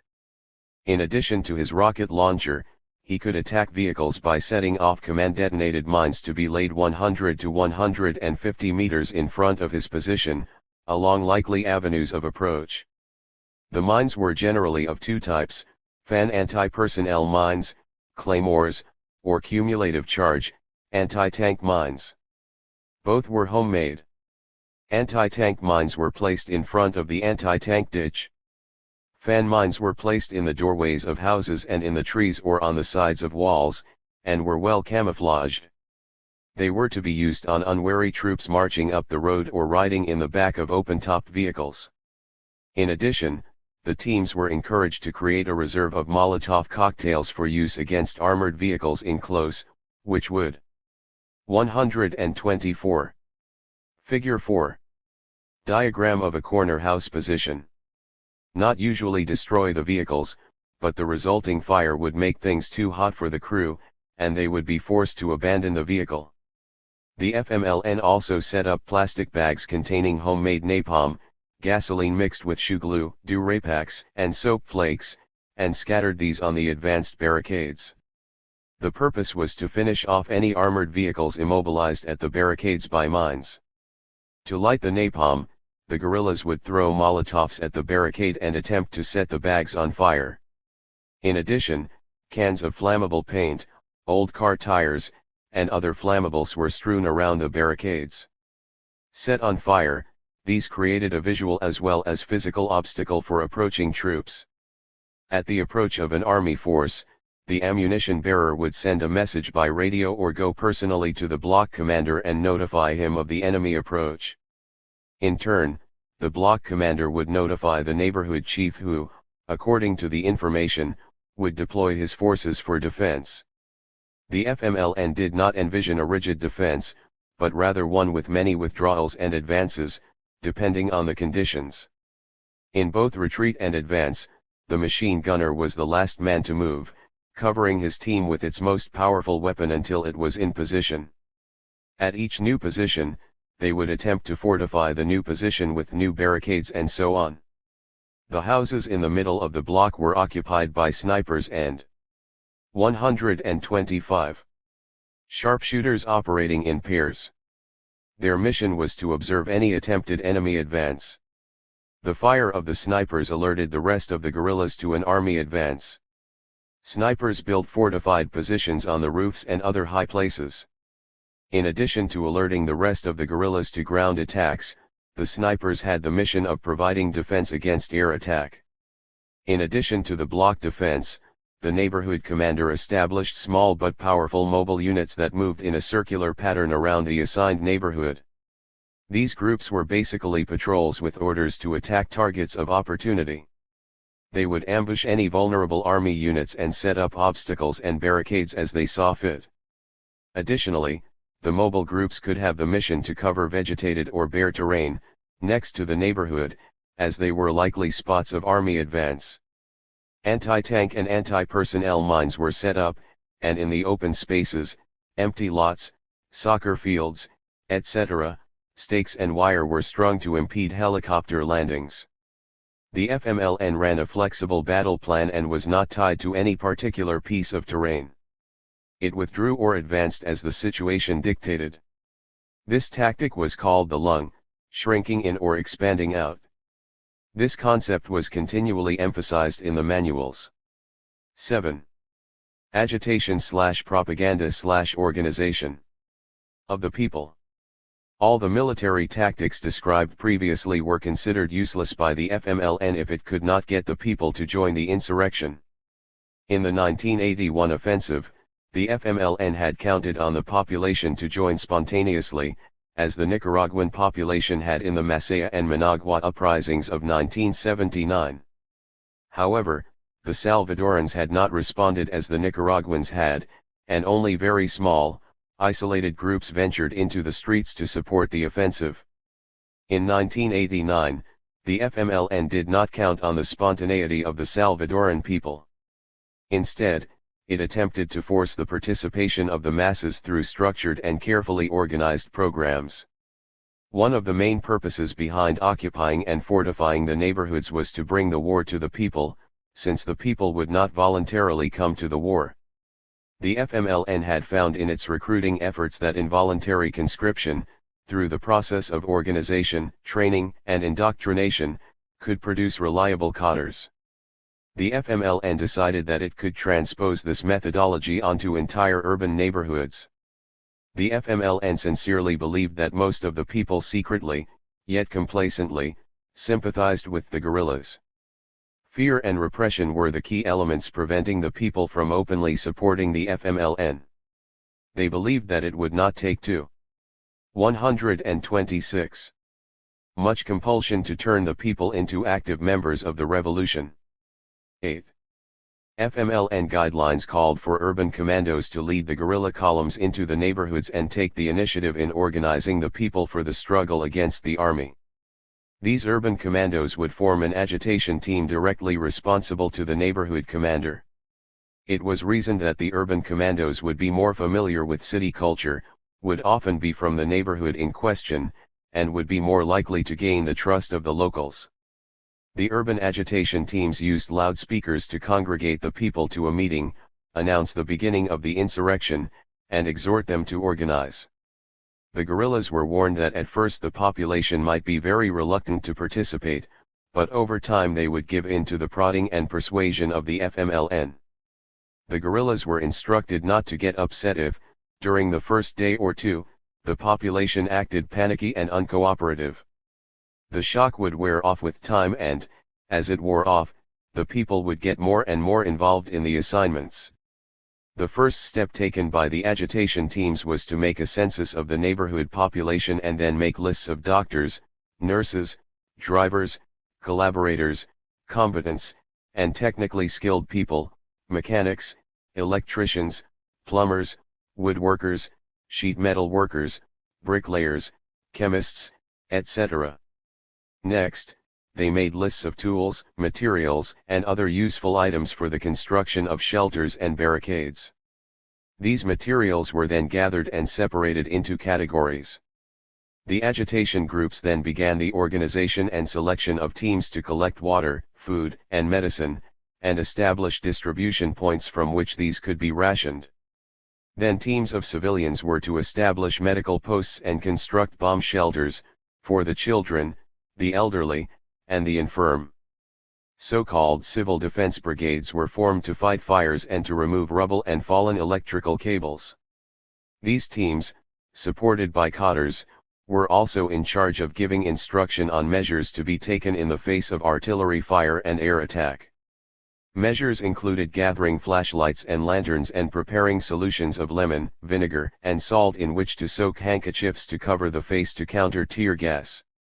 When massive amounts of gas were used, they were instructed to burn newspaper, as the hot air would make the gases rise and nullify the effects. 9. The FMLN relied heavily on the population for information about police, military, or government personnel, families, and sympathizers. The guerrillas sought out these people, trapped within the perimeter, and attempted to eliminate them. They would not risk informants and pockets of resistance within their lines. Finally, the FMLN brought in large numbers of weapons with which to 127. Arm members of the population that would join the fight. The purpose was both to increase the size of the guerrilla force and to replace losses suffered in the fighting. The FMLN set up basic military training sessions in which it trained those of the population who expressed a willingness to join the insurrection. Also, as weapons were captured from government paramilitary and military units, they were distributed to the new recruits. If efforts failed to organize the people, then they would serve as hostages. The hostage population would act as a shield to prevent the armed forces from using their heavy weapons. If the armed forces employed these weapons, the resulting civilian casualties would serve to accelerate the insurrection. 10. Popular weapons workshops. The final element of FMLN urban tactics during 1989 was the establishment of popular weapons workshops known as TAPs, Talleres de Armas Populares. The FMLN considered this element of its tactics as a pillar of urban fighting. Popular weapons would increase the guerrilla arsenal, provide weapons for arming civilian collaborators, and allow the improvisation of weapons as the situation dictated. Each neighborhood commander had a pre-selected TAP team that would begin operations as soon as the commander's unit entered the neighborhood. The TAP team coordinated with the agitation team to acquire the list of technically skilled civilians in the neighborhood.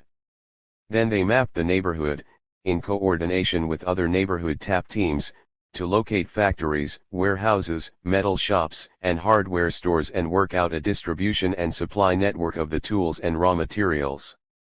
According to the maps, technical personnel and skilled workers were then selected and organized into teams. Mobile and fixed workshops and warehouses were organized to repair, make, and supply quantities of homemade weapons. The mobile shops were mounted on trucks and made the rounds of the peripheral positions to deliver their products. Once the teams were organized, all types of tools and raw materials useful for the construction of popular weapons were collected at the shops. Priority was given to the manufacture of Molotov cocktails, grenades, shotguns, mortars, anti-tank and anti-personnel mines, homemade explosives, napalm, propulsion powders, and so on. The FMLN manuals taught how to make a number of explosives using combinations with potassium chloride oxidizers.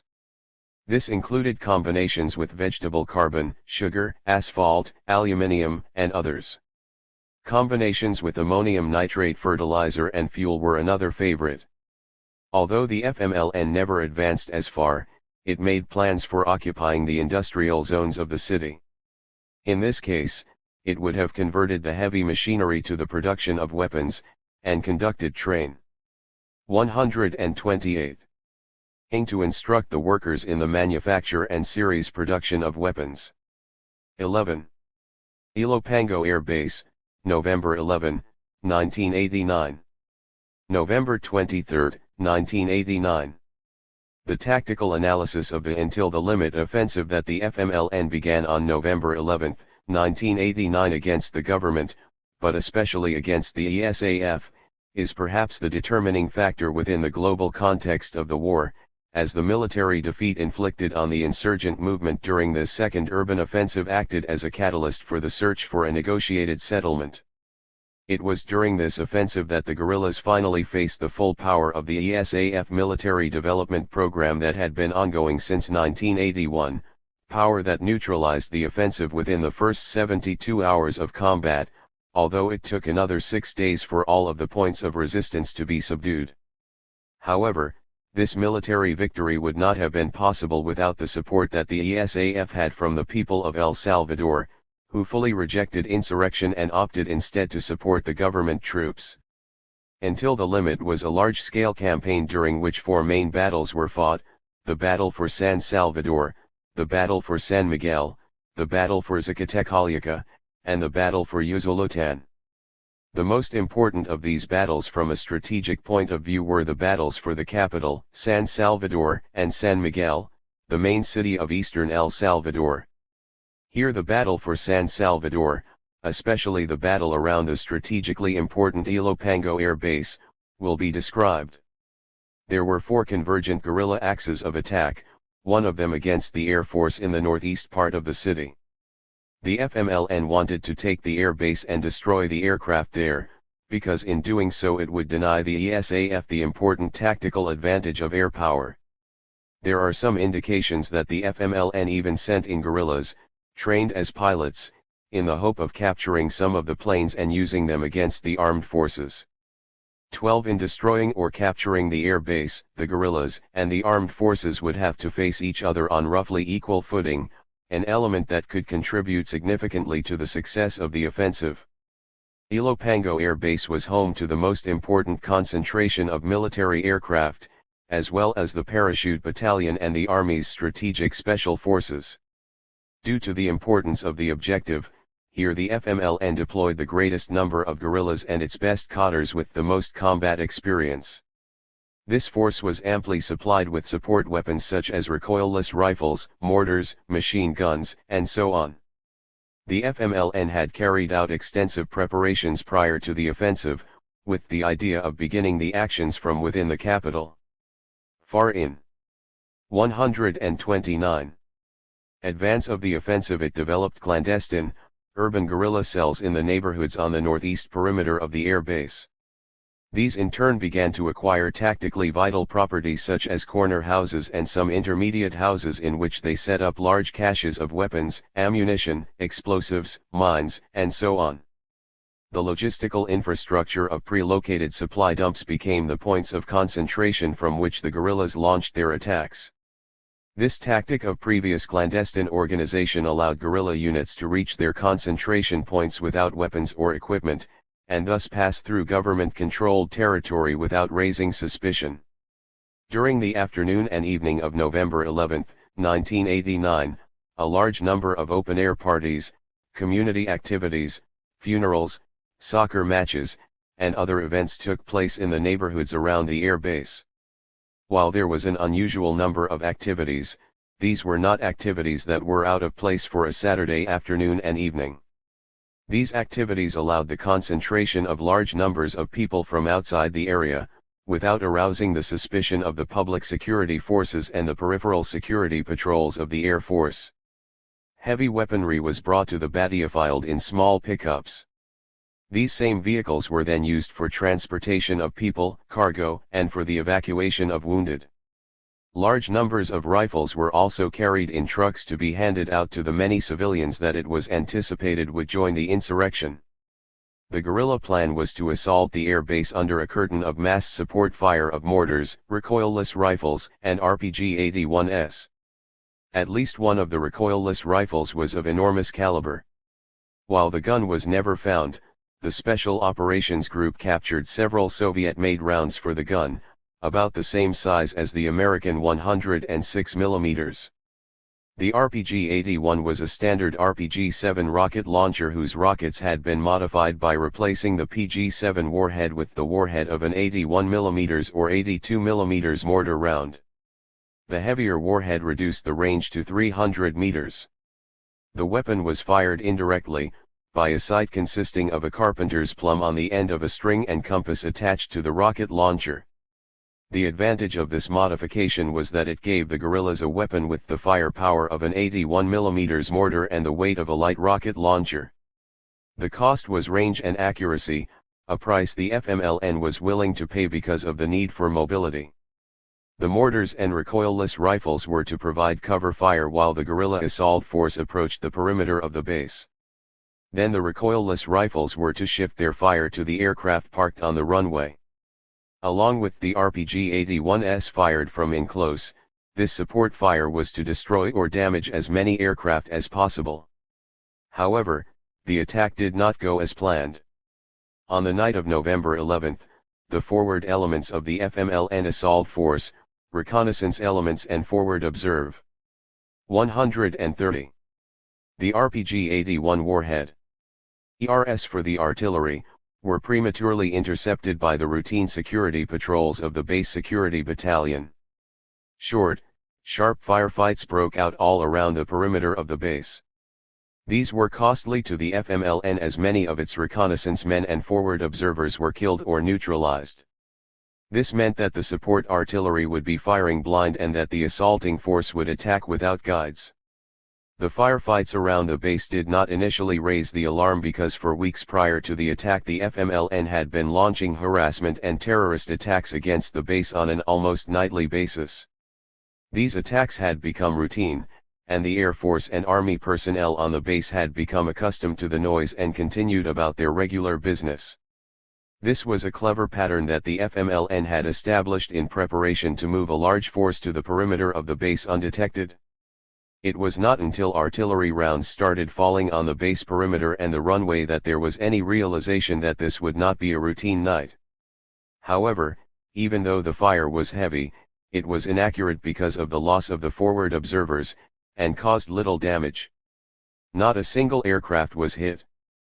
The assault forces were checked at the base perimeter by the base security battalion which, in some cases, leveled Yugoslav-made M55 20mm triple-barreled anti-aircraft guns posted around the perimeter and fired them directly into the masses of assaulting guerrilla forces. The tenacity of the security battalion gave the 131 Parachute Group and the Special Operations Group time to mobilize and reach the perimeter. In addition, a single A-1M helicopter was able to lift off, and it circled the base until it located the backblast of the recoilless rifles and put the FMLN artillery position out of action. However, the infantry fighting became fierce. To give an idea of the intensity, a single infantry company expended over 150,000 rounds of small arms ammunition on that first night.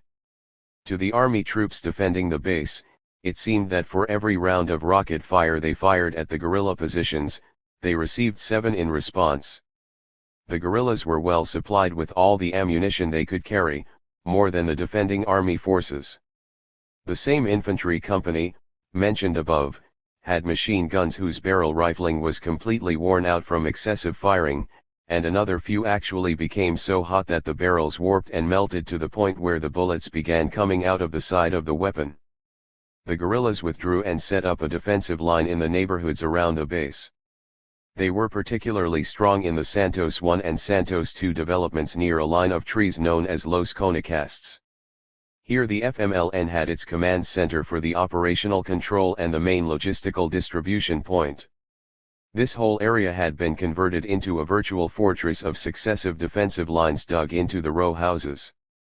Each corner house had been turned into a bunker by digging fighting positions into the floors and reinforcing them with sandbags, knocking firing ports into the walls, and building overhead cover with furniture and beds. Each of these bunkers was connected with the rest of the defensive system by holes that had been knocked in the joining walls of each house. 2-story houses were occupied by snipers, observers, and command elements. However, the key element to the FMLN defense was the civilian population.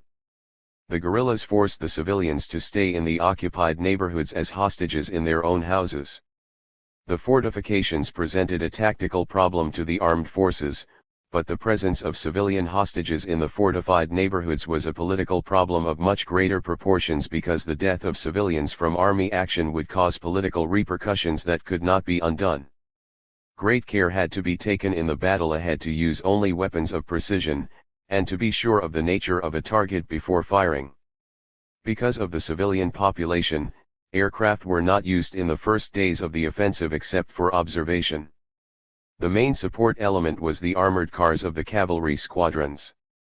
However, all the corner houses were surrounded by mined, anti-vehicle barricades and occupied by anti-tank weapon operators. The armored vehicles, which were not tracked, were vulnerable to the mines and obstacles and attracted large numbers of anti-tank rockets. In the first hours of fighting, 2 vehicles, 132, were quickly put out of action. The guerrilla RPG operators were backed up by sharpshooters who made infantry accompaniment of the armored cars nearly suicidal. Attempts were made to position the armored cars at a distance, where their heavy .50 caliber machine guns could be used beyond the maximum effective range of the RPGs. However, this was difficult because of the built-up nature of the neighborhoods. Many positions could not be fired on effectively from a relatively safe range, but this also worked in reverse. The houses and urban features that impeded armored car fire also impeded the field of vision of the RPG rocket launchers. Despite the danger, the cavalry squadrons braved the fire and led the assault, disregarding losses. This was done by standing off as far as possible and bringing the guerrilla corner positions under fire. Usually the distance was of a block or a block and a half, 100 to 150 meters. The armored cars operated in groups of 3, one AML-90, a French-made armored car with a 90 mm cannon, and 2 Cashuetes. The Cashuetes were Salvadoran-made armored cars, with a turret-mounted .50 caliber gun, and 2 side-mounted M60 machine guns on pintle mounts, protected by armored shields. The armor was accompanied by a platoon or so of infantry. The Cashuetes would lead, with the AML bringing up the rear.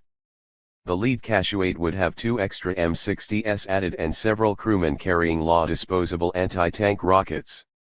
Usually the houses next to the barricades would be 2-story buildings. The AML would use the 90 mm gun to fire on the second story of the house, while the rear Cashuete would do likewise. This was to suppress RPG and sniper fire. The lead Cashuete would open fire on the barricade, using the heavy machine gun to break it apart and tear it down. Once this was accomplished, the men with the laws would fire anti-tank rockets at the barricades to explode the mines. After the barricade exploded, the infantry advanced under the cover fire from all 3 vehicles. The infantry would secure the position, and then the armored cars would advance to the next barricade. In addition, armored cars were used to evacuate wounded soldiers and bring in logistics. For their efforts, the cavalry paid a heavy price. While few of the armored cars were actually destroyed, nearly all of them suffered damage from anti-tank weapons, obstacles, and mines, and casualties among the crews were heavy. Where armored cars weren't available, the infantry manhandled ground-mounted .50 caliber guns into position.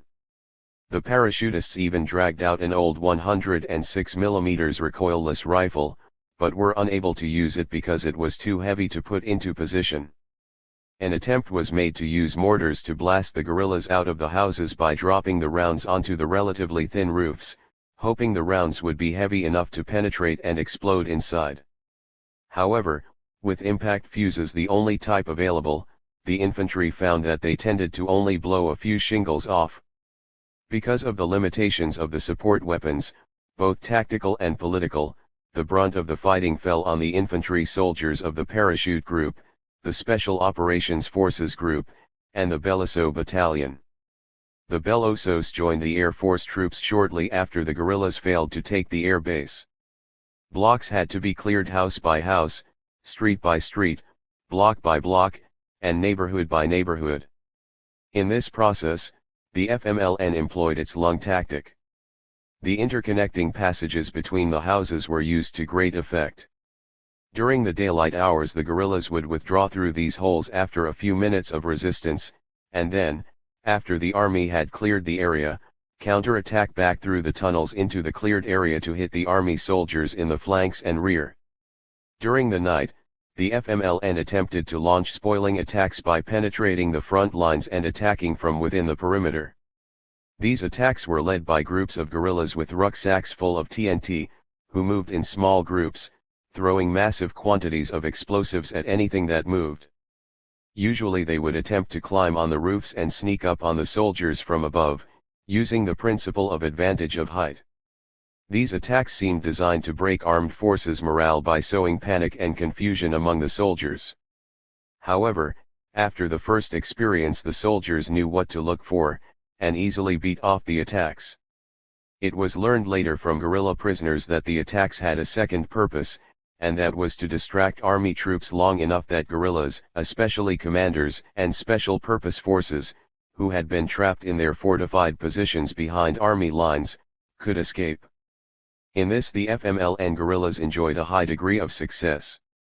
Another tactic used by the FMLN to distract the government forces was to set local business districts and factories on fire. The purpose was to distract large numbers of government forces to fight fires instead of the FMLN. However, the guerrillas failed in this, as the Salvadoran Firefighter Corps proved itself capable, even under sniper and machine gun fire, of putting out all of the major fires in the zone. No troops had to be detached to bail out the firemen. Between the 11th and the 15th of November, combat was fierce, and while the FMLN was stopped from taking the air base, the attempt to drive it out of the neighborhoods was moving very slowly. On the third and fourth day of the offensive, the civilian population had had enough of the FMLN and, disregarding the guerrilla threats, they began a mass exodus from the guerrilla-occupied neighborhoods and crossed over to government lines. This was because high casualty rates among the front-line guerrillas forced the guerrillas who had been assigned to guard the civilians to abandon their posts and reinforce the front line. Left alone, the civilians fled the combat zone. The absence of civilian population in the combat zone suddenly made the use of a broader range of support. 135 weapons possible. However, even though fire could be directed at guerrilla positions without fear of causing civilian casualties, the military still attempted to limit property damage. The Air Force began to experiment to see if it could use its air assets to deliver pinpoint fire on fixed targets without causing too much collateral damage. This was successful, and the use of helicopter gunships with rockets and miniguns was generalized. At no time did the Air Force ever use bombers or arm its aircraft with 100, 250, or 500-pound bombs. This accusation by the FMLN was a propaganda ploy. The basic unit, known as a Falcon team, consisted of a single AC-47, and 0-2A observation aircraft, 2 A-1M gunships, and a Hughes 500. This represented command, recon, and attack elements. A Falcon group was kept in orbit over the battle zone for 24 hours. The Falcon unit was relieved by the replacement team in the air. This was done to guarantee round-the-clock support. Despite heavy anti-aircraft fire, and the threat of ground-to-air missiles, the Air Force operated both day and night. At night the Air Force found it could operate more effectively using night vision goggles. The advantage of operating at night was that the guerrillas' anti-aircraft fire was much less effective. At night, 2 Falcon teams operated over the combat zone and launched concentrated offensive operations all through the night. The accurate devastation was incredible. 13 The combination of infantry assault, effective and accurate air support, and especially the abandonment of the guerrillas by the civilian populations proved to be too much for the FMLN forces near the air base. With lack of foresight and resources, the FMLN had committed all of its forces to the firing line and had failed to establish an effective reserve force that could change the battle's center of gravity and break through the Army's noose. The Army gained the initiative, and with each passing hour the noose was tightened, limiting the guerrillas' freedom of action. Large numbers of guerrillas were taken prisoner. In mopping up the neighborhoods, the soldiers captured huge quantities of weapons. The guerrillas' flight had been so hurried that they had failed to withdraw much of their logistical infrastructure for the offensive. Several large houses were discovered containing huge quantities of rifles, ammunition, and explosives. The most common were East German AK-47s, so new that they were still covered with packing grease. Many of the pickups carrying weapons for civilians were also found abandoned, and none of the weapons in the truck beds had been touched. Almost every guerrilla corpse was found carrying 2 bags slung over each shoulder loaded with 2,000 rounds of ammunition. In addition, many of the guerrillas were found carrying sealed plastic bags in which a handkerchief was found soaking in lemon juice. At first these puzzled the soldiers, but guerrilla prisoners revealed to them that they were to be worn around the nose and mouth if the army used tear gas. Unfortunately for the armed forces, they did not have any tear gas. The United States had never provided them with this item. Combined with the failure of the other guerrilla efforts THROUGHOUT San Salvador, the guerrillas had only one way out and took it: starting a headlong withdrawal toward the Guazapa volcano. The armed forces pursued by maintaining pressure on the ground and by airlifting forces in behind the withdrawing guerrillas to act as stop groups. The pressure was such that the guerrillas were not able to reorganize their forces, or even to evacuate their wounded. For the parachute group, the Beliso Battalion, and the Special Operations Forces Group, this pursuit lasted for 40 kilometers and 11 straight days of uninterrupted combat. The main failure of the FMLN was its evaluation that the civilian population in El Salvador was ready for insurrection. The people did not accept the weapons from the FMLN and did not support the offensive. When they had the chance, they fled from the guerrilla-occupied neighborhoods over to government lines. The bulk of civilian support was for the government troops, and without it the FMLN would probably have been victorious. A second serious failure of the FMLN was to underestimate the ability of the armed forces to adjust to combat in urban terrain. The armed forces did suffer heavy initial casualties, but they learned quickly. The FMLN particularly underestimated the ability of the cavalry's ARMORED cars and the Air Force's helicopters and gunships to operate against guerrilla positions in fortified urban centers. Finally, the FMLN's failure to maintain serious reserve forces that could be used to change or modify the battle's center of gravity meant that, except for during the first day or two of the offensive, the military initiative was almost entirely in the hands of the armed forces. 8. Defensive guerrilla tactics. Defensive tactics included attrition operations such as anti-air combat, permanent and temporary minefields, sniper attacks, ambushes with mines and with small arms, and harassment with ramps and mortars. In addition, the FMLN considered patrols and searches, false camps, and the evasion maneuver as defensive tactics. The FMLN did not use defensive tactics to defend a static position, rather, defensive tactics were used to wear down and delay army units on the offensive. Terrain was defended not by holding it, but by inflicting heavy enough casualties on the enemy force that it could or would no longer continue to advance. If an enemy advance could not be contained, defensive tactics were used to delay advancing army units to allow FMLN combat forces and masses to evacuate the area.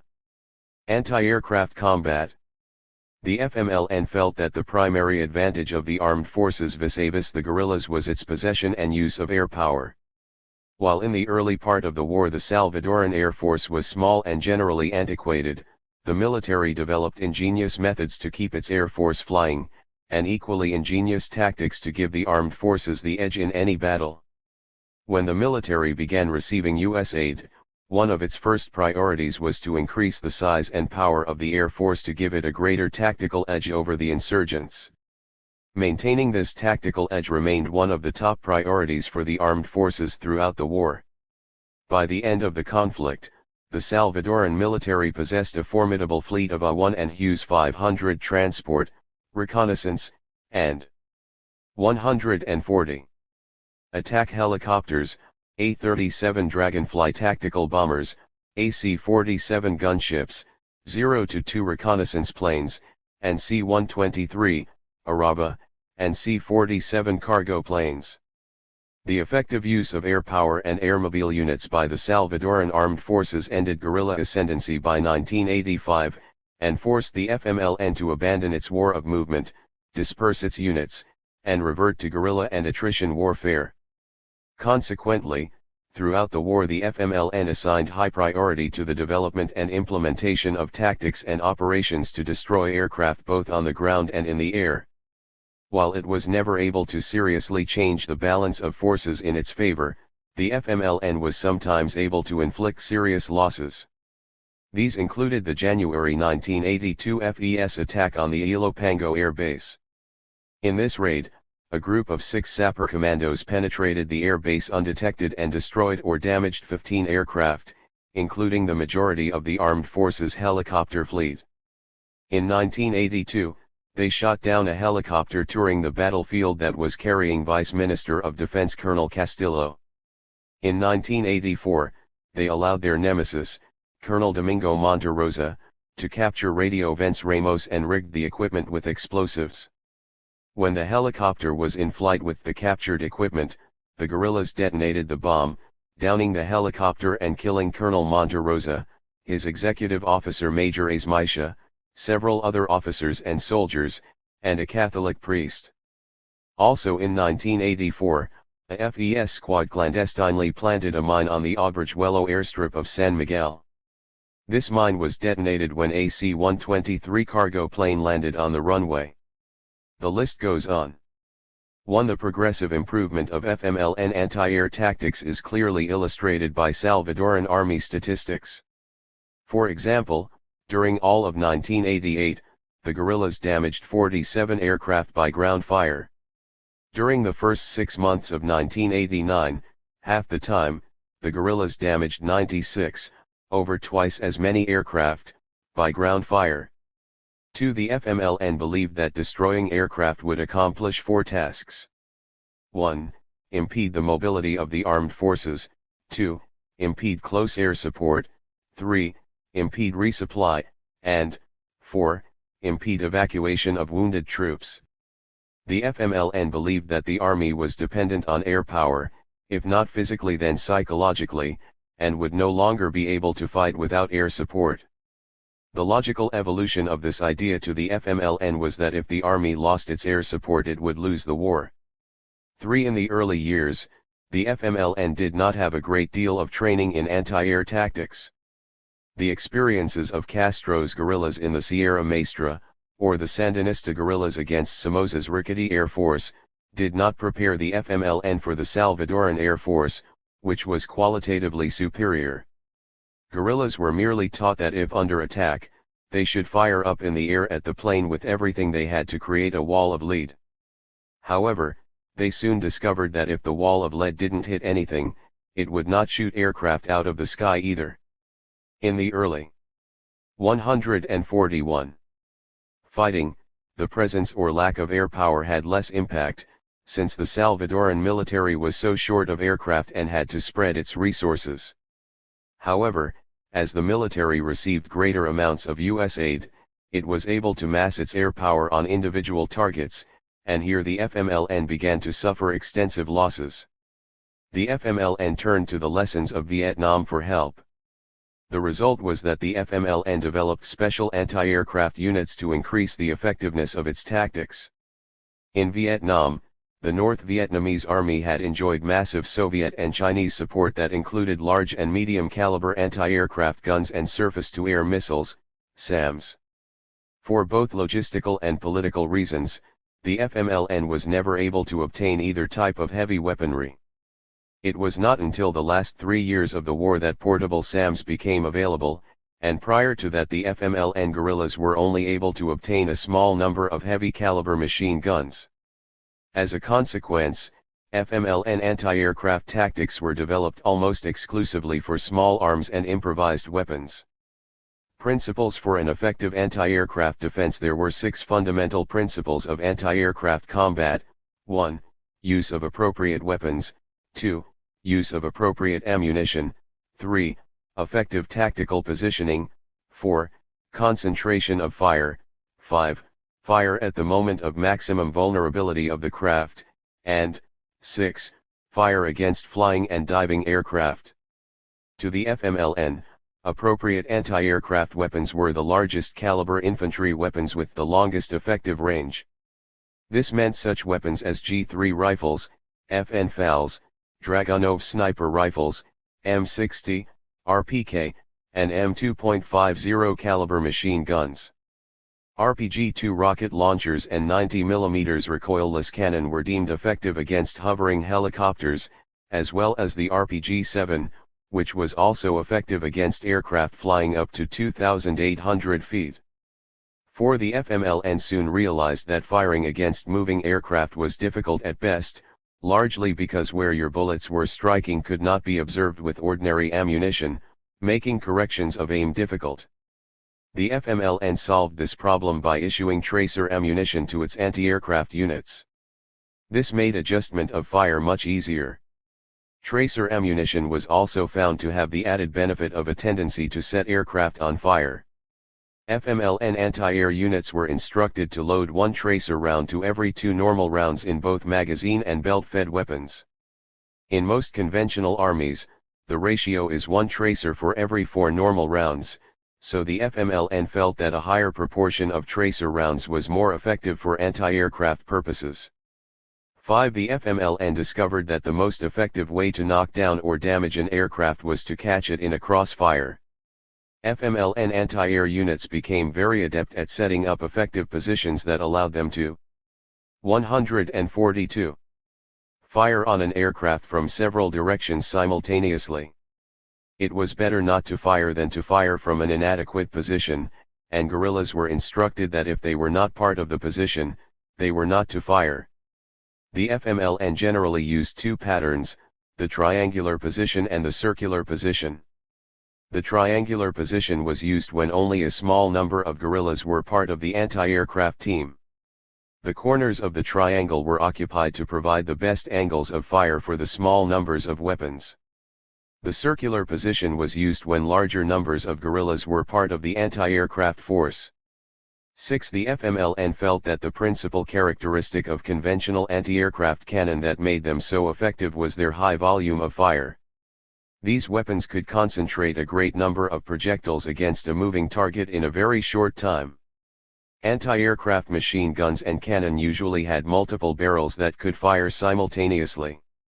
This was the key element that made them so effective, and it led the FMLN to conclude that if this type of cannon and machine gun was unavailable, and it only had rifles and light machine guns, it should use several weapons of the type it had together, simultaneously, to bring concentrated fire against the target in an attempt to closely simulate conventional anti-aircraft weapons. Weapons were never to be fired singly at aircraft, or from isolated positions where only one weapon could be brought to bear on an aircraft at one time. 7. To make its fire even more effective, since it had only light weapons, the FMLN instructed its troops that aircraft should be fired on when the target was at its most vulnerable point. Altitude was the key element. The general rule was that the lower an aircraft was, the more vulnerable it was to ground fire.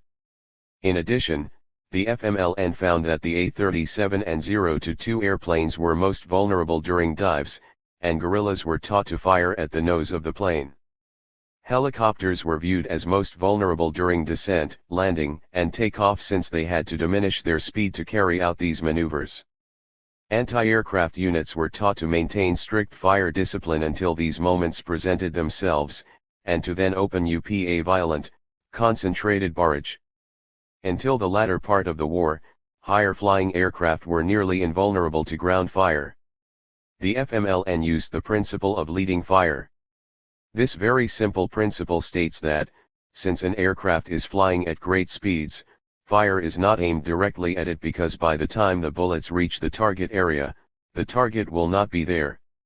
Instead, depending on the speed and distance of the aircraft, the point of aim is 1 or 2 imaginary body lengths in front of the aircraft. In this way, the aircraft and the bullets reach the target area at the same time. 8. An experience from a captured guerrilla document illustrates some of these principles. 143. On September 20, 1985, the Army Bracamonte Battalion started to advance. One column went toward El Chile and a second advanced later along the road through San Bartolo. The 2 groups each marched along the respective road in columns of 2s. The guerrilla defenders consisted of 1st Platoon, 1st Detachment, and were deployed in squad-size elements. One squad was on the slope of El Filo Hill, another was on San Bartolo Hill at a place known as El Caracol. The 3rd squad was at the road junction to La Soledad and El Sunquique. The 1st Platoon had a good reputation in the use of the new guerrilla tactics. It began to conduct individual squad harassing attacks. During the first engagement the enemy suffered 1 casualty from rifle fire. The platoon conducted a fighting withdrawal down the road, harassing the enemy with sniper fire and laying mines in the troops' path. In the second engagement, another casualty was caused by rifle fire, after which the guerrillas withdrew. When the enemy troops reached the recently evacuated position, a mine was tripped which caused a further 5 casualties, including a sergeant. These two firefights occurred all within the space of 45 minutes, after which the enemy set up camp at Sunkeek. The mine exploded on the road near our camp where the enemy in a previous offensive had cleared a spot for a helicopter to land. At that time the guerrilla 1st Platoon had withdrawn to the camp of the Guerrilla Battalion Central Services, at which the battalion command was located. The enemy was on the road. The guerrillas surmised that a helicopter would come to evacuate the wounded, so they sent an anti-aircraft squad with 5 7.62mm rifles and an M60 machine gun. Their mission was to shoot down the helicopter. The clearing where the helicopter would land was 150 meters away, and the squad moved to within 50 meters of the clearing and set up a triangular position. The plan was to allow the helicopter to land and then when it was taking off, put up a cone of fire. However, when the helicopter landed, the comrades had not adequately evaluated the terrain. The helicopter landed on the side of a hill, and when it took off, it did not take off vertically as expected, but took off hugging the hill and then gained altitude out of the comrades' range. 9. Combat against airmobile troops. The FMLN believed that airmobile troops have two basic functions: transportation of infantry units during offensive operations, shock, and transportation of infantry units during defensive missions, reinforcement. Combined with aerial attack, this was the primary advantage of the government over the FMLN. Preventive measures against airmobile landings was a priority in FMLN planning. FMLN units were ordered to study the terrain in their area or at an objective and find all possible helicopter landing sites. In both defensive and offensive operations, plans were to be made to defend against helicopter landings. All flat terrains such as open fields, soccer fields, and so on were to be given special attention, since they offered excellent conditions for the simultaneous landing of a number of helicopters. Weapons were distributed to the various units to set up the anti-aircraft positions to prevent Army Troop 144 landings. When the FMLN attacked or defended, it usually occupied all dominant heights in the vicinity of possible landing zones. A second measure was to always have a reaction force in reserve. Rapidly containing an airmobile force was considered the best tactical response. An airmobile force was very vulnerable during landing, and reaction forces could take advantage of this moment of vulnerability and either shoot the force out of the landing zone, or, if they acted at the right moment, actually destroy the landing force. 10. One of the best combat examples where the FMLN, particularly forces of the FPL, applied all of its anti-aircraft experience in a single engagement occurred during the winter of 1988. The guerrillas launched a large-scale attack against the town of Suchitoto, which lies on the southern shore of Lake Sukatlan. Throughout the war, Suchitoto had been a favorite target of the guerrillas because it was hard for the armed forces to reinforce. From the north, Suchitoto was cut off because of the lake. To the south, the main access routes to Suchitoto passed by the guerrilla stronghold of the Guazapa volcano. It was very easy to launch incursions against the roads into town and make it very costly to reinforce the town by land. The only ways to reinforce the town effectively were either by air or by the lake. The Salvadoran armed forces did not have the resources to maintain a permanent fleet of boats on the lake, so the only really practical means was by air. During the early part of the war, the guerrillas had continually laid siege to Suchitoto and even attempted to take the town by assault. All efforts had failed. Suchitoto became somewhat of a symbol to the armed forces of a town that refused to fall to the FMLN. Because of the continual assaults and sieges, the National Police created a special battalion, the Pantera Battalion, to defend Suchitoto. After this permanent garrison was established, attacks against Suchitoto diminished in intensity if not frequency. In 1988, the FMLN again decided to launch an attack against Suchitoto. This time the objective would not be the town itself, but the reinforcements sent by the armed forces to relieve pressure on the garrison. The assault began as usual, around midnight, from the south, but instead of dying down before daylight, it continued throughout the morning and even increased in intensity. The position of the Panther Battalion was becoming precarious because the number of men physically in Suchitoto were few, and the guerrillas were massing a lot of firepower on individual targets. In short, the situation was becoming untenable, and the guerrillas were beginning to gain ground in the town. At this point the battalion commander called for reinforcements, which were sent. A battalion of parachutists was dispatched from the Ilopango air base to relieve the pressure on the policemen by landing behind the guerrillas to the south, catching the guerrillas between two fires, and rolling them up by advancing toward the city. Everything went normally until the helicopters 145 attempted to land. As soon as they began to descend and hover, fire began to erupt from everywhere along the landing zone. Alternative landing zones were selected, and these too erupted in masses of tracers from automatic weapons.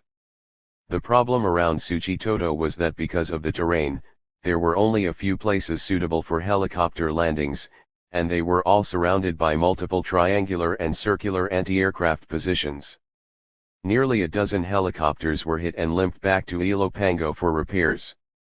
One craft was hit in the turbine and forced down, but it was salvageable and the crew escaped unharmed. The fire was so accurate partially because the FMLN used a relatively new device. Every weapon in the ambush positions was equipped with a special, detachable sight developed by the FMLN to help the guerrillas use their small arms for leading fire, a key principle to hit aircraft, see Figure 5. Once the paratroopers were on the ground, they had to fight off the guerrilla mobile reserve, which struck repeatedly at the paratroopers. In addition, they had to fight their way through numerous ambushes, harassing attacks, and minefields to reach the Pantera Battalion. It took several days of intense fighting to break through, at a high cost in men and aircraft. The attack against the Pantera Battalion had been a setup, and the real objective had been to ambush the landing force and their aircraft. Homemade FMLNA weapons. The sight used at Suchitoto was developed by the FMLN in the latter part of the war for their anti-aircraft units.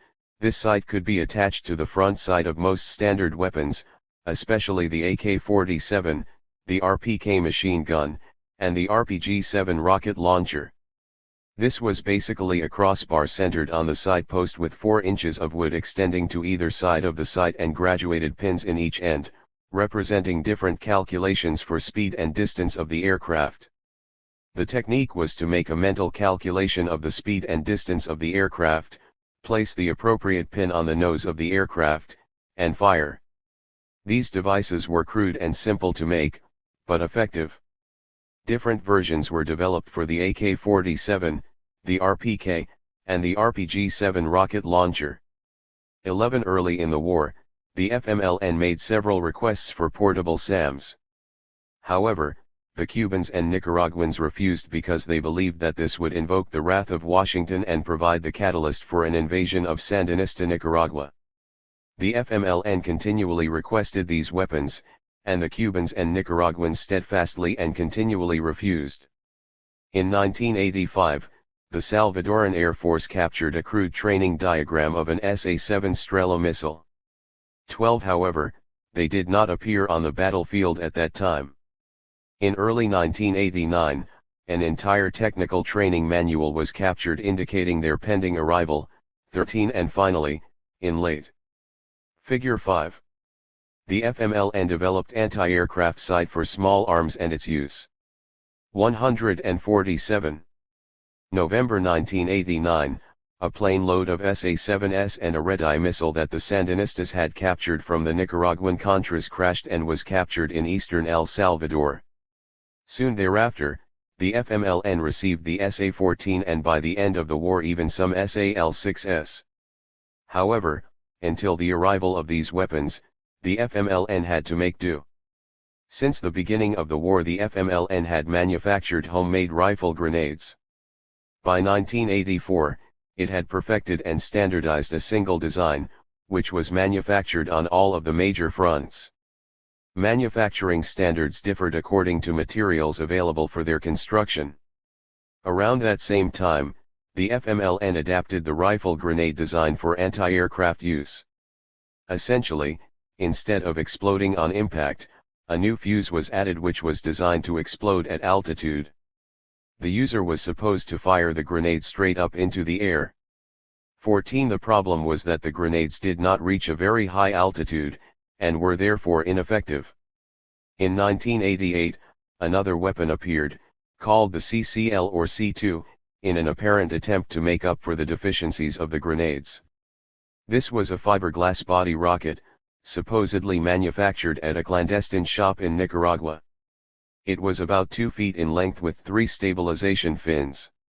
It was fired from a cup that was placed over the end of an AK-47 muzzle. The gases from a blank round would ignite a nitroglycerin motor, which would propel the rocket at great speed up to an adequate height, where a proximity fuse would set it off near the aircraft. 15. A number of these were used in Morazan, and rumors about them by captured guerrillas caused quite a stir, because it was thought that the FMLN was receiving SA-7S. However, few were ever used because they were soon superseded by the much superior SA-7S, and none are known to have shot down a plane or helicopter. A final weapon that appeared before the arrival of the SAMs was a curious weapon that showed up during the 1989 offensive. It consisted of a short, crude body with a pistol grip, a flimsy, folding wire stock, and 2 box devices with 8 tubes each that looked a lot like miniature versions of smoke dischargers on tanks and armored vehicles. One of the boxes was mounted on top of the body, while the other was slung loosely below. This was essentially a multiple flare gun, the flares having been modified by adding explosives and shrapnel to destroy rather than illuminate. It was fired in salvos. The first salvo was fired into the air from the box on the body and then slid off, and the second box put in its place and fired. Theoretically, a guerrilla could rapidly fill an area above him with exploding shrapnel. While no aircraft were shot down, several low-flying helicopters and attack planes suffered damage from this device. Its primary weakness was that the flares could not hold enough explosive and shrapnel to cause serious damage. Tactical use of surface-to-air missiles. Except for the U.S.-backed Contras, the Salvadoran FMLN has been the only Latin American guerrilla group to obtain and use man-portable surface-to-air missiles. The main types of weapons used were the C2M Arrow, SAM-7, SAM-14, and SAM-16. As mentioned before, the missiles entered the guerrilla arsenal in November 1989, but the greatest use of these weapons was made during 1990 and 1991. Since the FMLN possessed relatively few of these missiles, the weapons were carefully used, usually in operations designed to put pressure on the government during the peace negotiations. The tactical use of these weapons was initially for defensive purposes, mainly the protection of command posts, and to spoil helicopter landings. Later, as supplies became greater and the FMLN gained further experience, they were used to shoot down any aircraft flying over the persistence zones, with the purpose of diminishing the effectiveness of the Air Force and lowering the morale of the pilots. One of the most common tactics was to purposefully maim and wound, not kill, enemy soldiers and then use these as bait to shoot down the evacuation helicopters. Another common technique was to attack isolated armed forces or security forces positions, which would then call in air support in the form of AC-47 gunships, A-37 attack planes, and 0-2A spotter planes. Ambush locations would be set up previously on the dominating heights around the position to shoot down the planes when they were busy providing air support. 4 aircraft, A-1, an AC-47, and 0-2, and an A-37 Dragonfly, were shot down using these techniques. After these techniques were used a few times, the armed forces developed methods to overcome them. The Air Force pilots, considered by many experts to have the most experience throughout all of Latin America, improvised and came up with effective tactical responses. They noticed that all of the aircraft that had been shot down had been flying alone, unsupported by other aircraft. They also noticed that when the FMLN had brought down an aircraft, it had only done so by shooting 3 or more missiles. Aircraft had never been shot down by shooting only one missile. The ambush of medevac helicopters was overcome by placing more medics up front with the combat troops and developing methods to stabilize the casualties until they could be evacuated at night. Without visibility, the SAMs could not be used effectively, and the FMLN had no night sights. To neutralize missile positions, the Air Force began to employ several aircraft simultaneously. The operative principle was that each aircraft would watch out for the other, and the Air Force would take advantage of an FMLN weakness. It took the FMLN 3 or more missiles to bring 150 down an aircraft because the guerrillas could not afford to adequately train their operators. They did not have the resources to buy practice missiles and other training aids. The only training they got was theoretical, and the first missiles fired were in combat. Hughes 500 reconnaissance helicopters would skim the ground flying nap of the earth to locate the missile operator. Layered behind the Hughes 500s at different altitudes would be a LMS with miniguns and rockets, AC-47S with 4.50 caliber machine guns, and A-37 Dragonflies. The Hughes 500, with a side-mounted minigun, would immediately engage the missile operator, once located, to keep him busy, and call in the other aircraft. As soon as the other aircraft were on station, the Hughes 500 would break, allowing the A-1M and then the AC-47 to pour down fire with a continuous stream of lethal metal to fix the SAM operators in place. This would be followed by A-37S that would launch 500-pound bombs, one after another, onto the position. This effectively suppressed or destroyed the missile and its operator until operations were concluded. This technique proved to be very useful, and almost completely neutralized the FMLN's missile forces. Explosives as a popular weapon. By the end of the war, the extensive use of mines became the FMLN's principal means of inflicting casualties of attrition against the armed forces.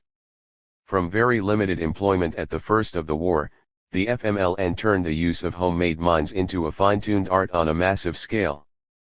The FMLN recognized the value of mines from the very beginning of the war, but thought of them as an auxiliary weapon to increase firepower, such as in an ambush, or as a special weapon to be used for specifically designed attacks, assassinations, booby traps, and so on.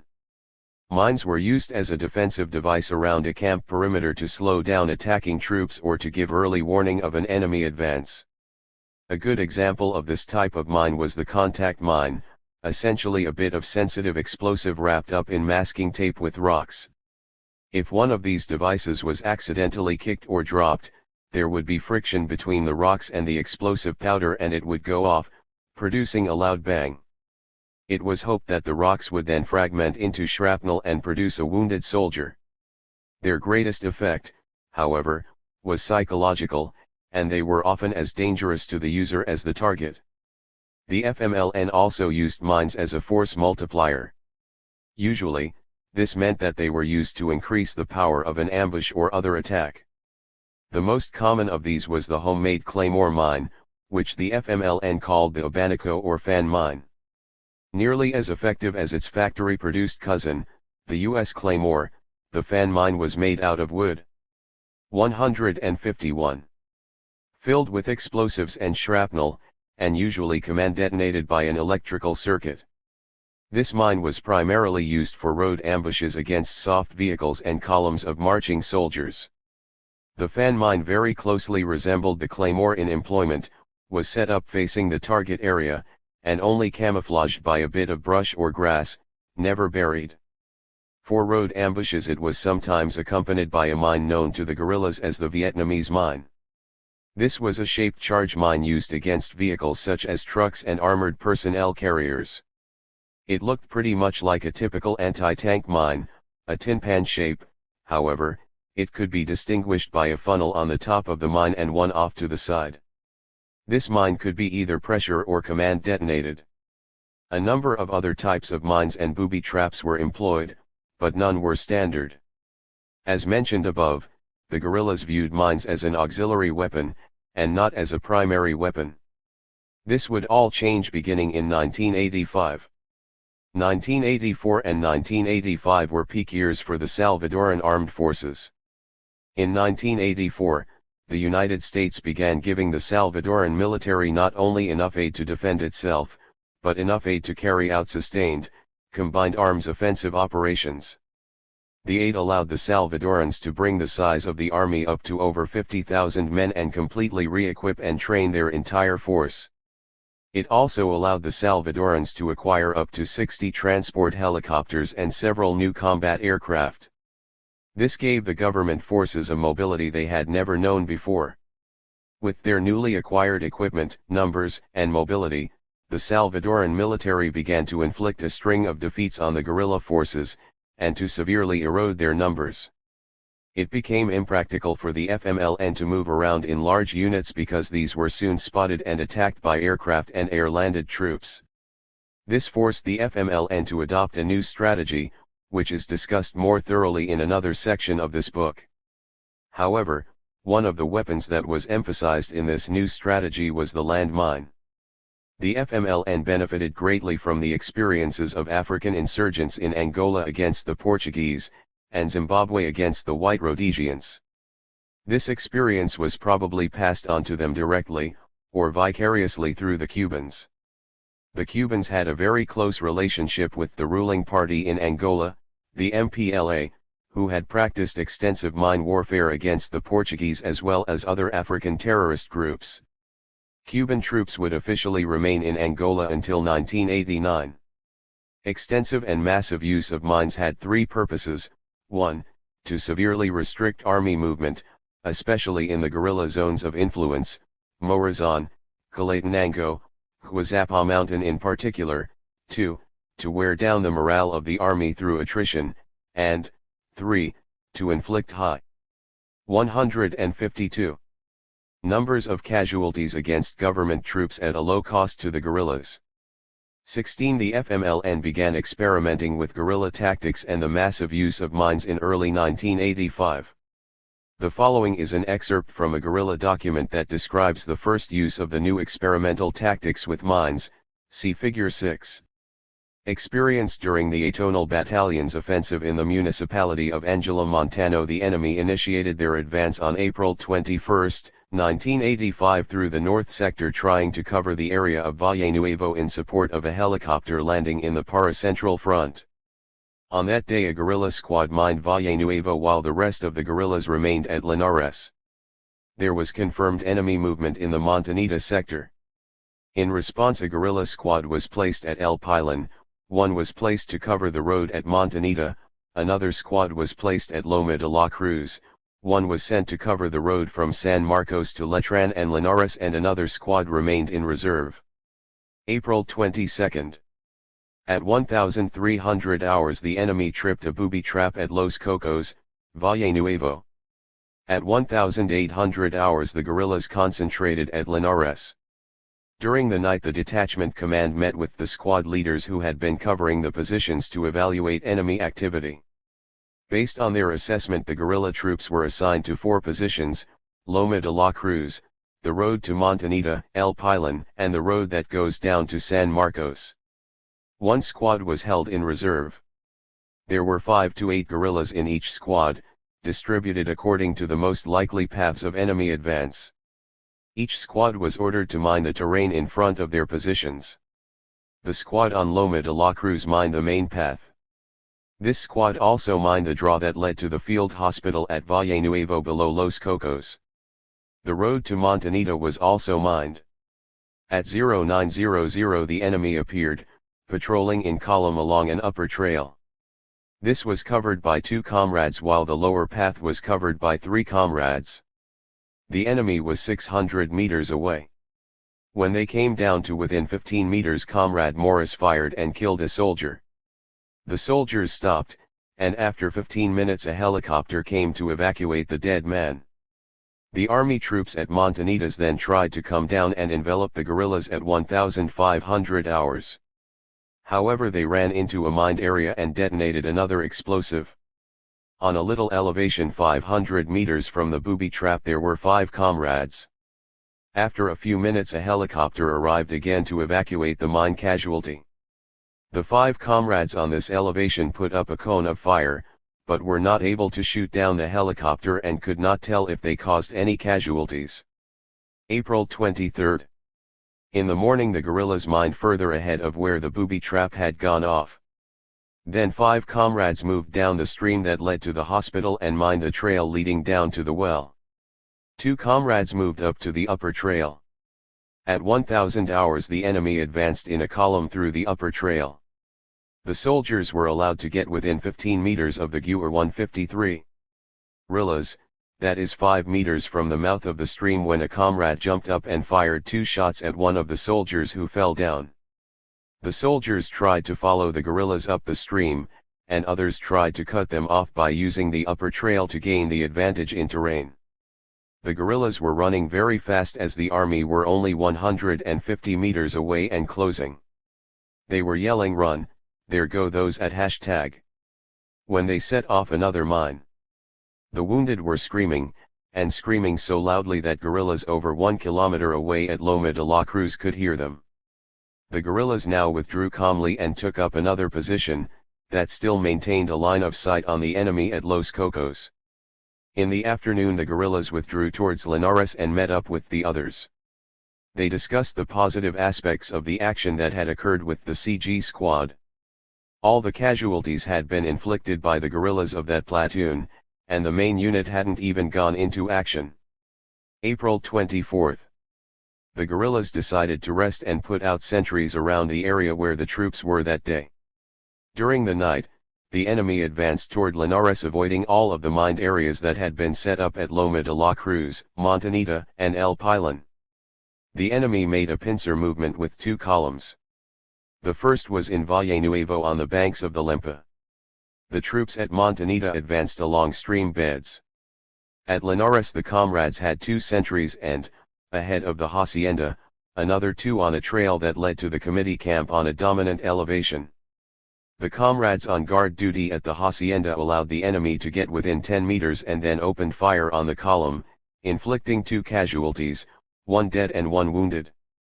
The 2 guards then withdrew calmly to join the rest of the guerrillas. The enemy called in 105 mm artillery fire, which rained down fiercely, but caused no casualties. After the artillery fire, the guerrillas mined that area and withdrew to Panteon de Santa Clara. The enemy stayed in Linares and at 1500 hours withdrew from that area. At 1530 they set off another mine. The enemy battalion commander told the troops not to walk along the trails anymore. The enemy column was to only move through thick brush. At Letran we had set up a claymore, but the enemy turned toward the road 100 meters before reaching the mine. The comrades set it off anyway, causing 1 more army casualty. As the helicopter had just picked up 1 casualty, the comrades decided to go down and attack the soldiers, providing security for the helicopter to pick up the new casualty. However, the helicopter arrived first. The comrades came out of the place where they had set off the mine and went down to the road to Linares, and moved toward the town. They soon ran into the enemy, 100 meters away, and opened fire, inflicting another casualty. The enemy fired back with .50 caliber machine gun, M60 machine guns and 105 mm cannon fire. The comrades withdrew back to Panteon without incident. The first casualties caused that day were by the UV platoon. It was a good experience, because 10 casualties were inflicted on elite troops with a small force. The weapons were used skillfully. Because of this action, the comrades gained confidence in the extensive use of mines and harassing ambushes. Since April 25, the enemy has not penetrated deeply into this controlled zone. 17. Figure 6. FMLN developed and manufactured land mines. 1 mine activated by stepping on pressure plate. 2 booster charge explodes, propelling mine upwards to the end of the coiled wire which starts initiator. 3 explosion of the mine and spread of shrapnel. 154. Figure 6, continued. 155. 156.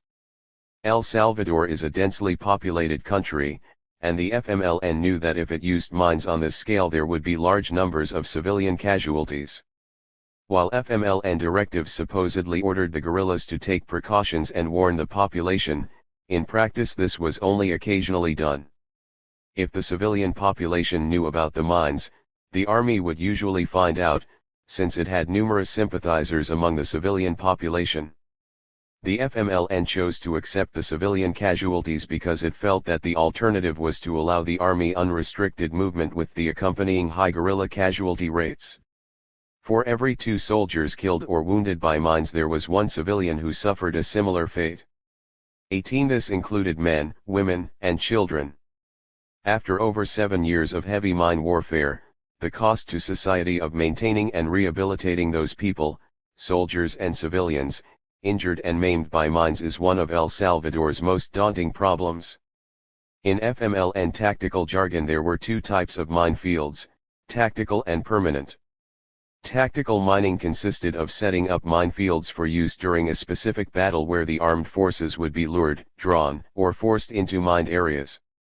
Permanent minefields were set up for long-term use around tactically and strategically important locations, such as in guerrilla areas of persistence, around camps, logistical caches, or command centers. 19. There were several common methods used in tactical minefields. The first, the use of mines in ambushes, has already been discussed. However, there were 3 other common methods. Often, army forces would locate a guerrilla unit and begin pursuit with the intention of cornering the guerrillas and annihilating them. The army enjoyed much success with this tactic during its series of offensives during Operation Phoenix. Essentially, army units would drive the guerrillas into pre-selected kill zones, where another unit would set up an ambush along with fire from artillery and attack planes. The guerrillas suffered heavy casualties during these operations and began to develop countermeasures. They found that if they could put several minutes distance between themselves and the pursuing army unit, they could set up an improvised minefield. The pursuing army unit would then blunder into the minefield, suffer several casualties, and the armed forces' efforts would be concentrated on evacuating their dead and wounded instead of operating the kill zone. This would often give the guerrilla unit enough time to escape the army trap. 20. The solution to this problem was for army units to make sure they maintained constant pressure and contact against a discovered guerrilla unit.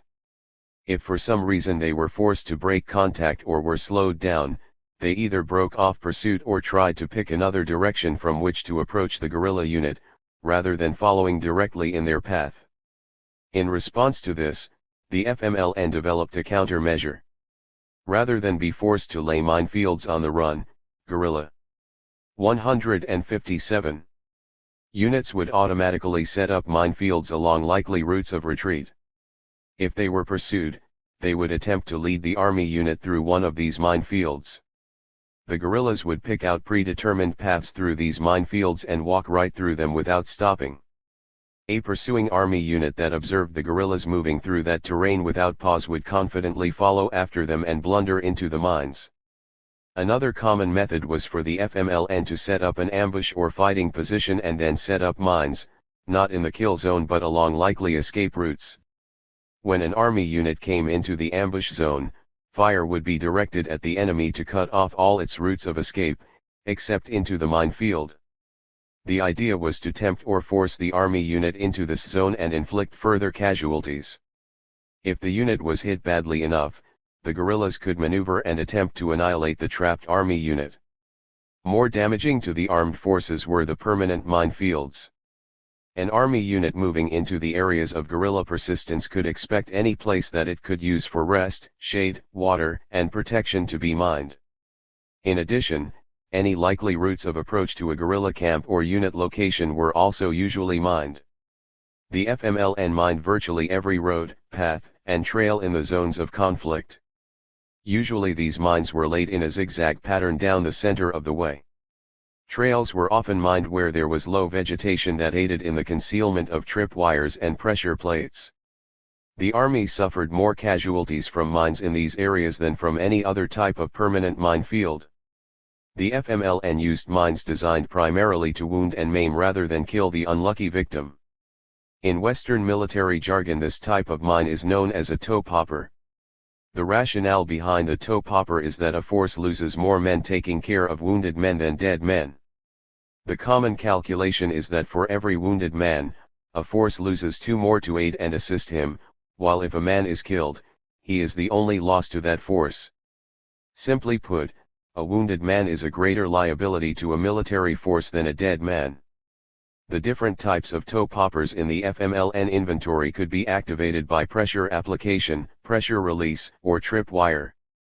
Another favorite type of mine used on roads, trails, and paths were fan mines activated by an electrical circuit. Like factory-made claymores, these could be set up to be remotely detonated. Some of the favorite places along roads, paths, and trails for the FMLN to mine were swinging gates and forced passages. In the zones of conflict there were many abandoned pastures and roads with swinging cattle gates. Mines were usually located at these gates. The mines were planted to one side and activated by pressure plate or trip wire. Because of the mountainous terrain in Kalatenango, there were many. 158 places where only one route of movement was possible. These were usually deep ravines. An army force had no choice but to use them, and there were almost always mines in these areas. Since these areas were boxed in, the effect of shrapnel was murderous. Here the objective of the FMLN was not merely to wound but to kill as many soldiers as possible with one blast. Because of this, the most commonly used mines were fan mines activated by a trip wire. In addition to the roads and paths, the FMLN usually mined topographical crests. In fighting on uneven ground, these terrain features were the most critical points. Both the guerrillas and the army used these terrain features for observation, bases of fire, and defensive strongpoints. During an army offensive, the guerrillas would often set up strongpoints on elevated terrain to hold up an army advance for a short period of time, to give the main body of guerrillas time to retreat from the area. As a general rule, the army could expect that all of the topographical crests would be mined, especially those with fighting positions already set up on their slopes. The abandoned fighting positions themselves were ideal places for mining. The FMLN knew that troops would take cover in the old fighting positions, either as a result of being fired on or as a routine security measure during a halt, or for the purpose of setting up camp for the night. The mine was usually buried in the bottom of the position near the rock parapet, activated by pressure plate. In addition to mining old positions, the FMLN also left booby-trapped war souvenirs. These were usually rifles or radios filled with explosives and attached to a trip wire. These explosive souvenirs were left in areas where they would be easy to find. The FMLN used this tactic frequently on Guazapa Mountain. Abandoned hamlets in the zones of conflict were turned into guerrilla camps. These usually had large numbers of fruit trees, such as mango trees. Mines were planted at the foot of these trees, usually activated by stepping on a pressure plate. The paths and trails around the fruit trees were also mined. Shade trees, where troops rested and ate their meals, were also constantly mined. These were usually too much of a temptation for tired, hot troops to resist, and there were constantly casualties from mines in these areas. The guerrillas marked the trees by peeling off bark, lining up rocks or breaking small branches. These signs indicated that the area contained a permanent minefield. Water sources, such as natural springs and man-made wells located in the abandoned hamlets, were almost always mined. The FMLN knew that water was a necessity that soldiers could not do without. During summertime, water sources were mined more heavily than in the winter. Pressure-activated mines were the most commonly used in these areas. 159. Sometimes mines were placed on big rocks, usually found near water sources, because the guerrillas knew that the soldiers sat on the rocks around the water source to rest. FMLN guidelines for detecting PRAL units in their sector of responsibility. In response to increasing FMLN security measures and caution, the Army developed special reconnaissance units commonly known by the acronym PRAL, Patrulla de Reconocimiento de Alcance Largo, long-range reconnaissance patrols. Each brigade and most of the detachments had PRAL companies. In addition, PRAL units were set up in the Air Force, the cavalry and artillery regiments, the engineering detachment, most of the immediate reaction battalions and the Navy. While the first PRAL units were originally trained by American Special Forces Vietnam veterans, they soon developed their own techniques and tactics according to the special circumstances unique to El Salvador, and according to the needs of each brigade or detachment. While there were general guidelines, each PRAL unit developed its own unique tactics and characteristics. PRAL units were highly successful, and played a key role in forcing the FMLN to abandon maneuver and large unit warfare and return to guerrilla tactics and attrition. They were such a thorn in the guerrilla side that the FMLN developed special defensive tactics specifically to counter the PRAL. The FMLN felt that the key factor to counter PRAL units were the masses and the militias. Masses and militias were instructed to aggressively patrol, search out, and locate PRAL units so they could be destroyed. The local guerrilla units were to teach the masses about the role and tactics of the PRAL. The PRAL tried to penetrate the FMLN zones of control, often by dressing up as guerrillas or as civilians, or as traveling merchants. The masses were to immediately report any strangers, and actively search their areas for tracks and other signs of strange movement. It was vital that any new information be passed to the guerrillas in time to act, so local guerrillas were charged with maintaining constant contact with their local masses. Once a PRAL unit was discovered, the militias were to immediately begin to attack and harass the PRAL unit. This was largely done by conducting harassing attacks during the day, taking potshots from a distance, and setting up numerous ambushes at night. Since PRAL units moved mostly at night, the ambushes would immobilize the PRAL. This would impede the PRAL mission and allow regular units to concentrate for an attack. During these harassing attacks and ambushes, the militias were instructed to make heavy use of fan mines, contact bombs, rifles, rifle grenades, ramps, and so on. The use of these weapons ensured maximum 160 damage to the PRAL, while allowing the militias to inflict this damage from a fairly safe range without the risk of suffering heavy casualties. Meanwhile, as the information moved up to higher echelons, the area command would establish a curfew on a front-wide or zone-wide level, and strictly enforce it, especially in the area where the PRAL unit had been located.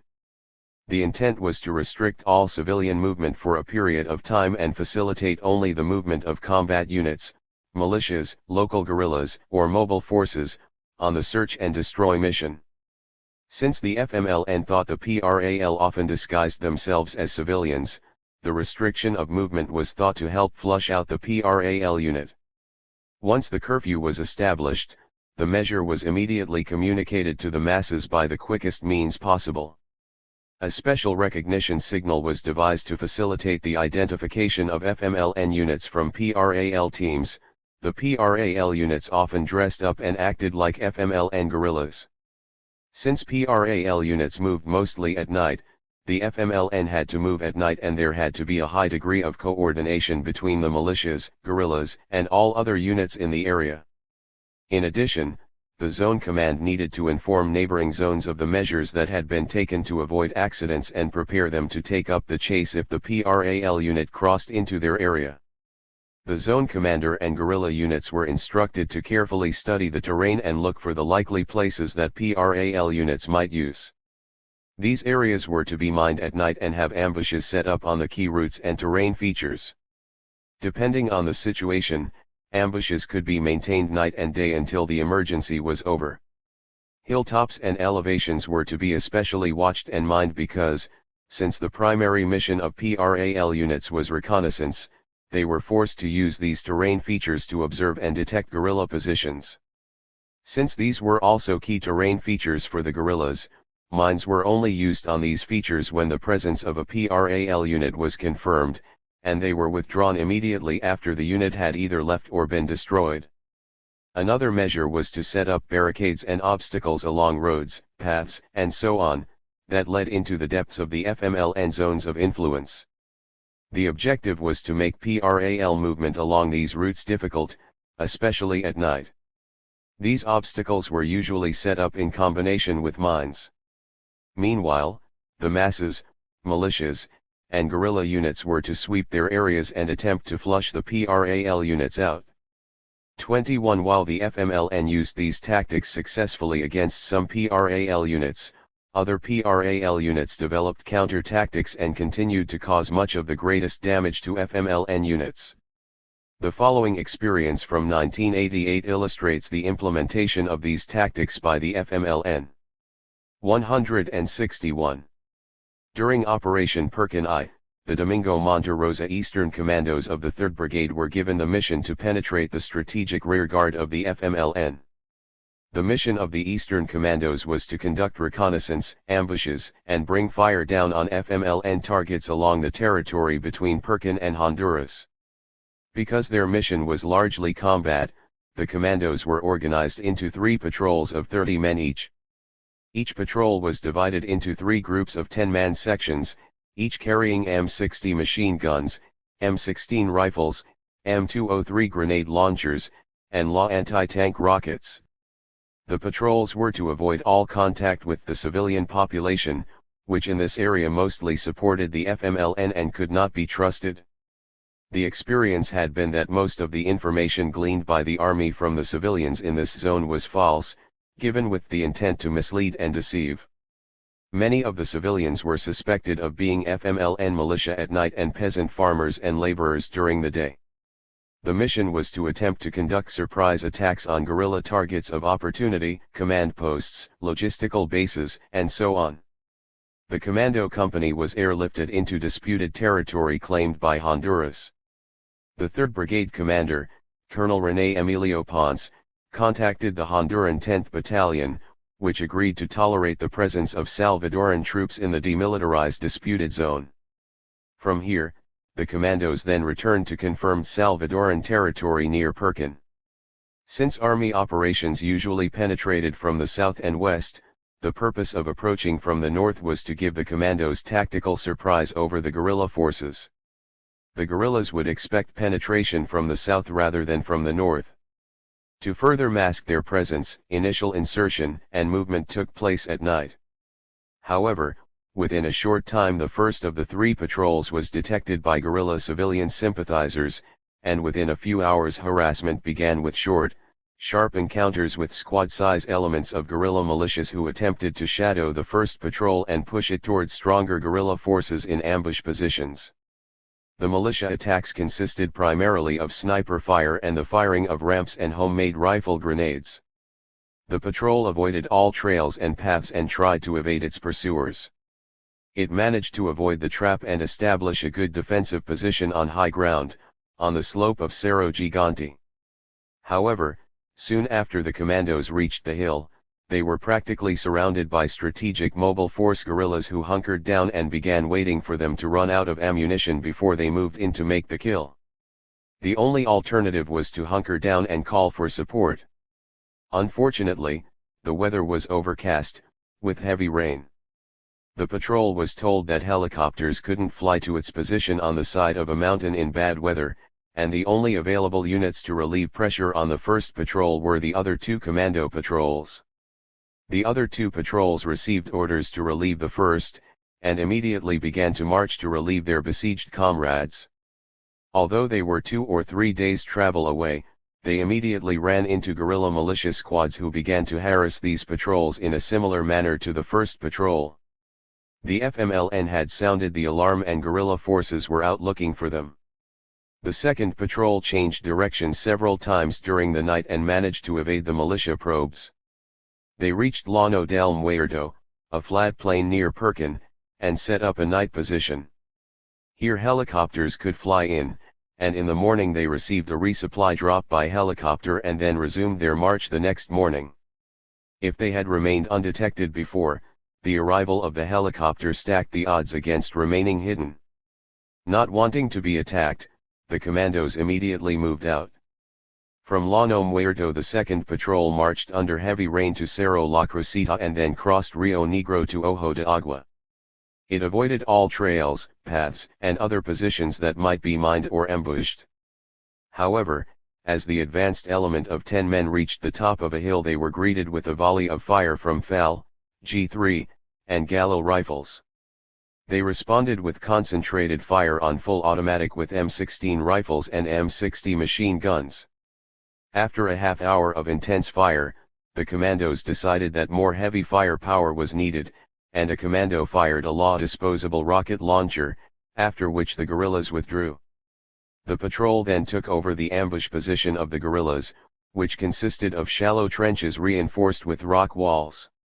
Under the cover of fog, the commandos set up a perimeter. After taking care of security, they ate a meal consisting of canned food and cold coffee. During the night they expected an attack, but it did not materialize.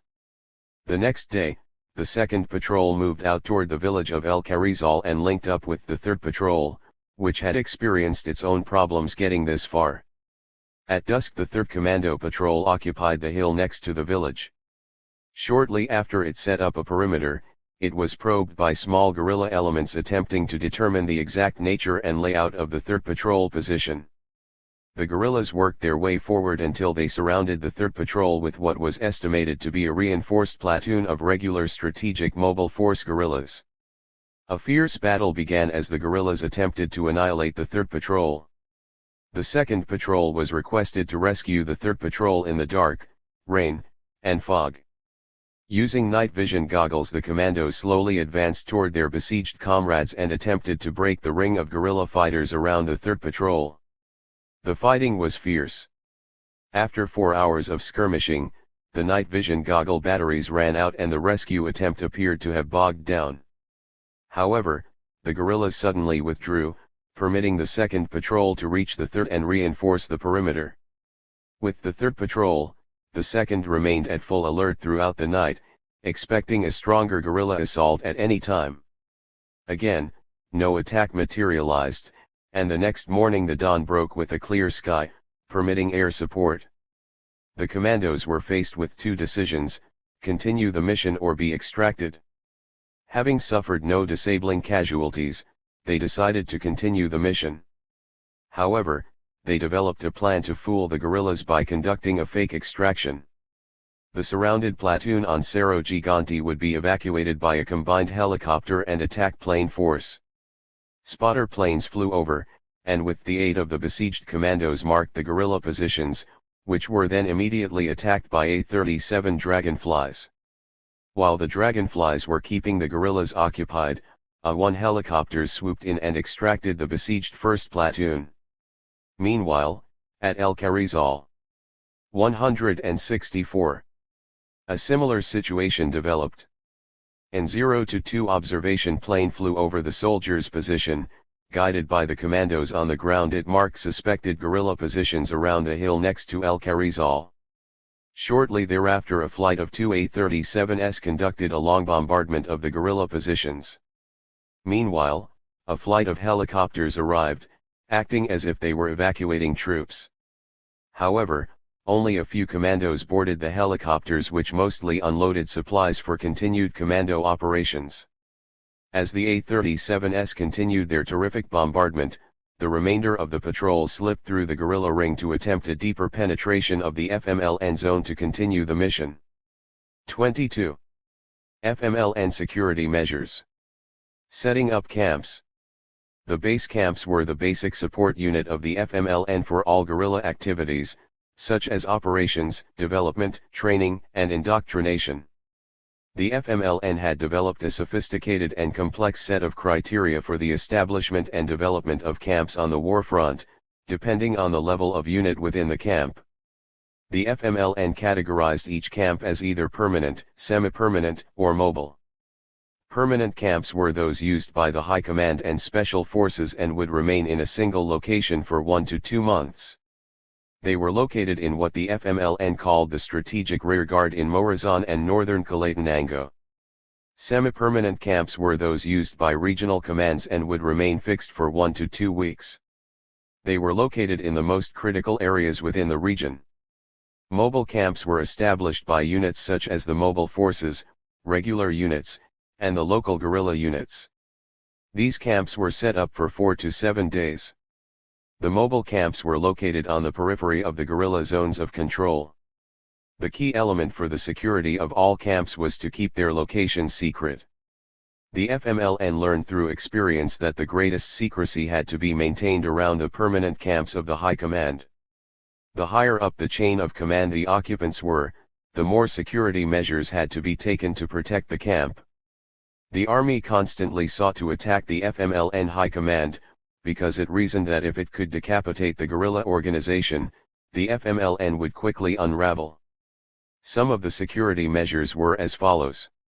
On any given front, each type of FMLN force had 4 or 5 pre-selected areas where they routinely set up camps. These areas were chosen on the basis of the following criteria: sufficient water, sufficient vegetation for cover, presence of high ground suitable for communications and observation, adequate routes of retreat, such as stream beds, the absence 165 of civilian population, and lack of roads or major trails. The guerrilla units would move from area to area, depending on the actions of the armed forces. During 1 year they might set up camp 2 or 3 times at the same site. If there was no army activity in the camp area, the guerrilla units would still move according to their internal security regulations. Quiet times were often periods in which the army conducted reconnaissance for new attacks, and complacency often resulted in heavy losses, see Figure 7. For camp security, each camp was supposed to take both active and passive measures. The active measures included the use of sentries. Sentries or lookouts were the most common active measure, and were located at a prudent distance of at least 100 meters from the main body of the camp during daylight hours. During the night, the sentries were brought in to within 25 meters of the camp. Their primary function was to impede an enemy force from entering the camp until the rest of the camp could be evacuated. In other words, they were to act as an early warning and a rear guard. They were under strict orders not to leave their positions for any reason. Punishment was usually severe, often death. The sentries were supervised by a commander of the guard who established the sign and countersign, and assigned the reliefs and sent them out. The commander of the guard's position was inside the camp. A second common active measure was for the FMLN to set up observation posts. Observation posts, OPS, were located 300 to 500 meters from the camp depending upon the distance at which the highest elevation was located near the camp. Their mission was to detect suspicious aerial or ground movements and immediately advise the camp commander. Normally, OPS were set up in pairs and the occupants were under strict orders not to fire their weapons and give away their position. This would let the enemy know that a camp was nearby. Another common measure was the use of patrols. Patrols were normally carried out in the first hours of the morning and just before dusk. The patrols would circle the region around the camp to detect prints or signs that indicated the proximity of an enemy force. Patrols consisted of 4 or 5 guerrillas carrying a radio to communicate any observed sign. Patrols usually started with a search of the surrounding elevations around the camp, as these were the most likely jumping-off points for attacks or locations for army reconnaissance elements. The patrols would then search the stream beds to look for signs such as moved rocks, boot prints in the sand, or wet boot prints on the rocks. They then searched the trails and roads to look for signs that indicated the presence of troops. If there were hamlets in the vicinity, the patrols would approach the inhabitants and ask them questions. The FMLN considered the information given by the civilians to be very important, and depended a great deal on its sympathizers. Figure 7. Diagram of an FMLN camp and its security elements. 167. As the war developed, the FMLN increasingly used mines to protect its camps. At night the guerrillas would set up temporary mines in places most likely to be used by the enemy as routes of incursion, such as creeks, stream beds, and elevations. Mines activated by tripwire were found to be very useful along stream beds. In addition, the FMLN set up permanent minefields around its camps. These included mining places such as water holes, fruit trees, shade trees, little-used roads and trails, abandoned fighting positions, on elevations, abandoned houses, crossroads, or trail forks. The guidelines were to mine any place that army troops were likely to move through, investigate, or use for rest. Every 2 weeks a team would be sent to carry out what the FMLN called a mine relief. This consisted of replacing the batteries and upgrading weatherproofing. Another type of mine that was developed to protect camps was the trabuco. It was designed as a measure to impede aerial recon and consisted of a tube about 3 feet long, 10 inches in diameter, filled with amatol and shards of metal. It essentially operated on the same principle as the claymore mine. It was placed in the tops of shade trees with the business end aimed skyward. Preferably, the trees were located on the slopes of nearby hills. The trabuco was fired remotely by electric cable and was set off when a helicopter passed over the device. The weapon was devised to counter recon helicopters flying nap of the earth. Secure communications was also an important element to FMLN camps. One measure was to monitor enemy communications.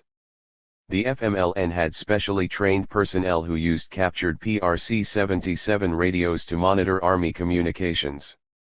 They were trained to frequency hop until they located enemy communications, and then to listen in. Some Army units were not very adept at maintaining strict communications security, and the FMLN was frequently able to break into the net and monitor what the Army was doing. Along with the sentries, these code breakers acted as early warnings of Army attacks. However, in addition, the FMLN radio monitors would often enter the net masquerading as an Army unit or command element and attempt to misdirect Army units, airstrikes, and artillery missions. While the Army was usually able to distinguish between friend and foe, sometimes the enemy was successful. See the example of the Campana Hill battle. Passive measures. The FMLN also developed a series of passive measures that were strictly enforced to avoid enemy detection of camps. These included avoiding hanging clothes to dry in the open and camouflaging huts with fresh vegetation. The vegetation was to be changed every day, and paths were to be camouflaged in a similar manner. They avoided emitting smoke, by 168. Using the Vietnamese oven, and were to avoid creating noise with radios, cassette players, and so on.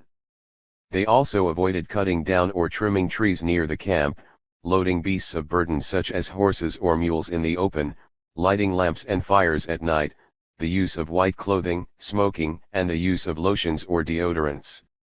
The Vietnamese oven was a very useful device for passive security and was set up to avoid smoke within the camps. Essentially, it consisted of an underground stove, the smoke from which was channeled through a long underground cavity at the end of which was an opening covered by a burlap sack or sandbag covered with earth. The sack was kept wet at all times to absorb the smoke. This ingenious device greatly reduced the chance of being detected, as it nearly eliminated all visible smoke. Normally these ovens were located near the water supply and among dense vegetation. 23. FMLN communications. The FMLN regarded electronic military communications as highly important to its struggle. Radio was useful to spread the guerrilla political message to a broad audience and to facilitate rapid and timely instructions during battle. Radio communications were assigned such great importance that the FMLN felt it was impossible to effectively conduct the tasks of a unit, zone, or front without this form of communication. 24. The FMLN found that when there was a loss of communications there was a loss of command during combat. If the guerrillas lost radio communication they were forced to use runners, and although the role of a runner was glamorized in guerrilla propaganda, the FMLN found communication by runner to be extremely slow and unreliable. Where the enemy possessed radio communication and means to rapidly maneuver in combat, the FMLN found that it could not afford to be without rapid communication of its own and expect to survive. For the FMLN, radio communication was a strategic tool of the revolution. General guidelines for the guarantee of communications operability. The FMLN developed very strict guidelines for the use of radio communications, and security measures that each guerrilla commander had to enforce. First, the leaders and radio operators had to always be together. One of the side effects of this was that in the ranks of the FMLN there was a large proportion of women combatants who served as radio operators. Having young girls as radio operators often led to the radio operator serving a double function as the column or camp commander's mistress. Radio equipment and batteries had to be constantly checked. 169. Especially before and after a military operation. Radio equipment was only to be used for necessary communication. Radio nets were not to be jammed with personal conversations, unnecessary chatter, and so on. Since batteries were relatively difficult to obtain, the energy supply was to be conserved. This measure tied in neatly with the previous guideline. Another measure to conserve energy was to avoid making too many calls. If a unit had not responded on the second or third attempt made to contact it, no more attempts were made unless it was an emergency. Not only did this conserve energy, it also avoided detection by government radio finding equipment. To avoid the irritation of making repeated attempts at locating units, every unit or patrol was assigned the task of constantly checking its position to avoid losing communication with its neighboring or parent unit. 25. Radio operator security measures. Radio operators were trained to always transmit certain items in code. This included movements of one's own unit, the location, tactical and strategic plans, force structure, capabilities, activities, or problems. If possible, they were to avoid transmitting this information at all, whether in code or not. Only guerrilla leaders and designated and trained operators were allowed to use the devices. Guerrilla operators were trained to never abandon the radio or the codes, and to always carry them with them. Radios were to be regarded as more important than personal weapons. Ciphered or deciphered messages were to be destroyed immediately by fire after use. Under no circumstances were the papers they were recorded on to be buried, thrown away, or used for any other purpose, such as for toilet paper. No one in the radio and command unit was to be allowed near the designated radio post. Unauthorized persons who insisted on hanging around were dealt with harshly.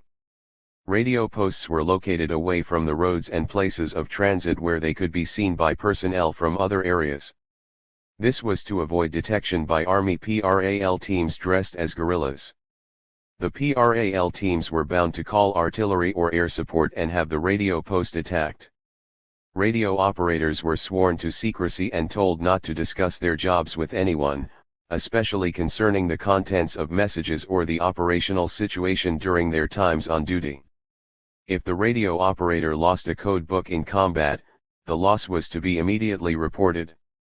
During a planned attack, it was standard practice for the FMLN to clear the net of all communications so that the frequencies could be open for emergency and contingency transmissions only. If enemy aircraft were sighted, transmissions would cease. Operators were trained to know that if another operator suddenly ceased transmission on the net, it was due to the presence of enemy aircraft, and they too should automatically cease transmission and pick up when the aircraft were gone. 26. Types of communication. FMLN radio communications were conducted in code, and on a 2-meter band. Most communications in tactical, mobile situations were conducted in this manner. Because tactical units of the FMLN were constantly on the move, this was desirable since either the armed forces already knew where the FMLN was, or the guerrilla units were not in the area long enough for the armed forces to get a fix on the communications net and strike the location with air power, artillery, or airmobile troops. The FMLN found that it required more sophisticated methods to protect the more permanent base camps in the rear areas along the border with Honduras.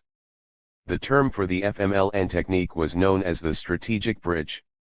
Essentially, what the strategic bridge did was make a radio transmission made from a secret base camp appear as if it was made from a location up to several kilometers away.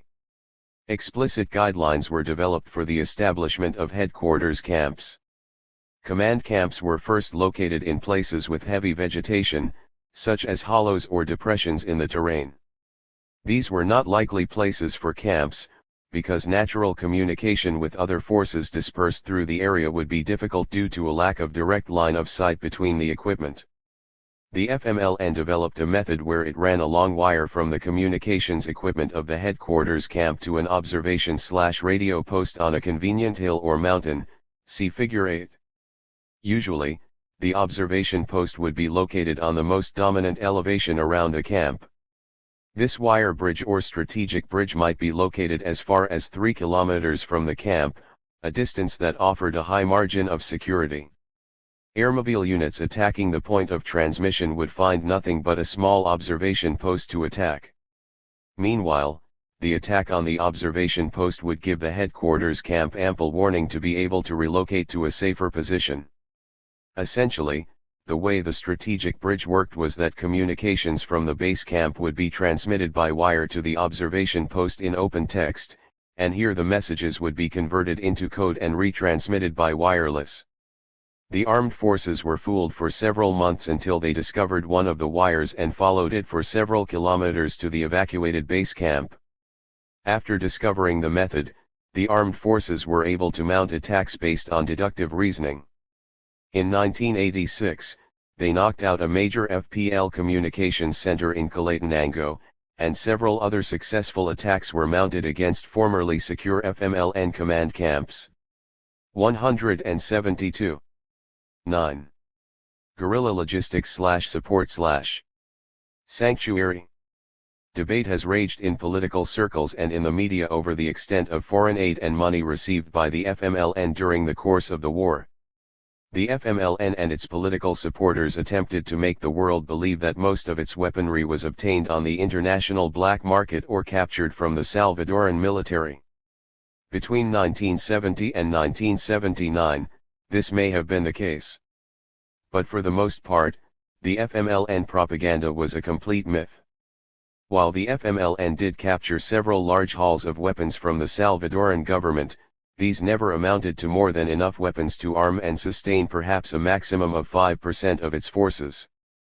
Arms from the international black market were negligible.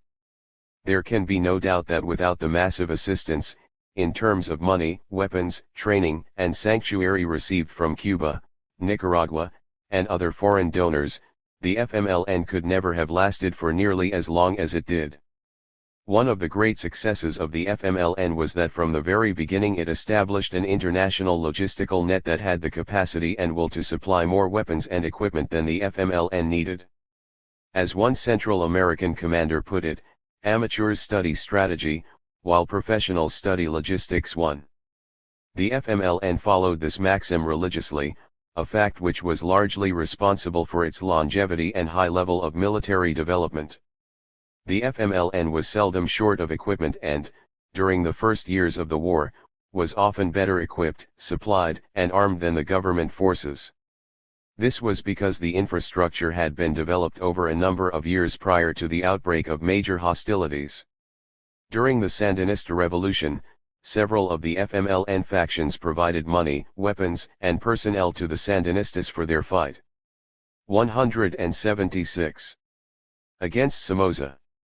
Immediately after the Sandinista Revolution, the Sandinistas reciprocated and supplied the Salvadoran revolutionaries with weapons and personnel, and began to assist the FMLN with its planning of the revolution in El Salvador. 2. The Cubans saw the advances of the Salvadoran guerrillas and, in early 1980, stepped in and offered their assistance to the Salvadoran factions on the condition that they would form a unified front.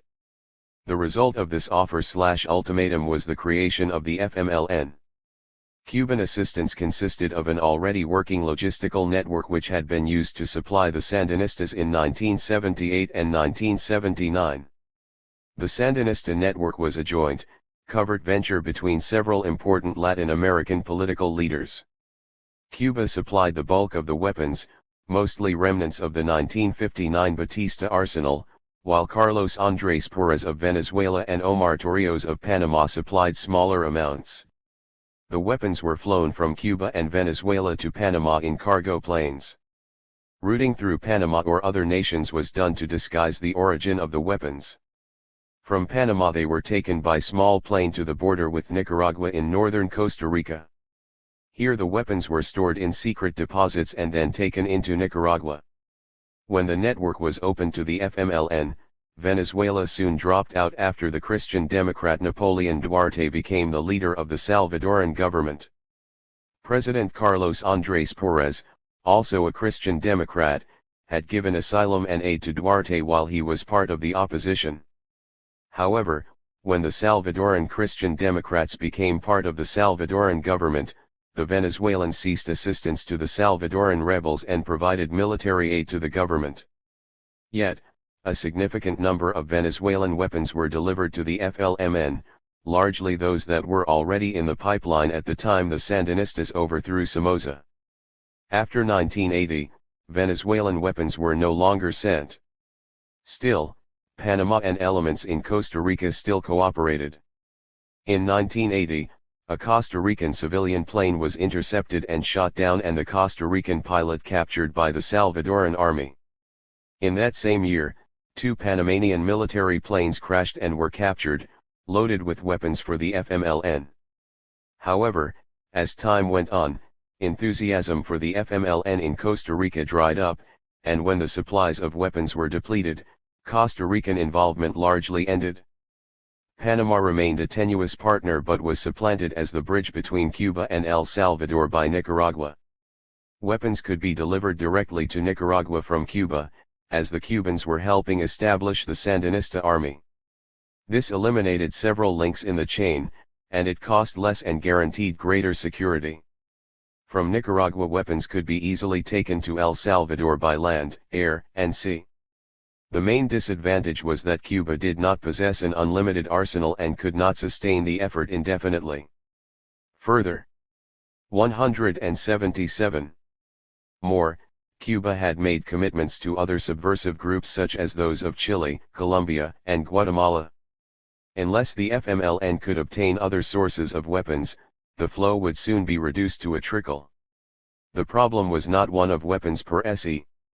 Cuba had a massive arsenal of Soviet bloc weapons, but if these were turned over to the FMLN it would give an open invitation to the United States to intervene. One of the reasons the Sandinista revolution against Somoza had been successful was that the Marxist nature of the Sandinistas, and their supply of weapons from communist countries, had remained hidden from public view.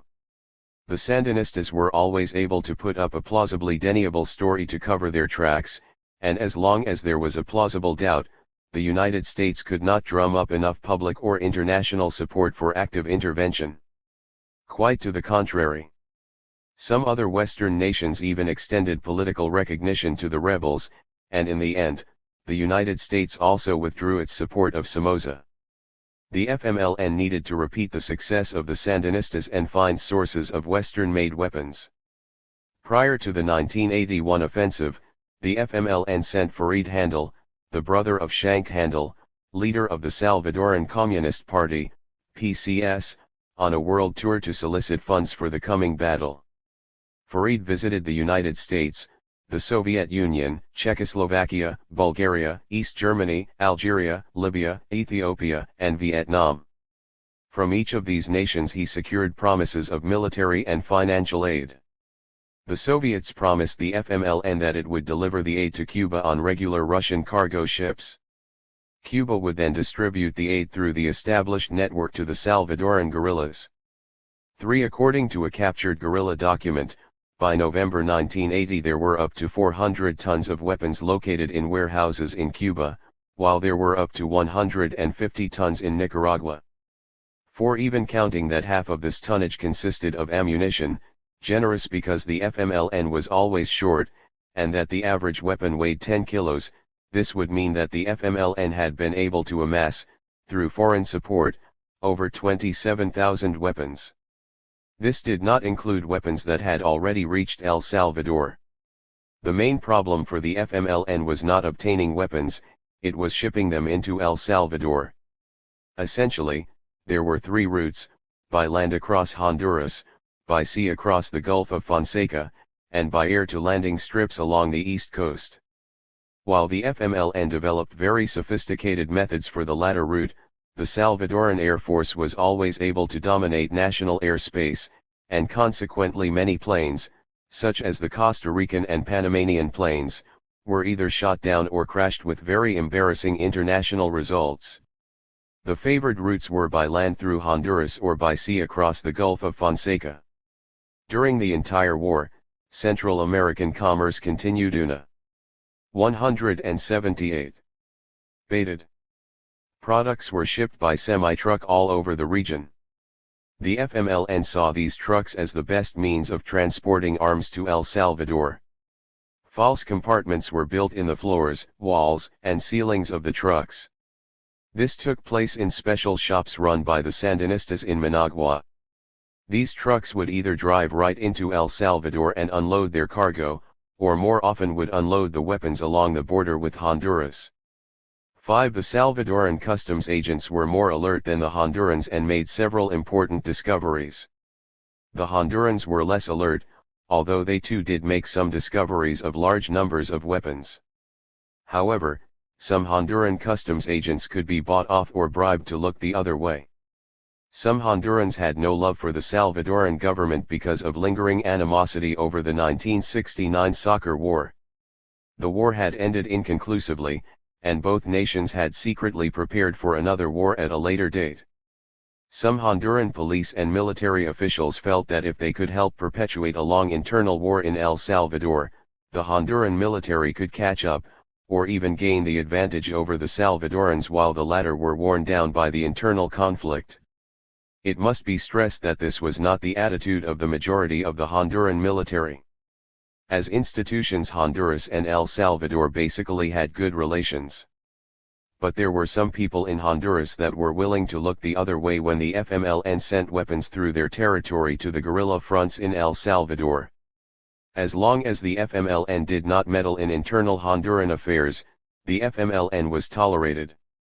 The majority of the weapons that reached El Salvador probably came through this route. This was especially true of the weapons that were delivered to Morazan and Quetzaltenango. The guerrilla areas of persistence in Usulután and San Vicente were more commonly supplied by the sea route. The Sandinistas established some warehouses on the Gulf of Fonseca in which they stored the weapons destined for the FMLN. Weapons were trucked into these warehouses from Cuban ships landing on the Atlantic coast. The weapons were then shipped to the FMLN. The Sandinistas controlled the operation. At first, the Sandinistas were very unprofessional. They tended to overload boats to the point that some sank during the crossing. They also tended not to be careful about the seaworthiness of the vessels they used. 6. However, as the war went on, the Sandinistas developed more sophisticated methods. El Salvador has a lot of people employed gathering shrimp and lobsters. There were a number of companies that had fleets of trawlers that plied up and down the coasts, including the Gulf of Fonseca. The Sandinistas soon saw the implications and learned that trawlers provided an excellent disguise for their operations. These were supported by speedboats that could move faster than anything owned by the Salvadoran Navy. The speedboats were operated by Sandinista Combat. 179. Swimmers, trained in part by former Argentine Montonero terrorists. Each boat carried an explosive charge that could be detonated to sink the boat in case of potential capture. The swimmers would then make their own way back to Nicaragua. 7. The speedboats would meet the trawlers out in Nicaraguan waters. Here the arms would be loaded onto the boats and the boats would make their run into the Salvadoran shore. Near shore, the boats would often be met by cayucas, local dugout canoes, and then the canoes would take the weapons to the various points along the shore where they would be met by guerrilla logistics columns with mules or small trucks. A favorite place to deliver the weapons was in the mangrove swamps of Jucuaran. A cayuco could easily evade a pursuer at night in these swamps, and the dense vegetation made it very difficult for any type of pursuit on land into the area. In addition, caches of weapons could be easily stored and hidden in this area for short periods of time. Jucuaran remained a guerrilla stronghold throughout the war. The most common weapons received through the pipeline were two types of rifles, the FN-FAL and the M16/AR-15. The FN FALs were mostly from Cuba, leftovers from the Batista and early Castro years. Their distinguishing characteristic was a quarter-size hole cut in the right side of the magazine well. This hole was made to cut out the Cuban coat of arms that had been stamped on the original weapons. What the Cubans forgot was to grind off the serial numbers, so it was fairly easy to contact the manufacturer in Belgium and trace the origin of the weapons. 8. These Cuban FALs were also delivered to guerrilla groups in Colombia, Chile, Venezuela, and Guatemala. 9. The ML6/AR-15s came largely from Vietnam and Nicaragua. These were fairly easy to trace, because the United States had records of which weapons had been lost or left behind in Vietnam, and which had been sold abroad. What is ironic is that the FMLN began using the M16 as an issue weapon a full year before the Salvadoran military received it from the United States. During this time, FMLN guerrillas would show off their ML6s to journalists as evidence of US aid to the government, when in fact, the Salvadoran government had still not received a single ML6. Another weapon type that was fairly common was the ex-Nicaraguan National Guard Israeli Galil. For support, the FMLN received a fair number of M79 grenade launchers and RPG-2 rocket launchers. The FMLN called the RPG-2 the Chinese staff, bastoncino. Heavier weapons such as mortars and machine guns, like the M60s or FN mags, were far fewer in number. The proportion of the heavier weapons became much higher as the FMLN developed large combat units between 1982 and 1985. This included recoilless rifles, 81mm mortars, and a higher proportion of machine guns, including heavier guns such as .30 caliber and .50 caliber Brownings. However, while the FMLN was having a great deal of success bringing in weapons, ammunition was a different story. 180. The FMLN had expected to capture large quantities of ammunition from the government, so initially it had not bothered to secure large supplies for its forces. However, the captured amounts were never sufficient, especially after the FMLN formed regular combat battalions and brigades. Certain quantities were brought in through the Cuban/Nicaraguan network, but few communist nations manufactured ammunition for Western-made weapons. Stocks of captured ammunition were low in the communist countries. The closest and most plentiful source of Western ammunition was the United States. The FMLN began to tap into its support network in the United States to obtain the quantities of Western-made ammunition it needed. While the vast majority of the support networks were innocent Americans who thought they were donating money to refugees, and to stop human rights abuses in Central America, there was a clandestine core of Salvadorans in these organizations who were guerrillas operating in the United States. Their mission was to secretly divert funds for political or humanitarian activities from the support groups and use them to purchase the ammunition, equipment, and trucks to transport them to El Salvador. The trucks and vehicles were modified with secret compartments to ship this hardware south. 10. While this source of weaponry was not as important as that of Cuba and Nicaragua, the support coming from the United States to the FMLN guerrillas was far greater than most people have cared to recognize. The supply of weapons and ammunition from the United States to El Salvador continued through the end of the war. In 1988 the FMLN decided to completely change and update its arsenal. Starting in January, the armed forces began to capture increasing numbers of AK-47s and variants of the AK-47 family. By the beginning of 1989, the Soviet-designed family of weapons had largely replaced the older, Western-designed weapons. These included AK-47 rifles, Dragunov sniper rifles, RPK and PKM machine guns, RPG-18 and RPG-7 individual anti-tank weapons, and an interesting grenade launcher known to the FMLN as the M26. This weapon resembled an American M203 grenade launcher, but fired the round of the Soviet AGS-17 automatic grenade launcher. In addition, there were rifle and hand grenades, explosives, and all the accompanying paraphernalia. The FMLN commanders claimed that the new weapons had been bought from the recently demobilized Contras, supplied with Soviet bloc weapons by the United States to be compatible with Sandinista army weapons. However, this argument was so full of holes that only the most ardent FMLN supporters believed it. 11. While a small amount of the new FMLN weapons could be traced back to the Contras, these were probably weapons that had been captured from the Contras during the long war in Nicaragua. However, the vast majority of the FMLN weapons were neither of the right type nor manufacture, as were those that were delivered to the FMLN's M26 grenade launcher. Both of these are missing the forward handguard. The one on the left is the M26A2, and the one on the right is the M26A1.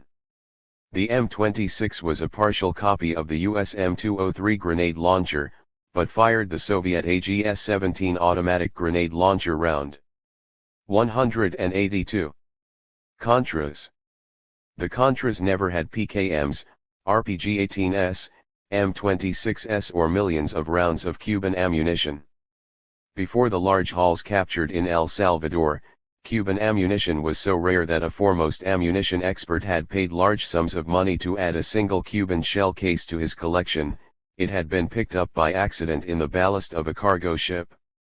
The Contras AK-47s had largely been of Chinese, Romanian, or Polish manufacture, while the FMLN's weapons were of Soviet, East German, North Korean, and Yugoslavian manufacture. There was little connection between the Contras' weapons and those of the FMLN. One of the most important weapons introduced during the 1989 offensive was the surface-to-air missile. Since the early 1980s, the FMLN had been asking for some type of missile to knock down the Salvadoran Air Force combat aircraft. The Salvadoran military had developed very effective airmobile and ground attack tactics, and inflicted high casualties on the brigade and battalion-size units of the FMLN. In the mid-1980s, documents were captured from the FMLN indicating that it was conducting training on the use of this type of weapon. However, due to political and military pressures on Nicaragua and Cuba, ground-to-air missiles were not delivered to the FMLN until 1989. During the Until the Limit offensive of that year, the Sandinistas finally flew in quantities of these SA-7 Strela, and American-made red-eye missiles, captured from the Contras. Perhaps for lack of training, the initial combat use of these weapons did not meet expectations. Some planes were damaged, but none knocked down. However, over time, the FMLN began to develop greater proficiency and managed to knock down a number of aircraft. When the FMLN received SAL-4S, the situation became even more serious. Many thought that with the fall of the Soviet Union and the ousting of the Sandinistas in Nicaragua through popular vote, aid to the FMLN would greatly diminish. However, weapons and supplies continued to flow to the FMLN. Although the opposition coalition was voted into power in Nicaragua, the president, Violeta Chamorro, had little choice but to leave the Sandinista military apparatus untouched. The army was greatly reduced, but the Sandinistas remained in control. While it is not known whether the army maintained an institutional policy to aid the FMLN against the policy of the new Nicaraguan government, it is known that numbers of Sandinista officers continued to funnel weapons and ammunition to the Salvadoran guerrillas, either for reasons of ideological commitment or for profit. Demobilization of the majority of Nicaragua's huge military machine left large quantities of weapons and equipment stockpiled around the country. Poor inventory procedures and security made these weapons easy to steal, and several junior-grade officers were later convicted of selling these weapons to the FMLN guerrillas for money. Apparently. 183. Quite a trafficking network was established, as ex-Sandinista weapons have turned up in Guatemala, Mexico, Colombia, and several other places. As mentioned before, the main logistical problem for the FMLN was not the weapons and equipment per se, but rather getting that materiel into El Salvador. An extension of this problem was to get this materiel from the borders of El Salvador to the war fronts and combat units where it was needed. The internal distribution of weapons was very distinct from the shipment of weapons to El Salvador from the outside. Within the FMLN organization was a man in each camp, each front, and each organization who held the title of logistician. The logistician was the key individual for the movement and storage of weapons and ammunition. Only the logistician controlled the rationing of weapons and ammunition within a camp. Because of this, the logisticians were considered very important people and worked closely with the commanders of the camps, units, fronts, and organizations. The separateness of the logistician was an intentional characteristic of this position and was an attempt by the FMLN to keep general knowledge of the location, quantities, and movement of weapons from the mass of the guerrilla combatants and sympathizers. The FMLN found in the early years that captured guerrillas talked too freely, and as a consequence the FMLN lost a lot of hard-to-replace materiel to government raids. Near each camp was a cache in which arms and ammunition were kept. Most caches consisted of large rooms dug into the earth that were equipped to store weapons, ammunition, batteries, explosives, and other equipment, and keep them safe from the elements. These rooms usually had small and easily camouflaged entrances. Each camp had a number of caches depending on the number of personnel. However, on top of this, the FPL and ERP, organizations with the greatest number of people, resources, and experience, had warehouses caches located at strategic points such as El Tigre Hill, Yuzulutan, and Jucuaran, La Union. These were used by the ERP. The FPL had large caches on Guazapa Mountain, Cuscatlan, and Arcatao, Calatenango. These deposits were where the weapons from foreign countries were collected and then distributed to camps on all the war fronts. The location of these deposits was kept highly secret, and was known only to a few commanders and logisticians of very high rank. The area around the deposits was permanently mined and important units of strategic mobile forces and special select forces were used to guard them. On top of the rural weapons deposits, the FMLN set up several large deposits of weapons in San Salvador and San Miguel for the use of the urban commandos and for use during the urban offensives they planned. Army intelligence was able to detect and capture some of the urban 184 deposits. Two of these made major headlines. The first was captured around April or May of 1989 and contained over 300 AK-47 rifles and large quantities of other weapons and material. Dan Quayle, then Vice President of the United States, visited El Salvador and posed for the camera holding an RPG-7 rocket launcher from this haul backwards. The second, during the 1989 offensive, was the deposit of largely ammunition, mortar rounds, and explosives captured in the backyard of a young American woman working in El Salvador, who apparently used her position in a religious group as cover for running logistical missions for the ERP urban commandos in San Salvador. 12 Even though the FMLN received great quantities of weapons from outside El Salvador, over 600 tons in the first few years alone, it also implemented a plan for the massive creation of homemade weaponry such as mortars, rifle grenades, and mines. The refugee camps in Honduras, such as Mesa Grande and Calamancagua, played an important role in this plan. They provided large quantities of material for the manufacture of mines and homemade weapons. Another important role played by these camps was in the manufacture and provision of uniforms for the guerrillas. The organizations of the FMLN developed several methods to support their combat units with basic needs: food, clothing, medicine, weapons, and ammunition. The weapons and ammunition aspect has already been described, but the other things were nearly as important. In the first years of the conflict, 1980 to 1984, all of the guerrilla organizations carried their civilian elements, called masses, with them. The masses were groups of civilians who sympathized with the FMLN cause. Many times they were the relatives and friends of the guerrilla combatants. In the camps these people would be in charge of providing the food and doing most of the labor for the guerrillas. When the armed forces carried out operations in the areas of greatest guerrilla persistence, the masses would accompany the guerrillas withdrawing before the army offensive. However, the FMLN soon found that the masses slowed down the guerrillas and made them vulnerable to attack. It made it very difficult for the FMLN to keep its movements secret, as most of the masses were women, old people, and children. Furthermore, the withdrawal of the masses depopulated the guerrilla zones of persistence and made it difficult for guerrillas to operate in that area because all of their civilian support was now gone. The system of using the masses to do the labor and prepare the food soon became impractical, especially in the face of intense army pressure.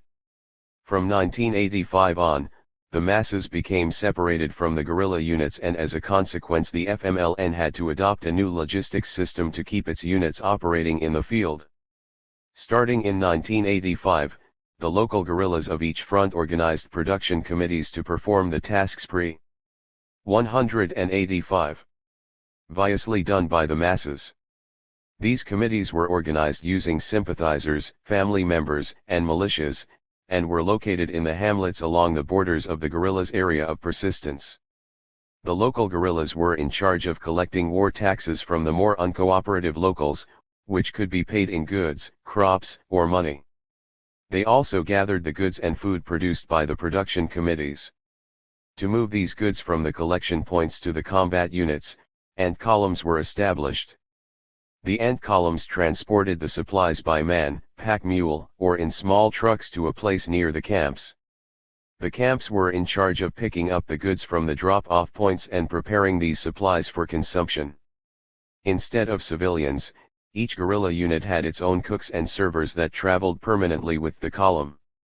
These cooks and servers would gather the supplies from the drop-off points, little by little, as the supplies were needed. In this way, only a few people at a time moved back and forth from the camp. This kept the location of the camps more secret and also guaranteed the secret of who, what, how, and when the supplies were being collected and delivered. The FMLN found the ant column to be much more effective and resilient than the large groups of masses. The ration for combatants was varied, but consisted mostly of a piece of hard molasses, a piece of cheese, a couple of tortillas, and coffee per meal. This was the usual ration when the guerrillas were operating away from camp. When they were stationed at their camps conducting training, the food was more varied and served in much larger quantities. A fact that must not be overlooked is that the FMLN received massive amounts of foreign medical aid, including equipment and drugs. In Kalatenango and Morazan there were clandestine hospitals that could carry out major surgery including amputation and the fitting of prosthetic devices. There were hospitals on Guazapa Mountain with similar capability.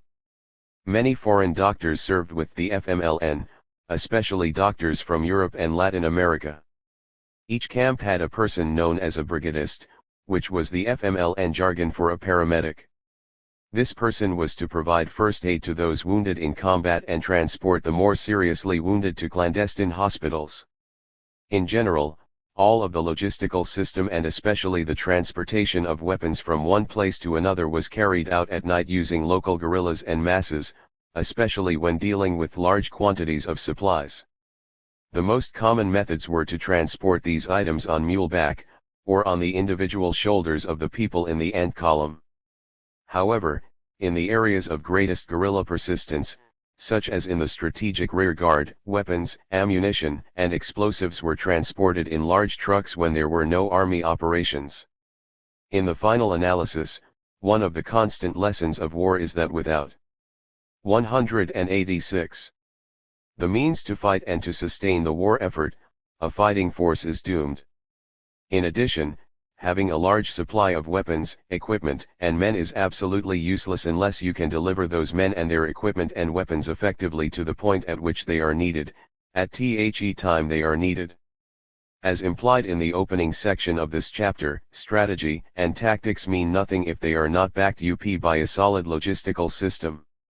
One of the great accomplishments of the FMLN and the forces that supported it was that of setting up a sound logistical foundation.